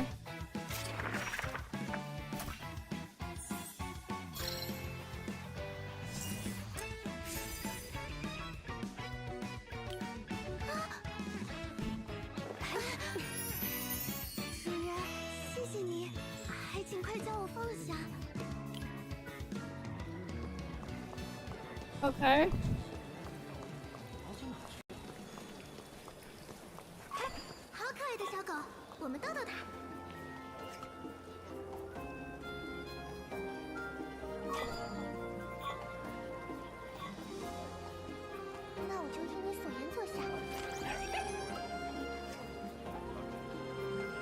Hi, Dark Side. Welcome, welcome.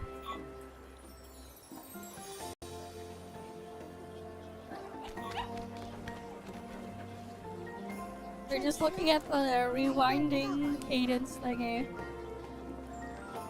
I'm doing fine, I guess.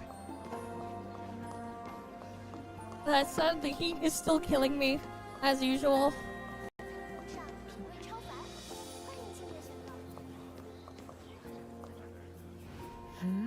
此人似曾相识，近在眼前喽。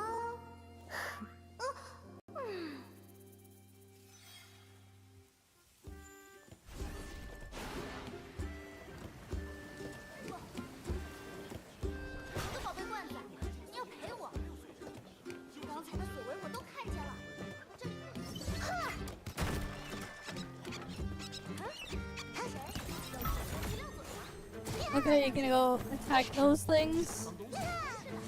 I guess guards or whatever will attack if you attack them. That's what it kind of feels like, man. Just another one. Attack the guards and now the guards will attack you too, I guess.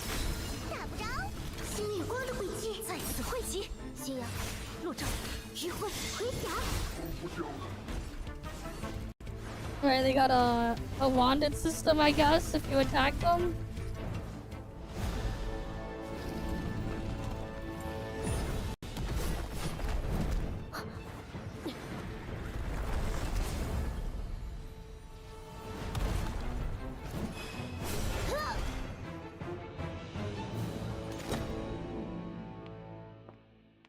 违规送灵困铁窗，人灵相对泪几行。感谢归还者友情参演，请各位洛伦公民和远道而来的朋友们尊重他人财产，切勿模仿以上行为。归还者，我们出道吧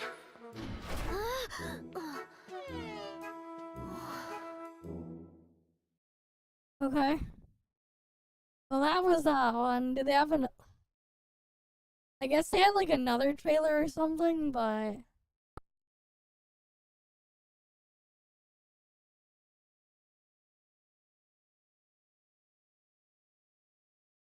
Okay, there's like something else that we missed from the other part, I guess. 就这样结束了。 Because the other one was just only showed a little bit of gameplay afterwards. We missed a couple minutes. 你回来了。我们又回到 Yeah, 了 I 最 think 初 we 的时 did. 候。那时一切都还没发生。时朝的预言将由归还之人逆转，但是 Yeah, I think we did see that one. 终局已定，还是没能改变。 I mean, we can relook at it again if you guys want. 已有的事后必再有，已行的事后必再行。日光之下，并无新事。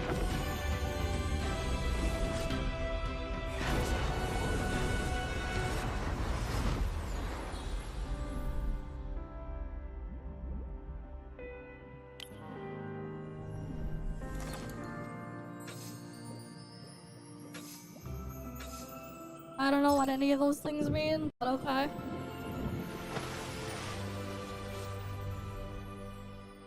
On the screen thing there.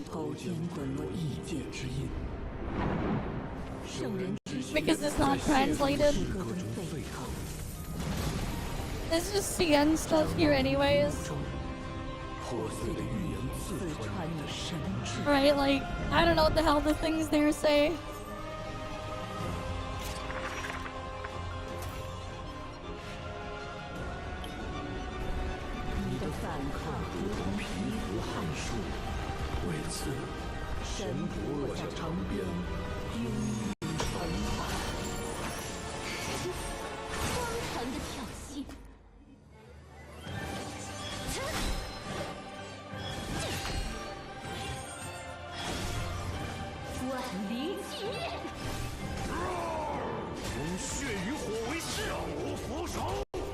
Wait, no, we saw this part already, okay.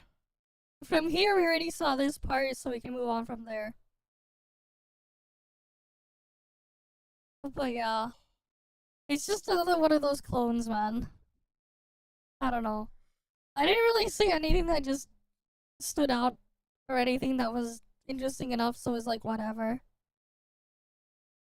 I guess Stranova is finally releasing on mobile.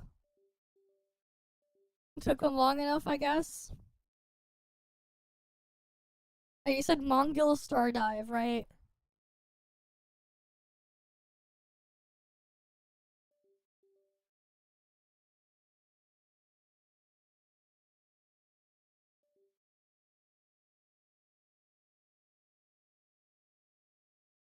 Alright, let's see. Which one was it then that we want to look at?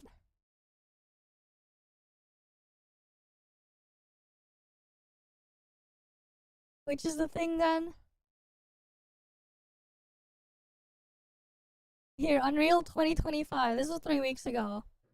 Please welcome Ken Kim, CEO of Netmarble Monster, to the stage. Oh, it's a Netmarble game. Yikes. Netmarble. Hello everyone, excited to be here today. I'd like to first thank Epic Games for this opportunity. It's a great honor to introduce our latest project here at Unreal Fest. Let me introduce moogold Stardive. moogold Stardive is the successor to Monster Taming, a game we first launched back in 2013. Known as moogold in Korea, the game was a huge success, surpassing 10 million downloads just in Korea. With this new title, we aim to expand the world of moogold by creating a vibrant living world filled with countless characters and monsters. Okay. To achieve this, we chose Unreal Engine 5, which allowed us to capture even the most subtle emotional expressions of the characters, making the world of Stardive truly come alive. This was the best choice for delivering a seamless cross-platform experience across PC, console, and mobile. One of our Netmarble is a Korean company. They're not Tencent. It's a Korean company. Provide players a whole new gameplay experience by giving each and every character deep narrative and its own unique control system. So every character gets unique controls, okay. That means every time you change characters, it will feel like you're playing a different game. And this transforms Stardive from a simple action game into a truly immersive adventure. Moreover, the monsters in Stardive are not just enemies. They can be tamed, nurtured, and become your companions along the journey. Depending on their traits, they can also be used to craft weapons or used as ingredients to cook, adding a deeper layer of strategy and connection to the game. Each monster is a living, growing creature, transforming the conventional concept of monster collecting into a meaningful, dynamic relationship. The Epic Games Store, with its global reach and strong community, is the ideal platform to connect with players around the world. And we are happy to announce that moogold Stardive will be exclusively on the Epic Games Store for PC. No, the reason why it's exclusively on the Epic Games Store is because they get a discount. Well, because it's an Unreal Engine game and stuff like that. They get some discounts and other incentives, that's why.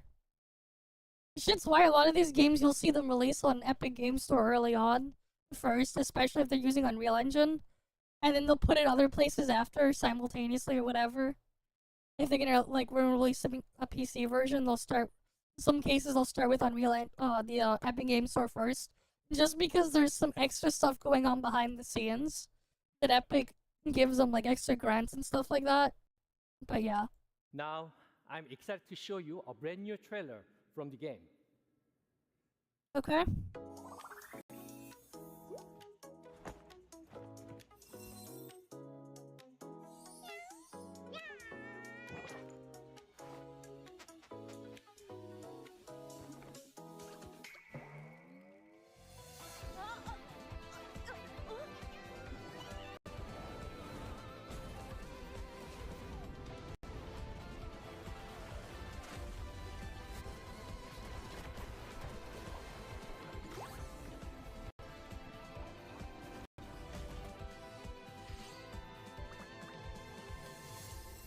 And that's it there.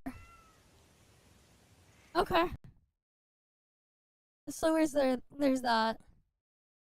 Oh, apparently some people got to test the game beforehand. I did not know about the things, so there's that. Okay. Oh, here we go. We got gameplay over here. 조금 더 일찍 만났더라면 우리의 운명이 그만큼이라도. How was it? Did the characters actually feel like they were playing like a completely different game, or what? Controls kinda mess so far. Oh, that's unfortunate. I thought they were saying that like each character would work differently or whatever, and not be like the same crap, just with different animations. That's kind of unfortunate if that's the case. I thought it would be like, oh, the game like actually feels different. Build gauge swap. Oh, that's unfortunate. That's just kind of unfortunate, man. 조금 달라졌을까?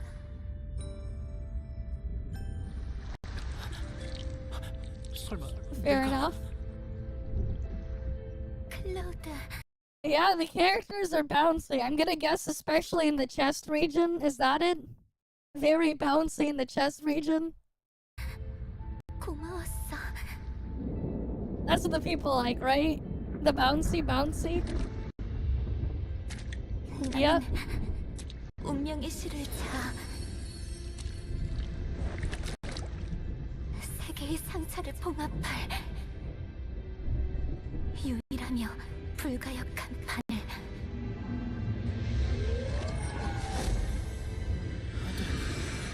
가지마. I don't know, man.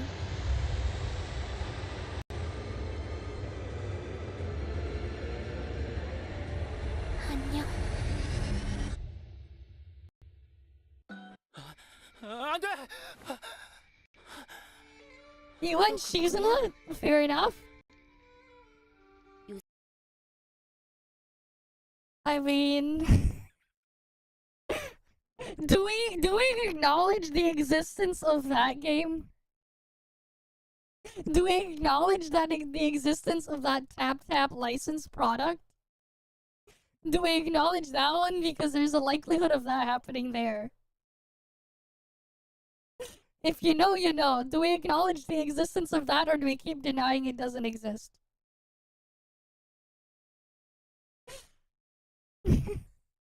we keep denying it doesn't exist, right?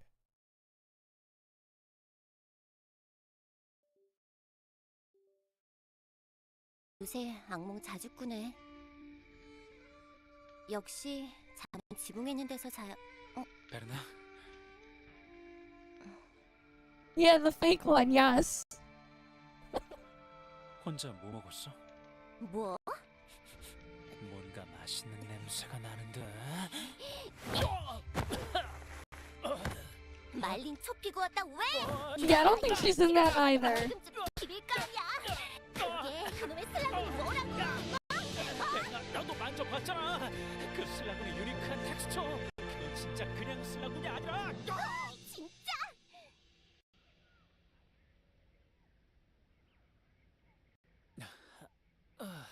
배고파 죽겠네. 먹을 것 좀 구하러 가보실까? Okay. 촉이 온다. 저쪽에.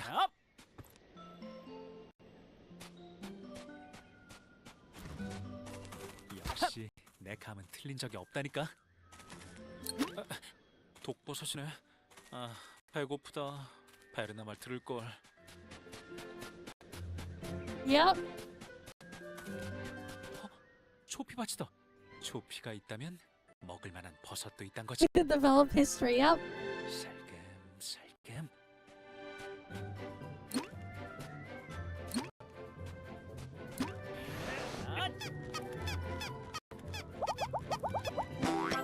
Rapidly tap the button on the screen, okay?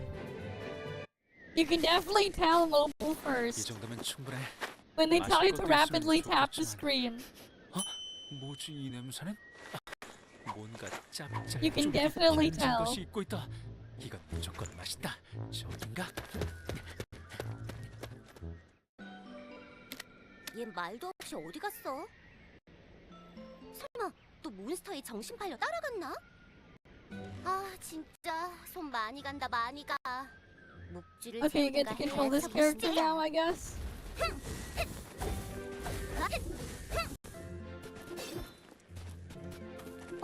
클라우드 발자국이다.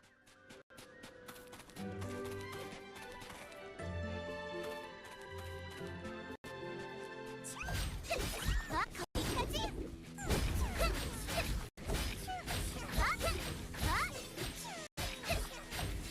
얘들이 미쳤나? 먼저 달려드는 초피는 처음 보네. Which one?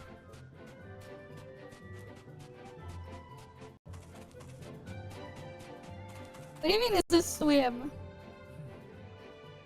베르나.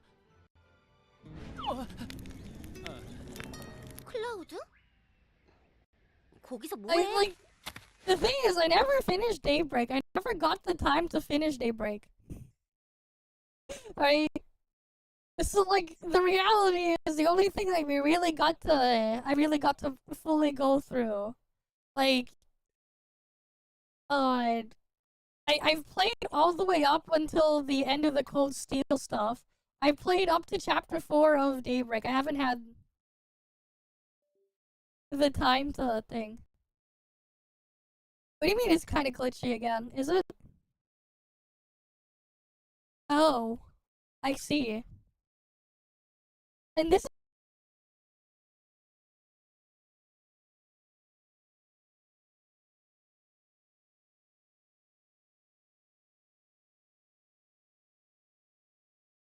I'll probably switch it to the NVIDIA encoder or something. We'll test it with that tomorrow or whatever. I'll change my encoder settings to when I send the signal to the other machine. Right, because we do the 2 PC setup. Right. But yeah. I don't remember, like, were they actually his students though? The other 8 Leaves thing? Were they? Were they also directly his students? I don't remember. Right, because, like, you had Estelle's father in, what was his name again? Cassius. Right, and then there was also, what's his face again? Arius McLean, right? And then, of course, we know Rina is in there, and there was, like, another one, I forgot their name. And then there was Shizuna. Right. I haven't really thought about it. Because, like, yeah, I also just haven't really played much of Daybreak because I just haven't had time. Eventually, I'll need to find time, play through Daybreak, all of Daybreak 2 and stuff. And then we have Kai coming out later this year as well. Right. So I don't know. I haven't really thought about it.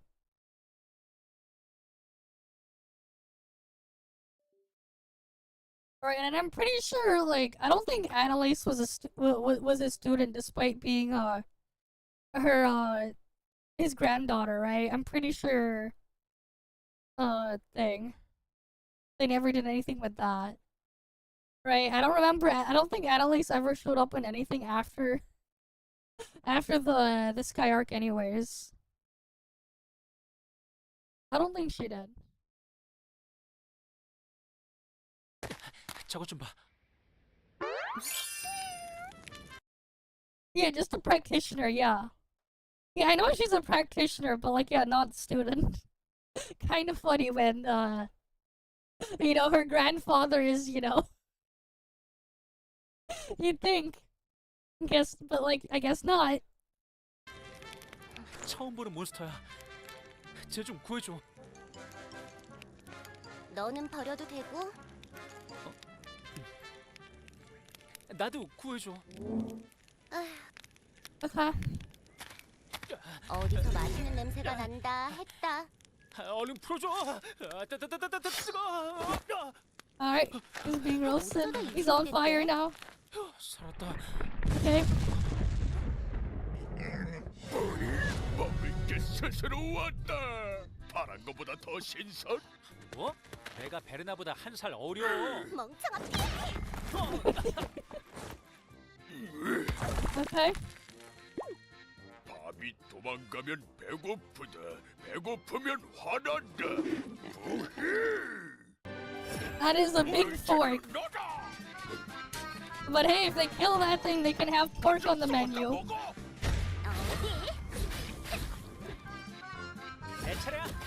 Yeah, Green does. He does seem to wield a lot more of it than the others, yeah.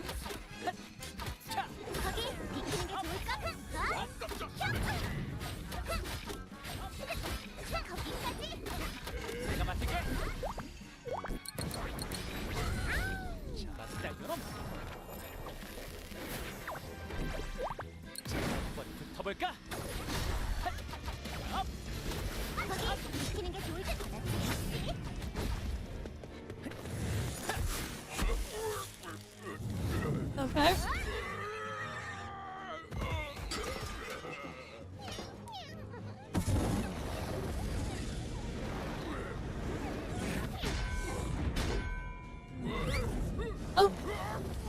Okay.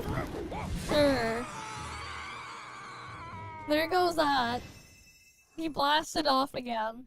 아차, 야옹이는 어딨지? 어떻게 도와준 거지?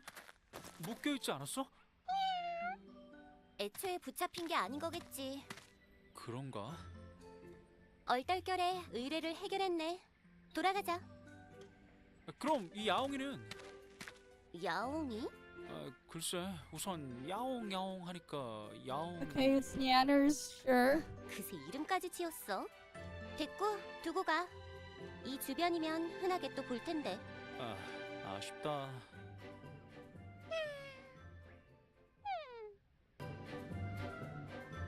Okay. Sure, they got the adventure level. You can swap between the characters. 잘 가, 야옹아. 다음에 꼭 다시 보자. 얼른 하나 의뢰. 달성. 도착. And they teleported to the thing there. 늘 말하잖아. 네가 몬스터에 눈만 안 돌아가도 그래도 덕분에 포크머거를 찾았잖아. 안 그래?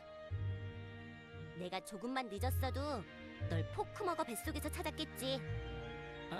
그랬겠지. This is the Mongol Stardive. It's a Netmarble game. It's some sort of Netmarble open world anime action RPG gotcha thing. Yes, it's another one of those. It's a Netmarble one this time. 뱃속으로 살려줘서 고맙습니다. 그래, 너도 얼른 고맙다 그래. 그래야 또 살려주지. 응? It has ecosystem, yeah. I guess.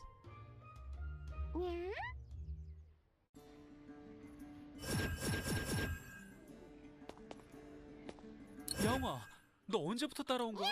처음부터? 네 멋대로 해석하면. Of 완전 course. 꽂혔네. 가자. 어차피 집회소에 들러야 하니까.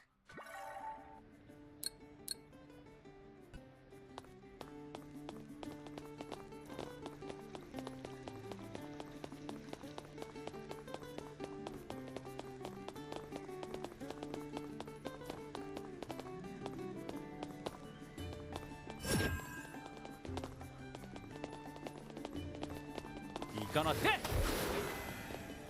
Okay. You know what we should do at one point? We should just like put a bunch of these things together and like rank them based on my interest. It'd be kind of funny if you were to do that. 먼저 의뢰 완료 보고부터 하자. 어서 오세요, 모험가님. 무엇을 도와드릴까요? 포크머거를 토벌하고 추적이 꽤 저희한테 마침 그런 게 있었어? 네. Who is the real Genshin? The friends we made along the way. Surely it's that. Yeah, it does look like that. 선생님, 들리세요? 귀찮아. 어쩌지? 일어날 것 같지가 않은데. 처음 보는 몬스터를 주었는데 어쩌지? 그냥 버릴까? 삶을까? 처음 보는 몬스터?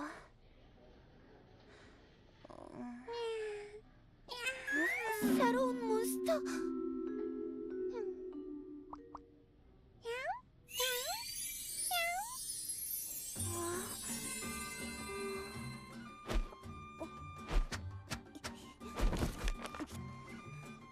없어. 도감에도. Not in the codex, okay. 두고 가. 왜요? 제 야옹이란 말이에요. 위험도 확인. 끝나 금방. Yeah, this is very anime. Yep. More alive than we I mean, it's not that hard to be more alive than that. Let's be real. 니네 드라마 찍냐? 금방 데리러 올게.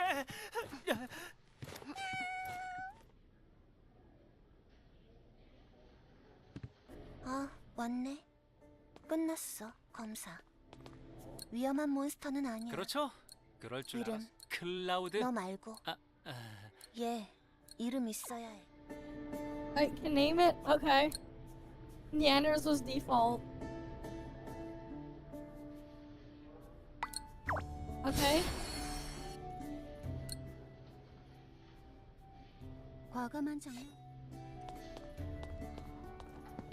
Looks like you're sitting and finding a classic PS2 JRPG. Yeah, probably. 기다려. 알려줄 게 있어. Best mascot is the one that doesn't 왜 talk. 이렇게 Yeah. 모여있어? 글쎄, 새로운 몬스터라는데?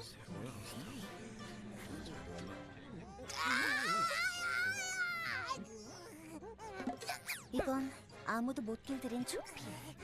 본부 연구소의 몬스터 박사도 포기했어. 물렸거든, 많이. It bites a lot. Okay.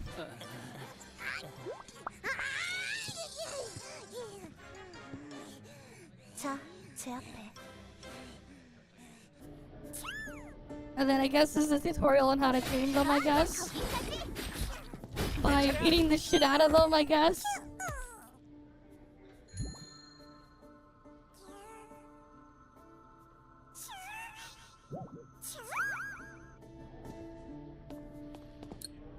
여기부터 하이라이트는 가라, 야옹이!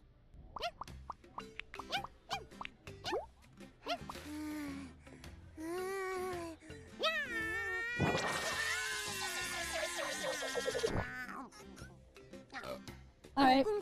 It ate it. Looks like more Pegasus. True, it does.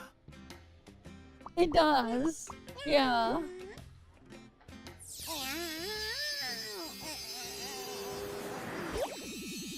And he got shut out. 아니야, 먹은 거. 이건 몬스터링.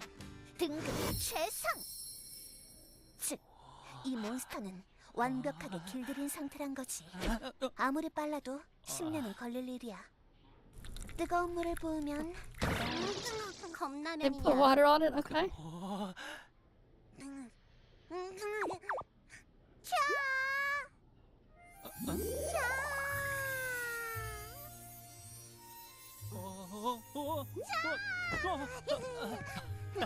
야, 아이고, 너 엉덩이에서 나와서. 가지고 있어. 특별한 능력. 무슨 능력?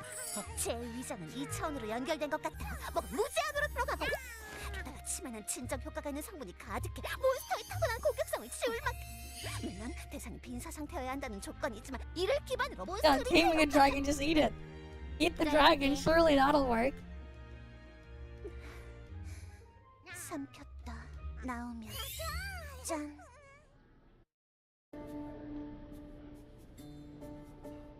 Right, if you can't beat him, eat him. I think, let me see if that...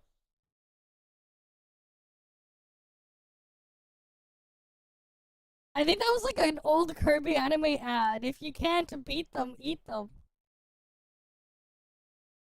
This was an ad on 4Kids. Back when they had the Kirby anime. It was also on like the Kirby movie. Old ass thing here.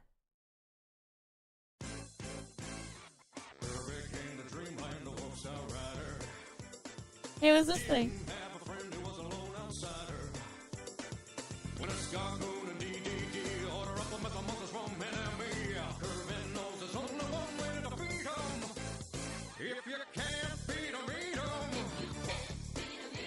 I don't know why I remember this. Can't beat Kirby. Right back at ya.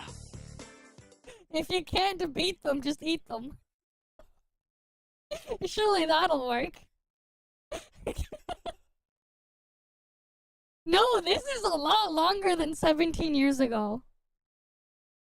Do you know how old the Kirby anime is? It's over 20 years old, man. It was like early 2000s. But I remember seeing this ad. Oh, when I was a lot younger. Just served a 15-year sentence for following this advice. This guy. God damn, let's be honest, guys. This could be a really cool opening song to go with the one we got, I guess.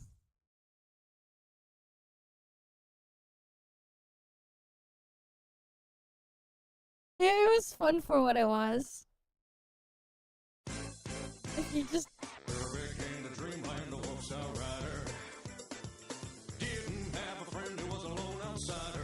I just don't know why they made this.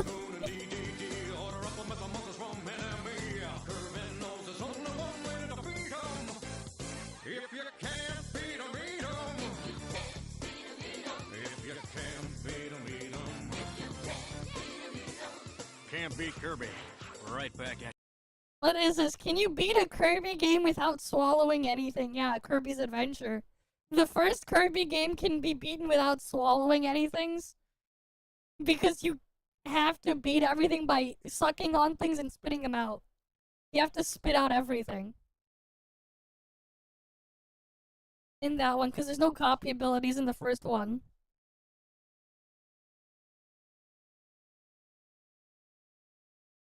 Alright, back here. 떠날 준비됐어? 좋아. 몬스터링을 Monstering, okay. You can equip them, I guess.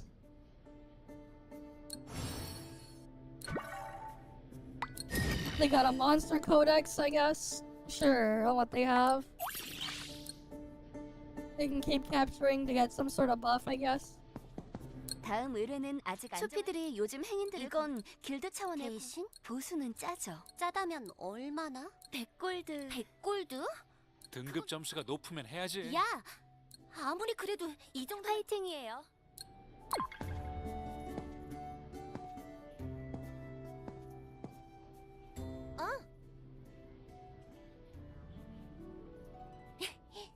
Alright, no voices there. Rip. There go the voices now. Just a bunch of grunts and stuff. Oh.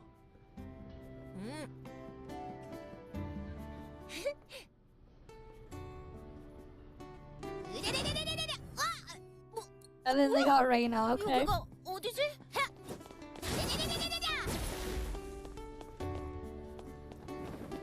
Sure.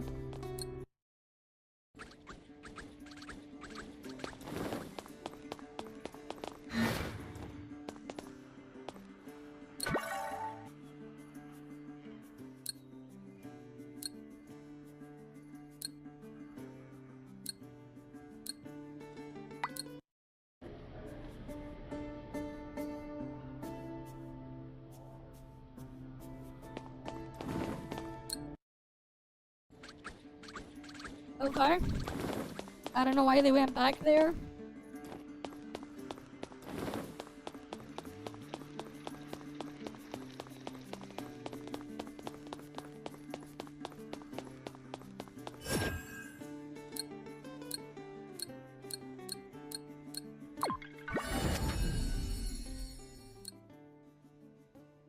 힙셀일 있음 언제든 불러. You can level up your characters, okay. 힘이 솟아난다. Sure. 힙셀 일 있음. 뭐가 됐든 더 강해질 거야. 좋았어. 얼마나 뭐가 됐든. 어때? 떠날 내 스스로 자랑스러울 만큼 강해지겠어. 어때? 떠날 준비됐어.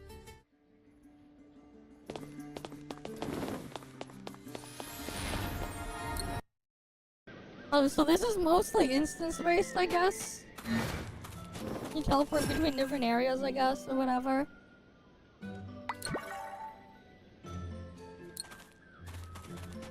어? 저기 초피다. 왜 저렇게 흠석거리지? 내가 맡을게.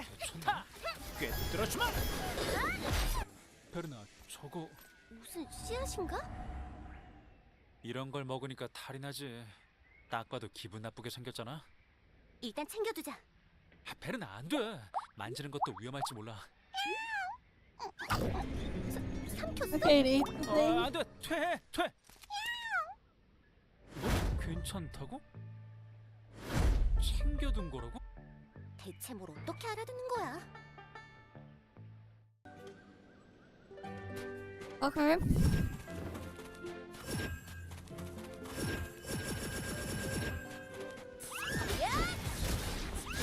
못 찾을 거다.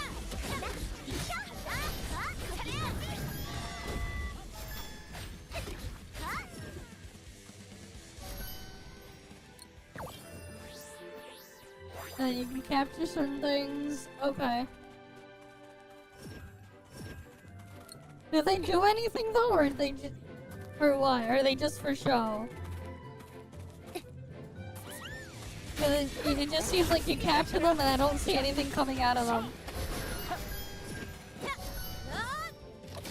The little creature things that you can capture, are they like actually doing anything or not?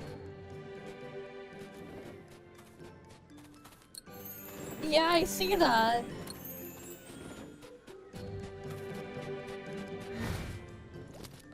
베르나, 저기. Okay, we'll see. 저 사람 앞에 초피잖아. 이런. 저거 아까 그 씨앗이다. 클라우드, 저 자식 잡아. 알았어.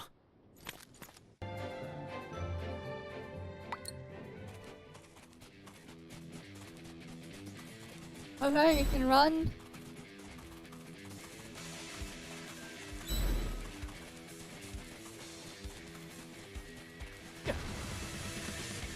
Skill issue.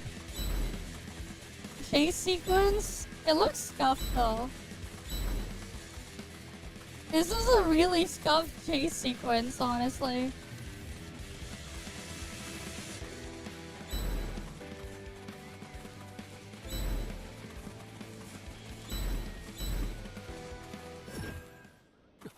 베르나, 초피맘이야.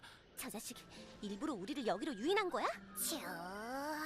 Basically temple run? Well, it's a really scuffed temple run. 내가 맡을게.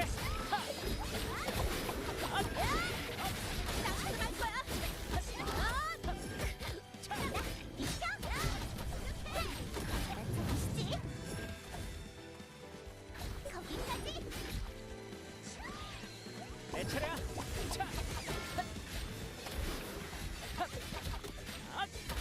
정신 똑바로 차려. 거기 불타오를 시간이야. Hi, Professor Blade. Welcome, welcome. 거기서. Again, like, do they do anything after you capture them or what? 어? 뭐 하려?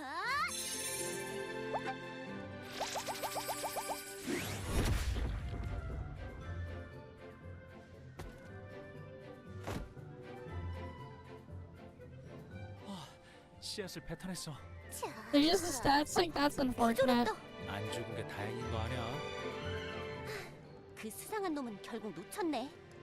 어쩔 수 없지. 일단 집회소에 Oh, 보고하자. of course they do. And it's a net marble game, so there goes all hope for that. Well, it's going, I guess. My day is definitely going. 무엇을 도와드릴까요? 초피를 조사하다가 수상하고 수상. 이 씨앗이 길드 분석팀을 불러야 분석팀을 호출하려면 워낙 대수롭지 않은 답답하네 정말. It most definitely is going.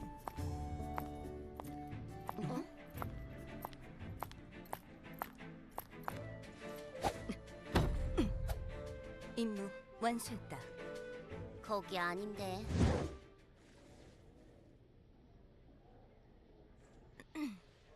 아주 매우 약간 조금 착각했군.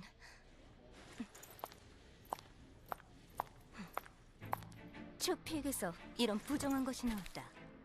난폭해진 초피에게선 모두 이 씨앗이 발견됐다. Okay, this seems to make them aggressive, I guess. 역시 이거 우리가 가져온 거랑 같은 거잖아. 네, 증거가 조금 더 확보되면 분석팀을 부를게요. 분석해야 한다, 당장. 더 큰 위협으로 번지기 전에. 지금 전한 말은 모두 사실이다. 내 명예를 걸지. 사실이든 아니든 저희에겐 절차라는 것이. 내 명예는 그 정도의 가치가 없다. 이건가? 자자, 진정하자고. 비켜라. 지금 이러는 것도 그쪽의 명예에 누가 되는 것 같은데 아니야? 이 정도면 상부의 보고할 명분은 충분하지 않을까요? 네. 지부장님께 긴급 안건으로 보고를 올릴게요. 모험가 맞아? 입은 거나 말투나 행동이나 기사가 딱 맞는 것 같은데. 그러게.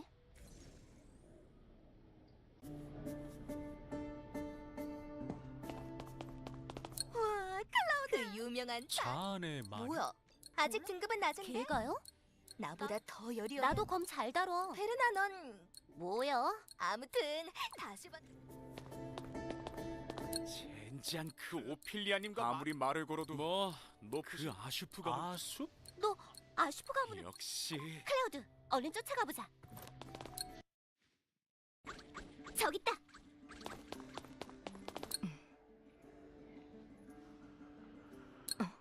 아까 집회소에서 볼 일이 더 남았나? 저기 이야기는 많이 다 들었어.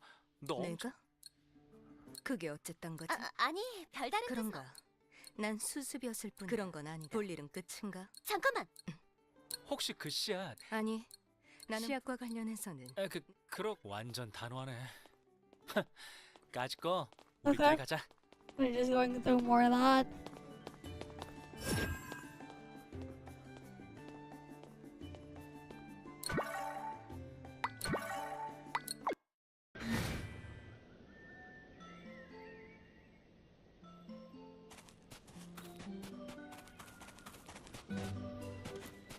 Yeah, just skipping the story, yeah.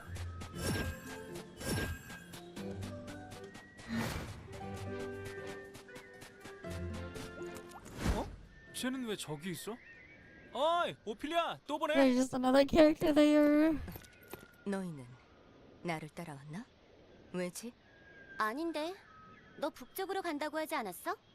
여긴 남쪽 숲인데? 잠시 둘러야 할 곳이 있었을 뿐이다. 그럼 이만. 빠르게도 가버리네. 저쪽엔 He's 뭐가 없는 것 lost? 같아. Yeah, probably. 어? 데자뷰인가?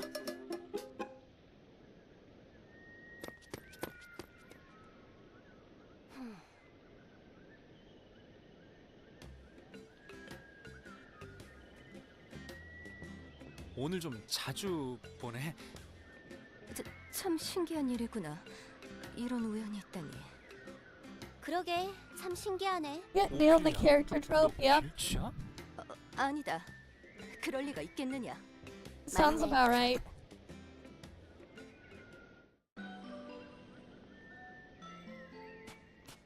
어찌 그런 심한 말을. 조금 헤매긴 했지만. 그런데 북쪽으로.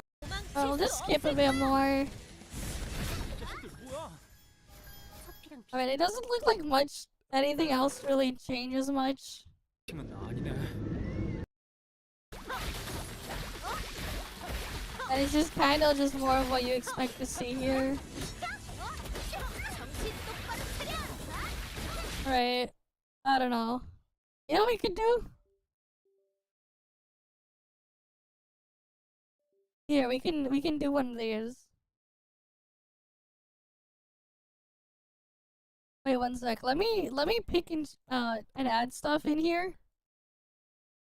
Where we can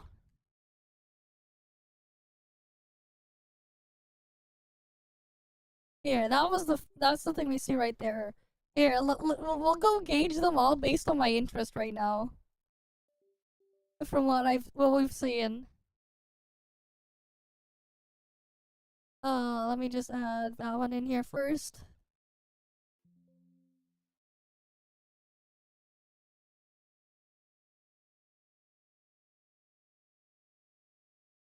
Oh wait.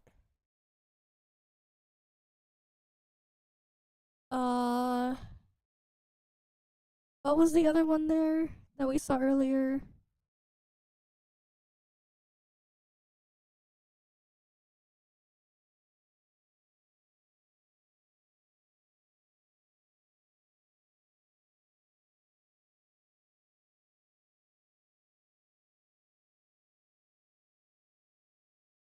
I'm trying to find a good picture for rewinding cadence so I can add that to the list.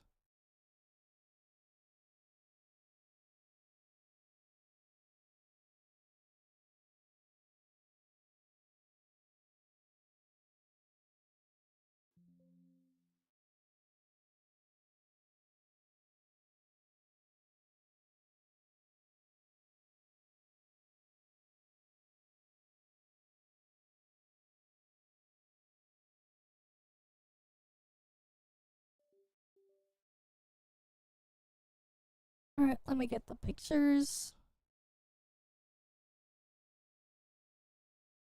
Let me add that one, Silver Palace.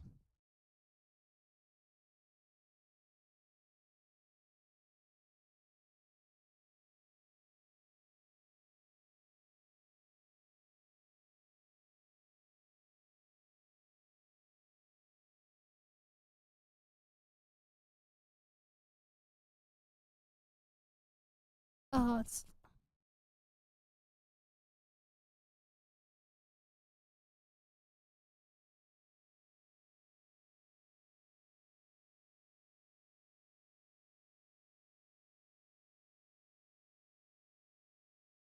You're going back to the classic JRPG vibe isn't a bad idea before that? Yeah, fair enough. It's just that, like, what I saw there is just kinda, eh.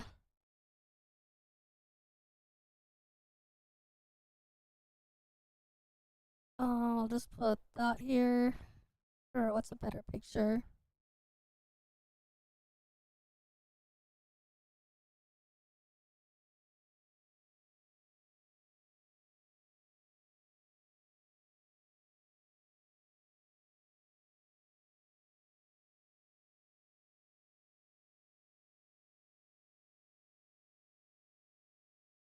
Okay, we got 5 of them here. No, 6 of the things here. What am I missing? What are we missing from adding to the ranking? I think I was like sent even another trailer for another game before. I might have. What was the 10-cent Wuwa clone as well? I forgot what it was even called, the other 10-cent Wuwa clone that they were working on. I think I was sent a trailer to look at before, but then I forgot about it entirely. Or maybe I just saw bits, oh yeah, Nanta, we missed the Nanta as well. Right, cause like there's been nothing on that one. I forgot about it. There's like another one that we forgot.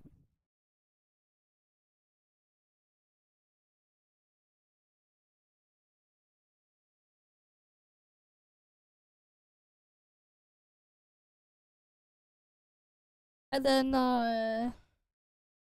what was the other one? I think there was like a 10-cent one. Oh wait, there's like other ones, wait. Might as well, because there's not much on here, I might as well add Wang Yu here. For those that know.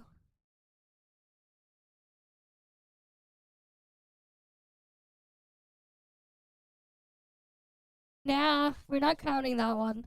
Also, like, my stance on, like, Persona X, the Persona 5 X, just go play Persona 5. Like, you just go play Persona 5. Why play that when you can play actual Persona 5? Let's be real. Just go play actual Persona 5. Let me see if I can find it by digging through my Discord. Maybe I can find it, whatever it is.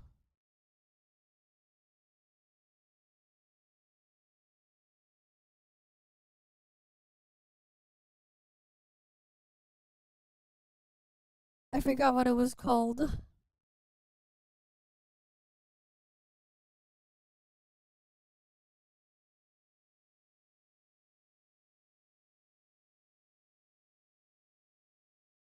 Or maybe it was that one, and I just didn't react to it, but we finally reacted to the rewinding cadence thing.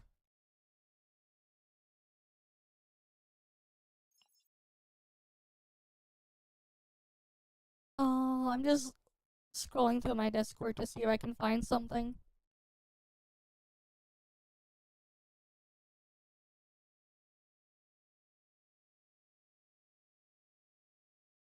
Or maybe not. I don't know. If we can't find it, I won't bother.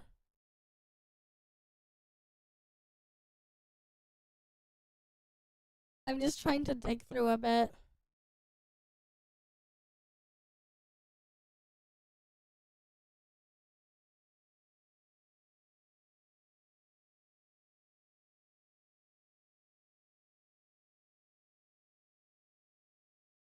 Well, whatever it is, it probably got lost or whatever. And I can't find it.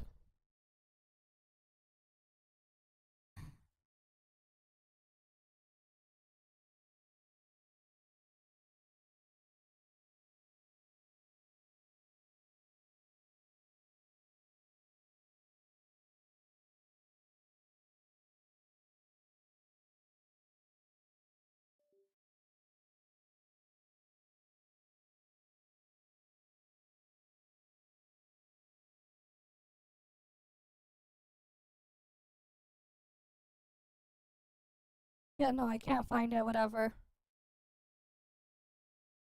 Whatever it is, I can't find it. That's fine, we'll go from here. No, that's not it. It wasn't that. No, it doesn't matter. We'll just go with this. Right. Here, let me put some music here. Alright, like... Wait. So, like, yeah, we've seen all sorts of these types of games or whatever being pushed around recently. Right, like, we've seen a bunch. They are what they are. People have said some things here and there. We've seen the trailers for all of these, and for some of these, I have even played them. Oh, I guess I forgot to add one more. One sec. I guess we could add that in. I forgot to add it in. I guess what the flagger said the other day kind of holds true then, because I forgot to add it in. So I'll just go add it in now.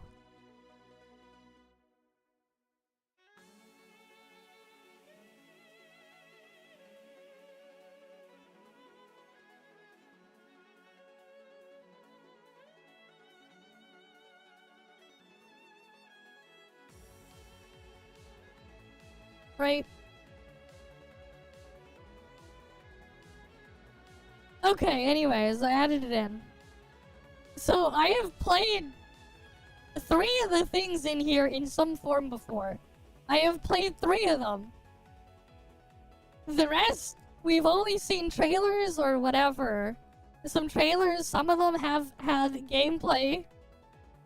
Vertical slice gameplay shown in some of them. And then you have Ananta, which hasn't shown any, just more CGI trailers. Right? It is what it is. So anyways, we're just gonna be ranking them currently based on my own personal current interest in them for what they are, based off of what I've seen and what I've played for some of them. Right? It is what it is. Right? Anyways, I guess we can start here. I mean, Ananta hasn't shown us anything. Outside of some trailers and stuff, they could be interesting, but... You know what, I won't be as harsh to it just because I haven't seen anything, so who knows where it could be, but I'm just putting it C tier. I don't know what they're trying to do with it. They haven't really shown much of anything in there. So I can't really say more. Unfortunately, so it's just gonna sit there. Another urban one is the Wang Yu. Unfortunately, this thing is probably not gonna release outside of China. It looked like it'd be a fun game to mess around with the crafting stuff. And like building all the gadgets and stuff like that, kinda like how you can do it in Tears of the Kingdom. Other than that, well, yeah, I don't know. At least, like, that part is interesting. I just don't know about the rest of the game and how the other stuff is, but at least that part, that kind of stuff looked kind of fun. So that just goes there. Mongol Stardive. I'm just gonna put it down here in D tier. I mean, from what we saw of it, it just looked like more of the same crap we've seen in other places before. You know, there's some nice movement stuff in there, but like, it just felt like you were like what I saw in there was just you're using it all just to skip over things on the map. At that point, might as well have the ultimate in movement, quality of life, and just a direct teleport instead. Because it didn't really look like there was anything interesting on there, and it's just more of the same 2 button swap to make the next character swap. So this is kind of that. While we're on that, I guess, we can go to, this one here. Azure Premilia. I like creature collecting games, but honestly, in these types of live service gachas, none of them have done a good job with them, really. And, with how one of them turned out as well, that was more, recent. I'm very skeptical on the whole thing, on how they're gonna handle it. And I don't know what the hell the rest of the gameplay and everything is there going to be, so... I think I'm just gonna toss it in C tier. Depending on what happens next, I can move it up or down, I don't know. Right. I know this will piss people off. The Silver Palace, visually, it looked great. I'm not gonna lie, it looked really nice visually. And then they showed some stuff that looked really cool, I guess, with the whole, like, the idea of, like, you can go behind, sneak up behind something and execute, some enemies or anything. But other than that, well, I don't know, it just seemed like more of the same slop that we get elsewhere. The flying on the mount thing is cool and all. It's just that, again, in the air and everything, it just looked kind of boring, and nothing was up there. And I don't know what else is gonna go around it or what the gameplay loop is.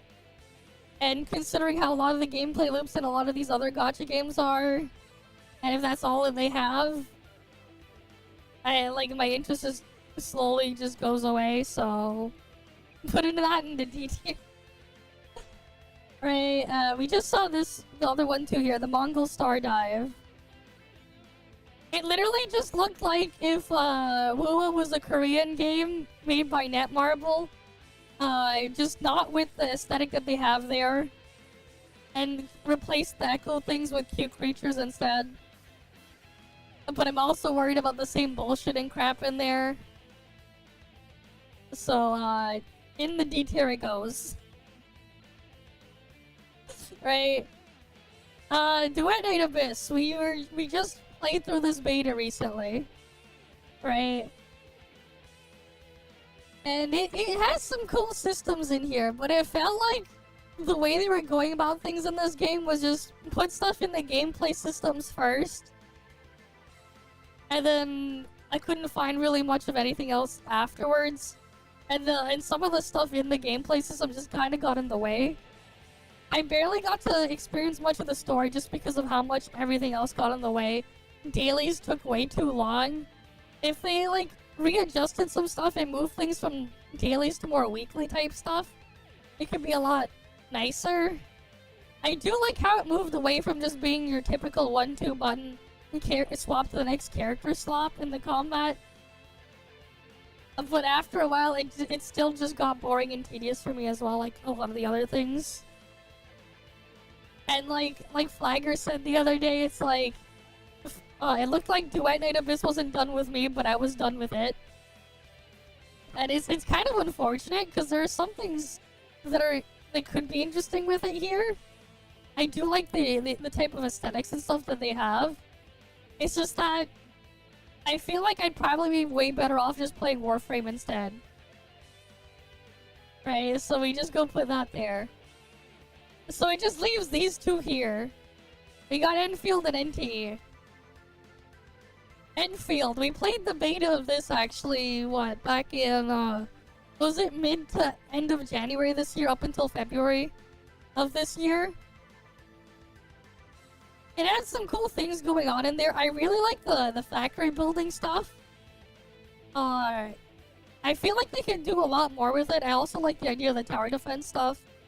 There were some things going on where people weren't happy about, I don't know, like, how it wasn't really like your spammy hack and slash type of game because it was more tactical. I actually liked the tactical stuff in there, and I just wish they leaned more into it, and honestly, with how much you can do with like the crafting and making like bombs and stuff, explosives and like towers and turrets and everything, and all the other things like zipline towers and everything, I wish you could like build stuff in combat. It'd be a lot more interesting as well if like you could have like zipline stuff going on, as well as like assembling like and constructing towers in the middle of combat, and like try to defend them and like move between larger areas, and have like mini war zone type things where you're moving back and forth and attacking stuff and defending areas and stuff like that. I think that could be a lot more interesting in the gameplay. But honestly, I don't know if they'll go further with it, so I'm just gonna put it here, A tier. Actually, I think I'm just gonna move Wang Yu down. Because I don't think we're gonna see it much. Right. And then I guess left is NTE. We played this last year.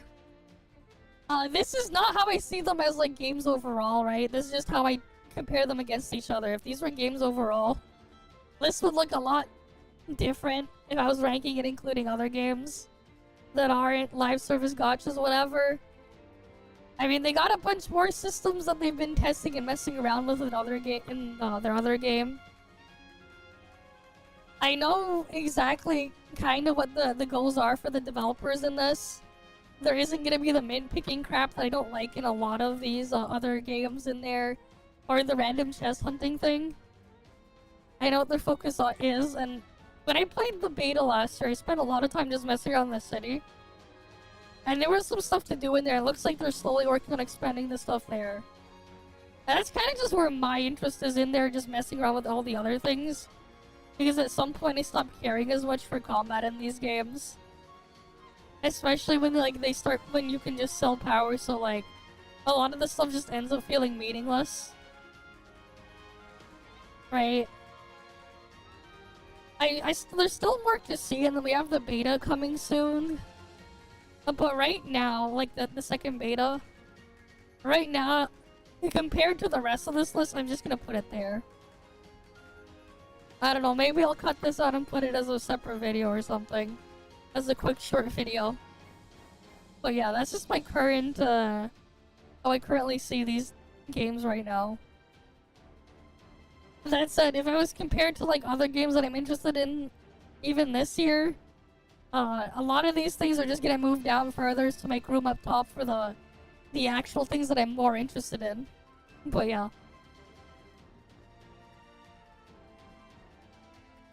I'll probably cut that or maybe upload that as a video or something. But against each other here, this is kind of how I see the things here. Right. And Anta has some potential to be interesting, but it depends on what they do with it. And if it's real or not. Azure Premilia 2 creature collecting thing could be interesting depending on how they go about it. But I have no idea how they're gonna commit to it. If they commit more to it, like, it can go up higher. A lot higher. Same with Enfield, depending on how they adjust things going forward. It could end up here. But the others, it's just like, I don't know. That's just my current views on the things right now. Oh yeah, we saw that thing, the Mongol Star Dive. Is what it is. There's a lot of these other ones. I don't feel like going through more of the reacts right now, though. You can probably save more of them for like tomorrow or something.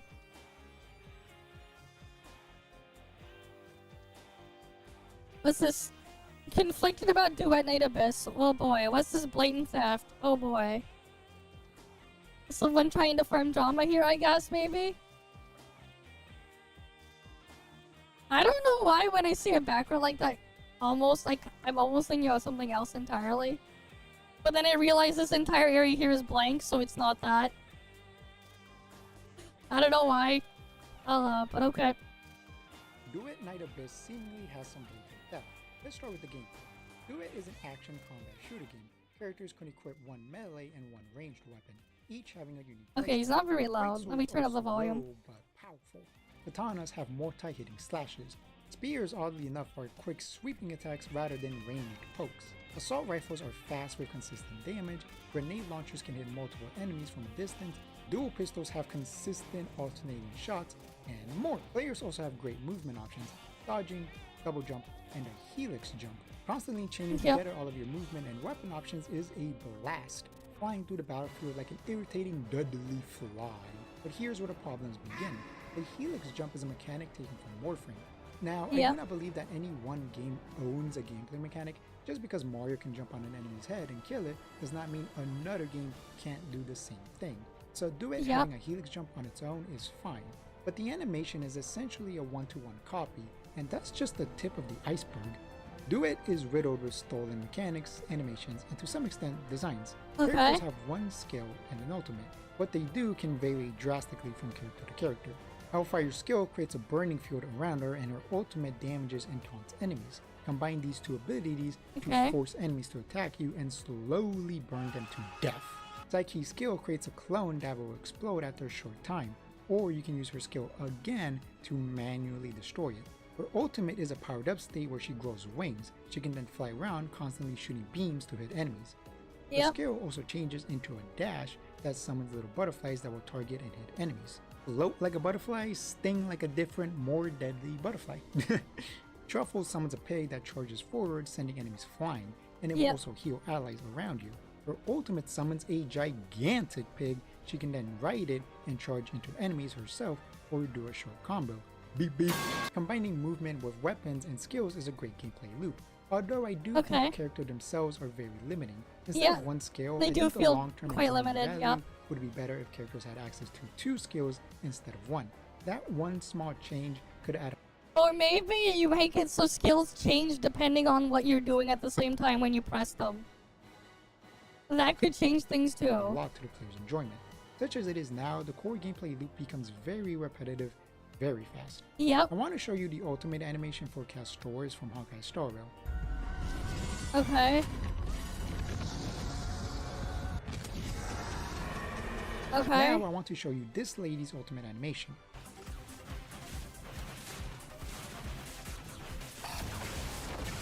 Okay. I am sorry, but there is no defense. This is blatant theft. I want to make something clear. There is a difference between being I wouldn't say theft, because again, if it was stolen, then the original thing would be gone. Inspired and ripping something off. If the developers saw Castor's ultimate and wanted to make their own version in Duet, that's fine. It's a really cool ultimate, so I can understand wanting to do that. This is not inspiration. But wait, there's more. How about character designs? Well, this is where things get tricky. It is pretty much impossible to make a truly unique character design. There are countless games, movies, TV shows, mangas, comics, books. Everything has been done to death. So if you really wanted to, you can find similarities in anything. For example, the Shovel Girl kinda looks like Hu Tao, but there's enough uniqueness to make Shovel Girl a distinct design. Brown pigtails don't exactly belong to MiHoYo. Truffle kinda looks like Phoebe from Wuthering Waves, except Truffle was revealed back in 2023, long before Phoebe existed. But then again, a young blonde girl in a white dress isn't exactly a groundbreaking concept. If you really wanted to, you could probably find a character in a different piece of media, whether it be a video game, a movie, a comic, whatever, that looks a lot like Truffle. I've seen this same design concept countless times before. A big titty hot demon lady? Super original. Definitely haven't seen that a billion times before. The generic soldier enemies and NPCs kinda look like they're from Final Fantasy XII. Is that a coincidence or is that theft? I don't know, to be honest. Also, this guy's hot. That has nothing to do with anything. I just like his possibly stolen design. I can't in good faith claim that any of the character designs were stolen. Maybe somewhere or maybe not. I haven't seen enough strong evidence to claim either way, but truth be told, a lot of the designs in this game aren't exactly super original, so like I said, you could probably find similar designs in a different piece of media if you really wanted to. To be clear, these are just the things that I'm aware of. Other animations, characters, and hell, maybe even the story would have been taken from somewhere else. I mean, they're just feeling just regular tropes and stuff you see elsewhere. For just $5 a month. Click the join link in the description below or go to my channel page and click the join button. Thanks, I really appreciate it, and let's get on with the video. Demon wedges are this game's equipment system. They are how you increase your characters and weapons' various stats, besides the small bonuses from the level up system. You can equip 4 at first but slowly get access to 8 slots as you level up your character and weapons. Depending on the rarity, they can offer small enhancements to your attack, HP, crits, and more, but the higher the rarity, the more interesting things get. You have demon wedges that offer massive stat upgrades like this one, that increases 3 core stats, but then you have demon wedges that dramatically change gameplay. This one creates 3 shockwaves when you use a greatsword. This one changes your plunging attack when using a spear. Some will create a blast of elemental energy when you use a helix jump, and more. Now you need a very high account level, 40 specifically, to get access to these wedges, so sadly I wasn't able to use them myself because it takes a long time to get to that level. I'm barely in the low 30s after playing for 20 hours. And the best part, they have predetermined stats. You don't have to deal with a bullshit RNG system to hopefully get a good You build. just need to get the drop. Like I mentioned earlier, while fun, the gameplay loop is very basic. Characters only have one skill and ultimate. Demon Wedges has the potential to make gameplay a lot more fun and engaging by offering a wide range of modifications. Something else that could expand the gameplay loop is unique weapons. There is an assault rifle that you can get that is actually a flamethrower. Unlike a normal assault rifle, it has a shorter range and can hit multiple enemies at the same time. Adding a wide range of unique weapons and demon wedges could give Duet a lot more staying power. Content is something Duet heavily struggles with. The game has a stamina system and there are multiple resource stages, and for some bizarre reason, all of them last at least 3 minutes, if not longer. I don't have any problems with the daily At least grind 3 being minutes or long, longer, but I don't think the core gameplay loop is interesting or diverse enough to support how long these modes are. Most stages are some variation of a horde rush, but one of these is not like the other. Escort has you guide this car through a short hallway. Oh yes, the escort mission. God, is it boring. The car itself moves slowly and you have to stand directly next to it. That would be fine if you didn't have to defeat enemies that will hide in random corners of the map as well. And the car itself can get destroyed. Enemies can shoot it, or these bombs will randomly spawn and blow it up. If it blows up, you fail and have to do the stage again. Escort aside, like I said, most of the other stages are just some slightly different variation of a horde mode. So the player is essentially playing the same mode over and over and over again. Something that I appreciate though is the fact that the Demon Wedge farming stage requires no stamina, so it's endlessly replayable. Yeah, it is endlessly replayable. That thing.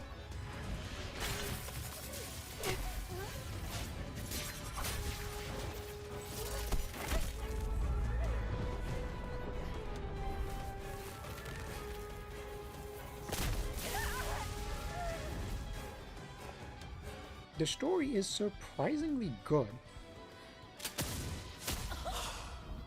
and the voice acting on average is great. Not only are the main / playable characters really good, even random one-off NPCs are great. The storytelling is shockingly strong, tackling dark subjects like racism, discrimination, and the horrors of war with the weight it deserves. You quite literally see a kid get shot trying to protect his grandpa. It's crazy.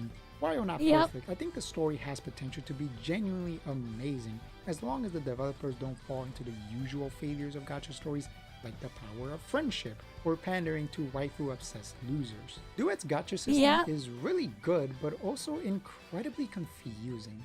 Premium character banners have 2 versions. The Destined version is a guaranteed banner with a pity system of 90 summons. Getting a 5-star is guaranteed to be the premium featured character. However, this is a one-time use banner. After getting a 5-star, it will disappear and you can only summon on the 50/50 pity version afterwards. Weapons don't have a Destined banner, only a 50/50 banner with an 80 pity. However, you can get premium weapons completely for free as well. There is a crafting system in this game, and one of the things you can craft are weapons. You can get this unique item throughout the various game modes with a low chance to get the weapon blueprint. In order to use this item, you have to clear this specific stage, which once again is a horde mode. I don't know why this game is obsessed with horde modes, but yeah, it is what it is. Once you clear it, you will randomly be able to select one of the 3 drops. Technically, you can get weapons for free, but with a 1% drop rate to get the premium ones. These standard weapons have a 25% chance of dropping. So yeah, this is going to be an incredibly rare occurrence for the premium weapons specifically. So what's confusing exactly? Well, in my opinion, I truly do not understand why this game is a gacha. The Destined banner and the weapon blueprints, and the fact that the developers on record have said that they want players to have characters and weapons, makes me wonder why not just remove the gacha. Exactly, like it doesn't make much sense. Instead, this game should just be anime Warframe. Players can slowly grind for characters, weapons, cosmetics, etc. But if they want to speed up the process, they can just directly buy things instead of having to gamble. That would also justify all of the different modes being long and grindy. The trade-off for everything technically being free would be that you have to invest a lot of time. My conspiracy theory is that the developers originally wanted to make Anime Warframe, but the higher-ups or the investors or somebody with power forced them to add a gacha. Sounds about right. Why? Money. Obviously. Money, yep. Time to tell you guys my secret. I'm actually a part of the curator program for this game. Okay. Or I was, anyways. This video is not sponsored. Shocking, I know. Basically, the way it worked is that I would have to make a video or artwork or a guide or some kind of piece of content for Duet, and then I would have to submit it into the official program afterwards. There wasn't any direct relationship with the developers themselves. I joined before I realized how much of this game was blatantly stolen from other things. There is a very thin line separating inspiration from theft, and sadly I think Duet crossed into theft. That is a very strong claim, so I don't say this lightly, but I believe that the evidence is strong enough that I can say that, and I don't feel comfortable supporting a game like this. The Helix jump is one thing. Like I said, I don't think any one game owns a mechanic, but then you take into account the animations, specifically the Castoris one, and potentially some of the character designs, and potentially maybe even the story, and it just leaves me with a very ugly, dirty, just bad taste in my mouth. So while I was originally pretty excited for this game, I'm gonna quit the program and I do not plan on playing the official release. Duet has the potential to be a good game, but they need to make some massive changes, animations being the main focus. The game is still in beta. So just play Warframe, like that's the thing, right? Anyways, if you liked the video, eventually I just came up with the impression of just play Warframe. Also, the animation thing, when was Castoris released? Because I'm pretty sure, when was that? When was this thing released? When was she released again? April 9th this year? Oh no, she's older than that. The Castoris thing is bullshit because that character was like already in the previous beta. That one is bullshit. The character was in the previous beta. I don't follow HSR, I just don't, like, it was in the first beta. Which character was it again that had the dragon thing? Because I remember using it in the first beta.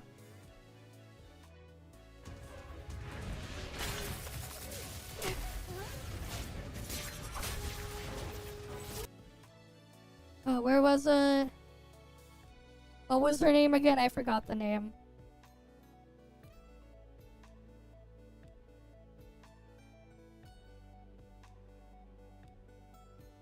It was from a standard banner character or whatever, anyways.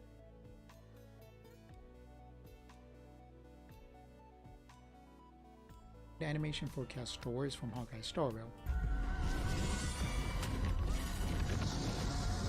I mean, just summoning a dragon to go fire a laser out. Now I want to show you this lady's ultimate animation.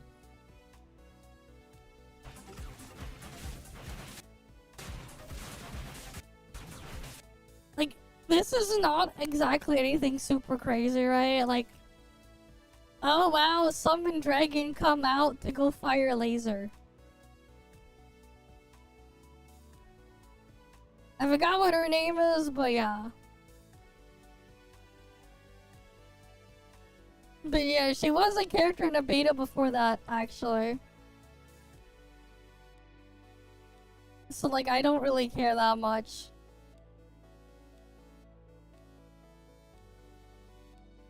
Yep, I was connection thingy.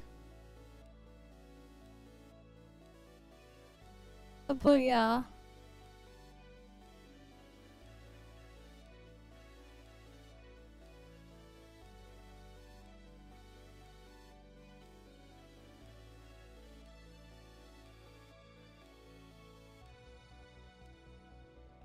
Oh, it is what it is. I can mark that off the list, though. I wouldn't call it blatant theft, though. That is bullshit.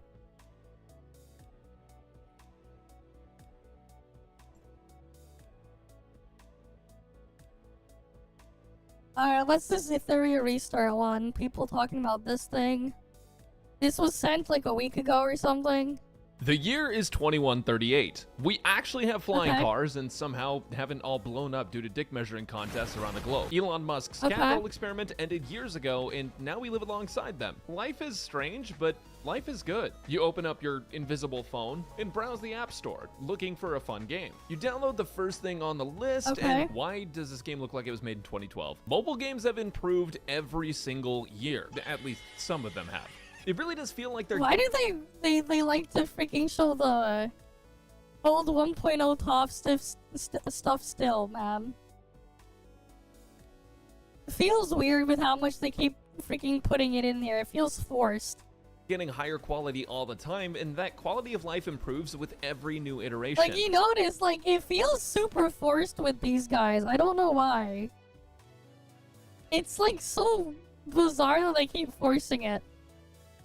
Like, what the fuck? The level of story writing, storytelling, game mechanics, and overall design just keeps getting better. But that only applies to some games, apparently, because somehow Ethereum Restart took everything that we felt good about in new mobile gaming and set us back 10 years. If you don't know what it is, Ethereum Restart is a PvP-enabled anime gacha game that released in early June 2025, and its goal was to be a unique addition to the anime gaming space while also being the first major modern 3D PvP gacha game. For a lot of people, gacha with PvP is a red flag, but for some, it's a green light straight into a casino. Funny enough, if PvP felt like the focus of Ethereum, I probably wouldn't have disliked it so much after investing 30 hours. PvP in gacha is ultimately about who spends the most money, and I love my tax write-off. But the more I write the script and reflect on my time playing, the more I realize how up this game is. From poor game design to using AI art to save a buck, Ethereum Restart is full of problems that nobody is talking about because they're all sponsored.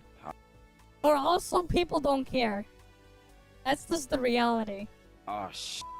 Here we go again. When I played, I decided to stay completely free to play because when I played the beta, I wasn't impressed with the gameplay loop, and even though you'd get your money back and more from the rebate, knowing my luck, I'd have better chances on a reroll than by spending $200. So when the game released, I rerolled for 8 hours. Damn.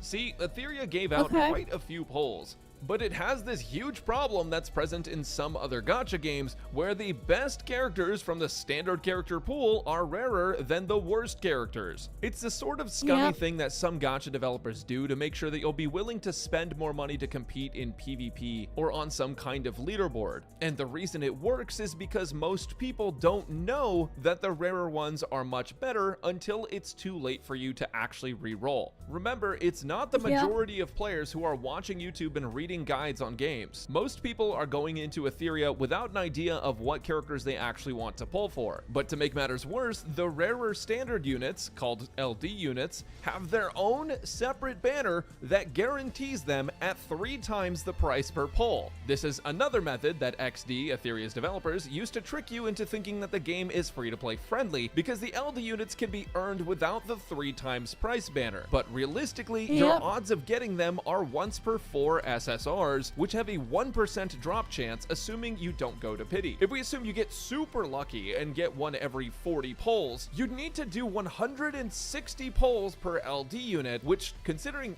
how many units there are in this game, your odds of hitting the ones that you want are significantly lower. It does have a 100% rate up on the limited character banners, but those aren't always the units you need. And you might be thinking, oh well, Brax, this is a gacha game. Obviously you want to go for specific characters on your reroll, and you are 100% right. Not all SSRs and not all LD units are created equal, because if you don't have Lily, the game is basically fucking unplayable. Can you play it? Sure. Do you enjoy having your balls hooked up to a car battery? Probably. Welcome to Ethereum Reroll. You're going to be here trying to get... Pretty sure if you hooked up your balls to the car battery, nothing would happen. I'm pretty sure because the human skin has about as much resistance as a 300k ohm resistor. Even like in the more sensitive parts, whatever, like unless you have a cut, theoretically you probably won't feel anything. if you hooked it up to a car battery. Now, if you hooked a bunch of car batteries in series, yes, you will. But if we're just talking about one car battery, these things are low volt, have like, what, a 12 volt output? They're not gonna do anything to you. We're talking about a 12 volt battery here. You can touch both terminals on a car battery and nothing will happen to you. Like, a 12 volt battery is like, the voltage is too low, nothing will happen to you. So, what he just said there makes absolutely no sense. If he was trying to be, trying to say it was bad for you to hook whatever, your private parts to a 12 volt battery, because literally nothing would happen. Because human skin is a very good resistor. Car batteries are DC, not AC. There's no such thing as an AC battery. Batteries are DC only because of how they work. You cannot have an AC battery. You can output an AC signal from a battery, but batteries cannot store energy as an AC current. You can simulate one and create an AC current from a DC current signal, but batteries, there's no such thing as an AC battery. That still wouldn't change anything. Here's the thing. The car's battery voltage output is at maximum 12 volts. No matter what, if it's turned on or not or off, it is still 12 volts. If something is going to hurt you from the car, it is not the battery. It is something else in the car. It is something else in the car that's going to hurt you if you touch it. Not the actual battery. It is something else. Touching a 12 volt battery when it's outputting 12 volts is not going to do anything to you. Your skin will just ignore it. It won't pass through you. It won't. The current will through you. Will just stop. It won't go through you. It'll try to go through something else because it cannot go through our skin. Unless you have a cut, then sure. But otherwise, no. And it doesn't matter if the car is functioning or not. It's still a 12 volt DC output. If you hook a bunch of 12 volt batteries in series, a bunch of car batteries in series, a bunch of them, sure. But they have to be connected to each other in series. If you hook them up in parallel, nothing will happen. Either. So yeah, that's the other thing too. The reason why, again, is like, the voltage output is just way too low. From a car battery. If you study electricity, you would understand that thing there. You would understand that, but yeah. Car battery, not enough. Voltage too low. But it's also why you shouldn't just, what I basically said is also why you shouldn't just, connect a bunch of batteries in series without, like, carelessly together. Especially for higher voltage batteries, and connecting a bunch of them, because the voltage does add up. If you connect two 12 volt batteries in series, you will end up with a 24 volt output. But if you connect them in parallel, it's still a 12 volt output from both batteries. If you had two batteries. Or however many. Like, that's the thing there. You're actually fine if you were to strap yourself to a 12 volt battery. Nothing would happen. Lily for the next 4 days, because the difference between accounts that had cleared hide content by day 3 and the accounts that hadn't was that all of the ones who had cleared had Lily. Lily has a speed increase, a crit damage increase, an action advance, and a cooldown reset. This is like if Bronya gave you an action forward in HSR 1.0, instantly cleared MOC 12, handed you the keys to a Porsche, and sucked your dick. And Lily isn't the only unit that this game requires you to have to be able to keep up, because they designed the PvE to actually be hard, which honestly isn't that big of a deal if you're willing to learn, except for the fact that some bosses basically require you to build specific characters. And in order to do that, you have to log in 3 times a day for 14 business days to use your stamina and not overcap. And in fact, by then, your characters probably still wouldn't even be maxed because it takes so goddamn long to level them to max, and then ascend them to give them another star and level them to max again, and then ascend them again to give them another star, and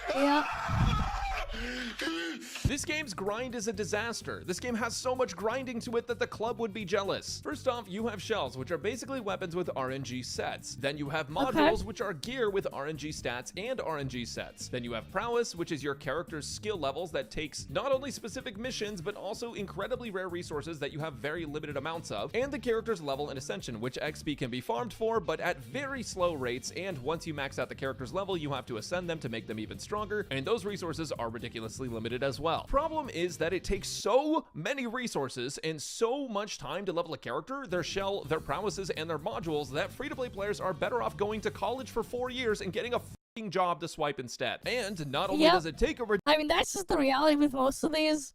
If all you're after is premium currency at that point, just swiping is more efficient for your time. Ridiculous amount of time and stamina to level characters. It also takes a ridiculous amount of time to level your account as well. Each 10 stamina you spend is 10 experience, so it's basically a level or 2 a day after you get somewhat into the game, and less than a level a day at higher level. If you use premium currency, you can refill stamina up to 10 times a day though, which will put you literally 3 to 4 days ahead every single day, which massively helps you get through the story locked content and get to PvP faster. We all thought this was going to be a PvP focused game with PvE in it, and somehow the devs made it a PvE game where you can only get to the PvP if you survive 4 hours of shitty Honkai Impact 3rd style missions. At the beginning of the game, you're required to do the story, which ultimately isn't that big of a deal, but I would be lying to you if I didn't say that that was one of the most frustrating experiences I've ever had in a gacha game. It's not that the story is hard, it's that the story missions are a chore. It feels like you're in a tiny little box and you have to go from one side to the other and you can't stray at all. And whenever there's an enemy, there's a 50-50 chance you get forced into a combat session. If you're a story enjoyer, I'm sure it's fine, but the year is 2025. Why is the story being told like our phones are Nokia bricks? Also, in order to access PvP, you have to do the story up to a certain point. In fact, to access and move forward with any part of the game, you're required to do the story. The one saving grace is that there is a skip button for people who don't care, but because the story is level gated, there's a lot of times where you just can't play the game beyond doing daily auto farm missions unless you spend your premium currency on refills of stamina. I mean, that's exactly what a bunch of other these gacha games sound like too, with the excessive material grinds and stuff. You can't do shit unless you deal with that.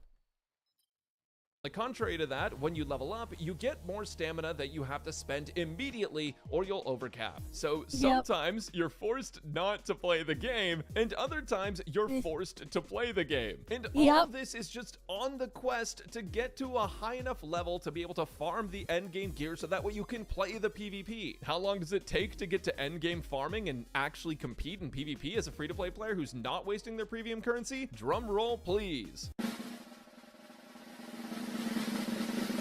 30 to 60 days.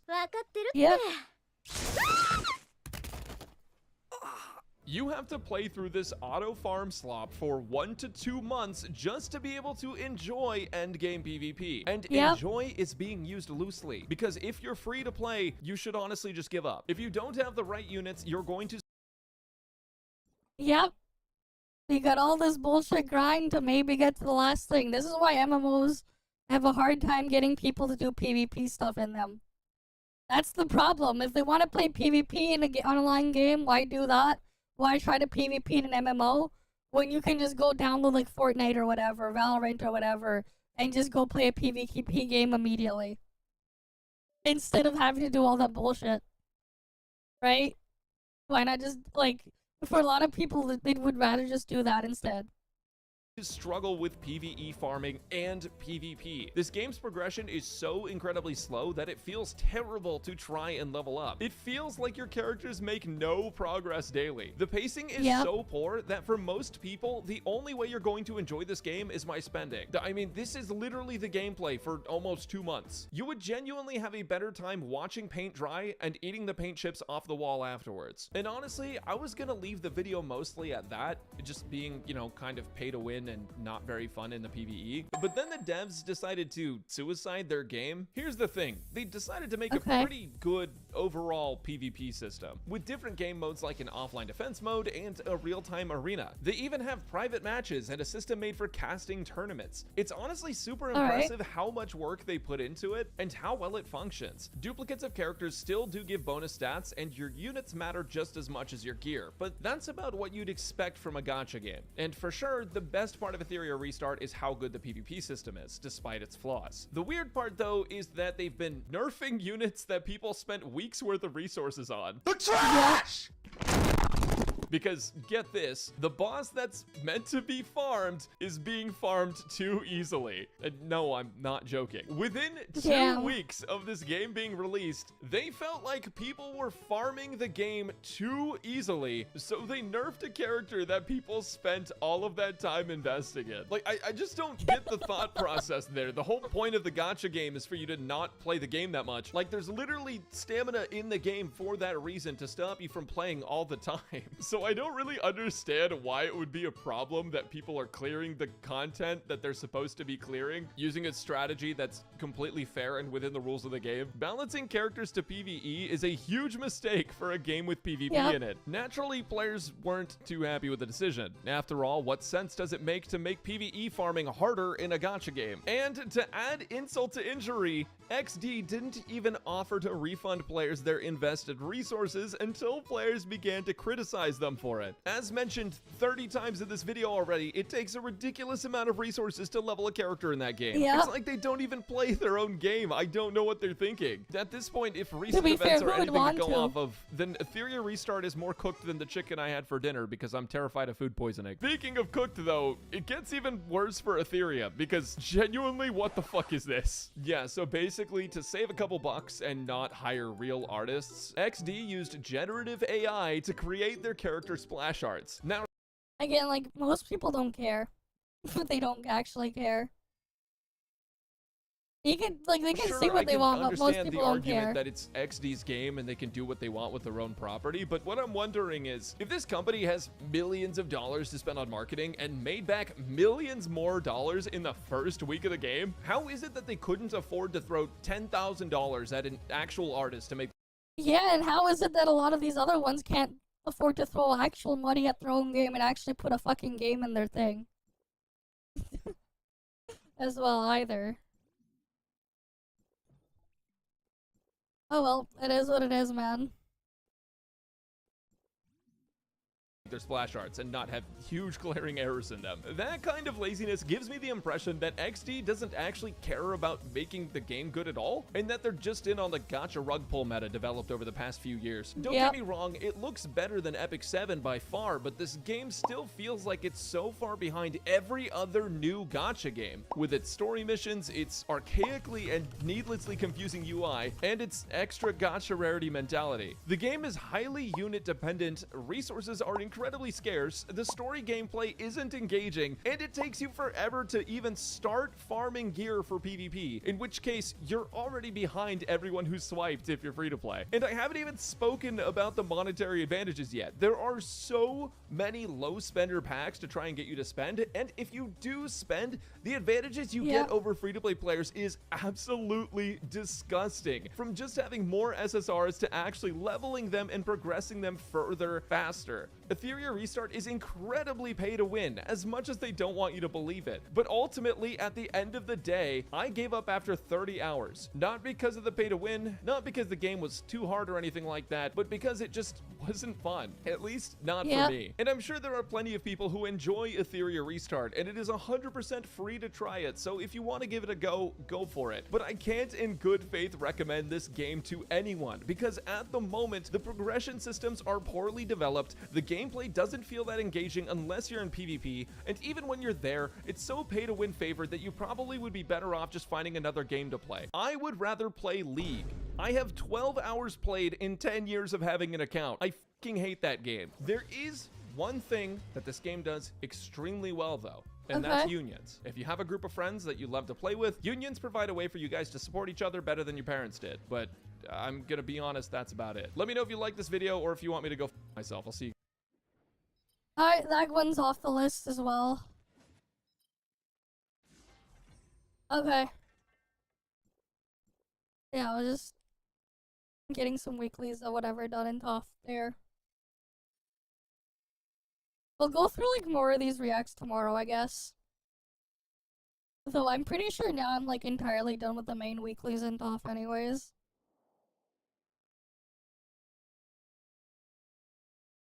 Right, if we go here. Yep. Got all the stuff there, so I'm basically done here. So I got all our stuff there done. So there's that. I guess though, like, that puts us in a good place to end off anyways for the night anyways. We can go through more reacts and stuff tomorrow as we prep. To try to clean out everything, because we have NTE on Wednesday night. Right? And I need to get some sleep soon anyways. As usual though, guys, thank you all for stopping by. Hopefully I can see you guys again next time. Right, you guys have a good day or night or whatever.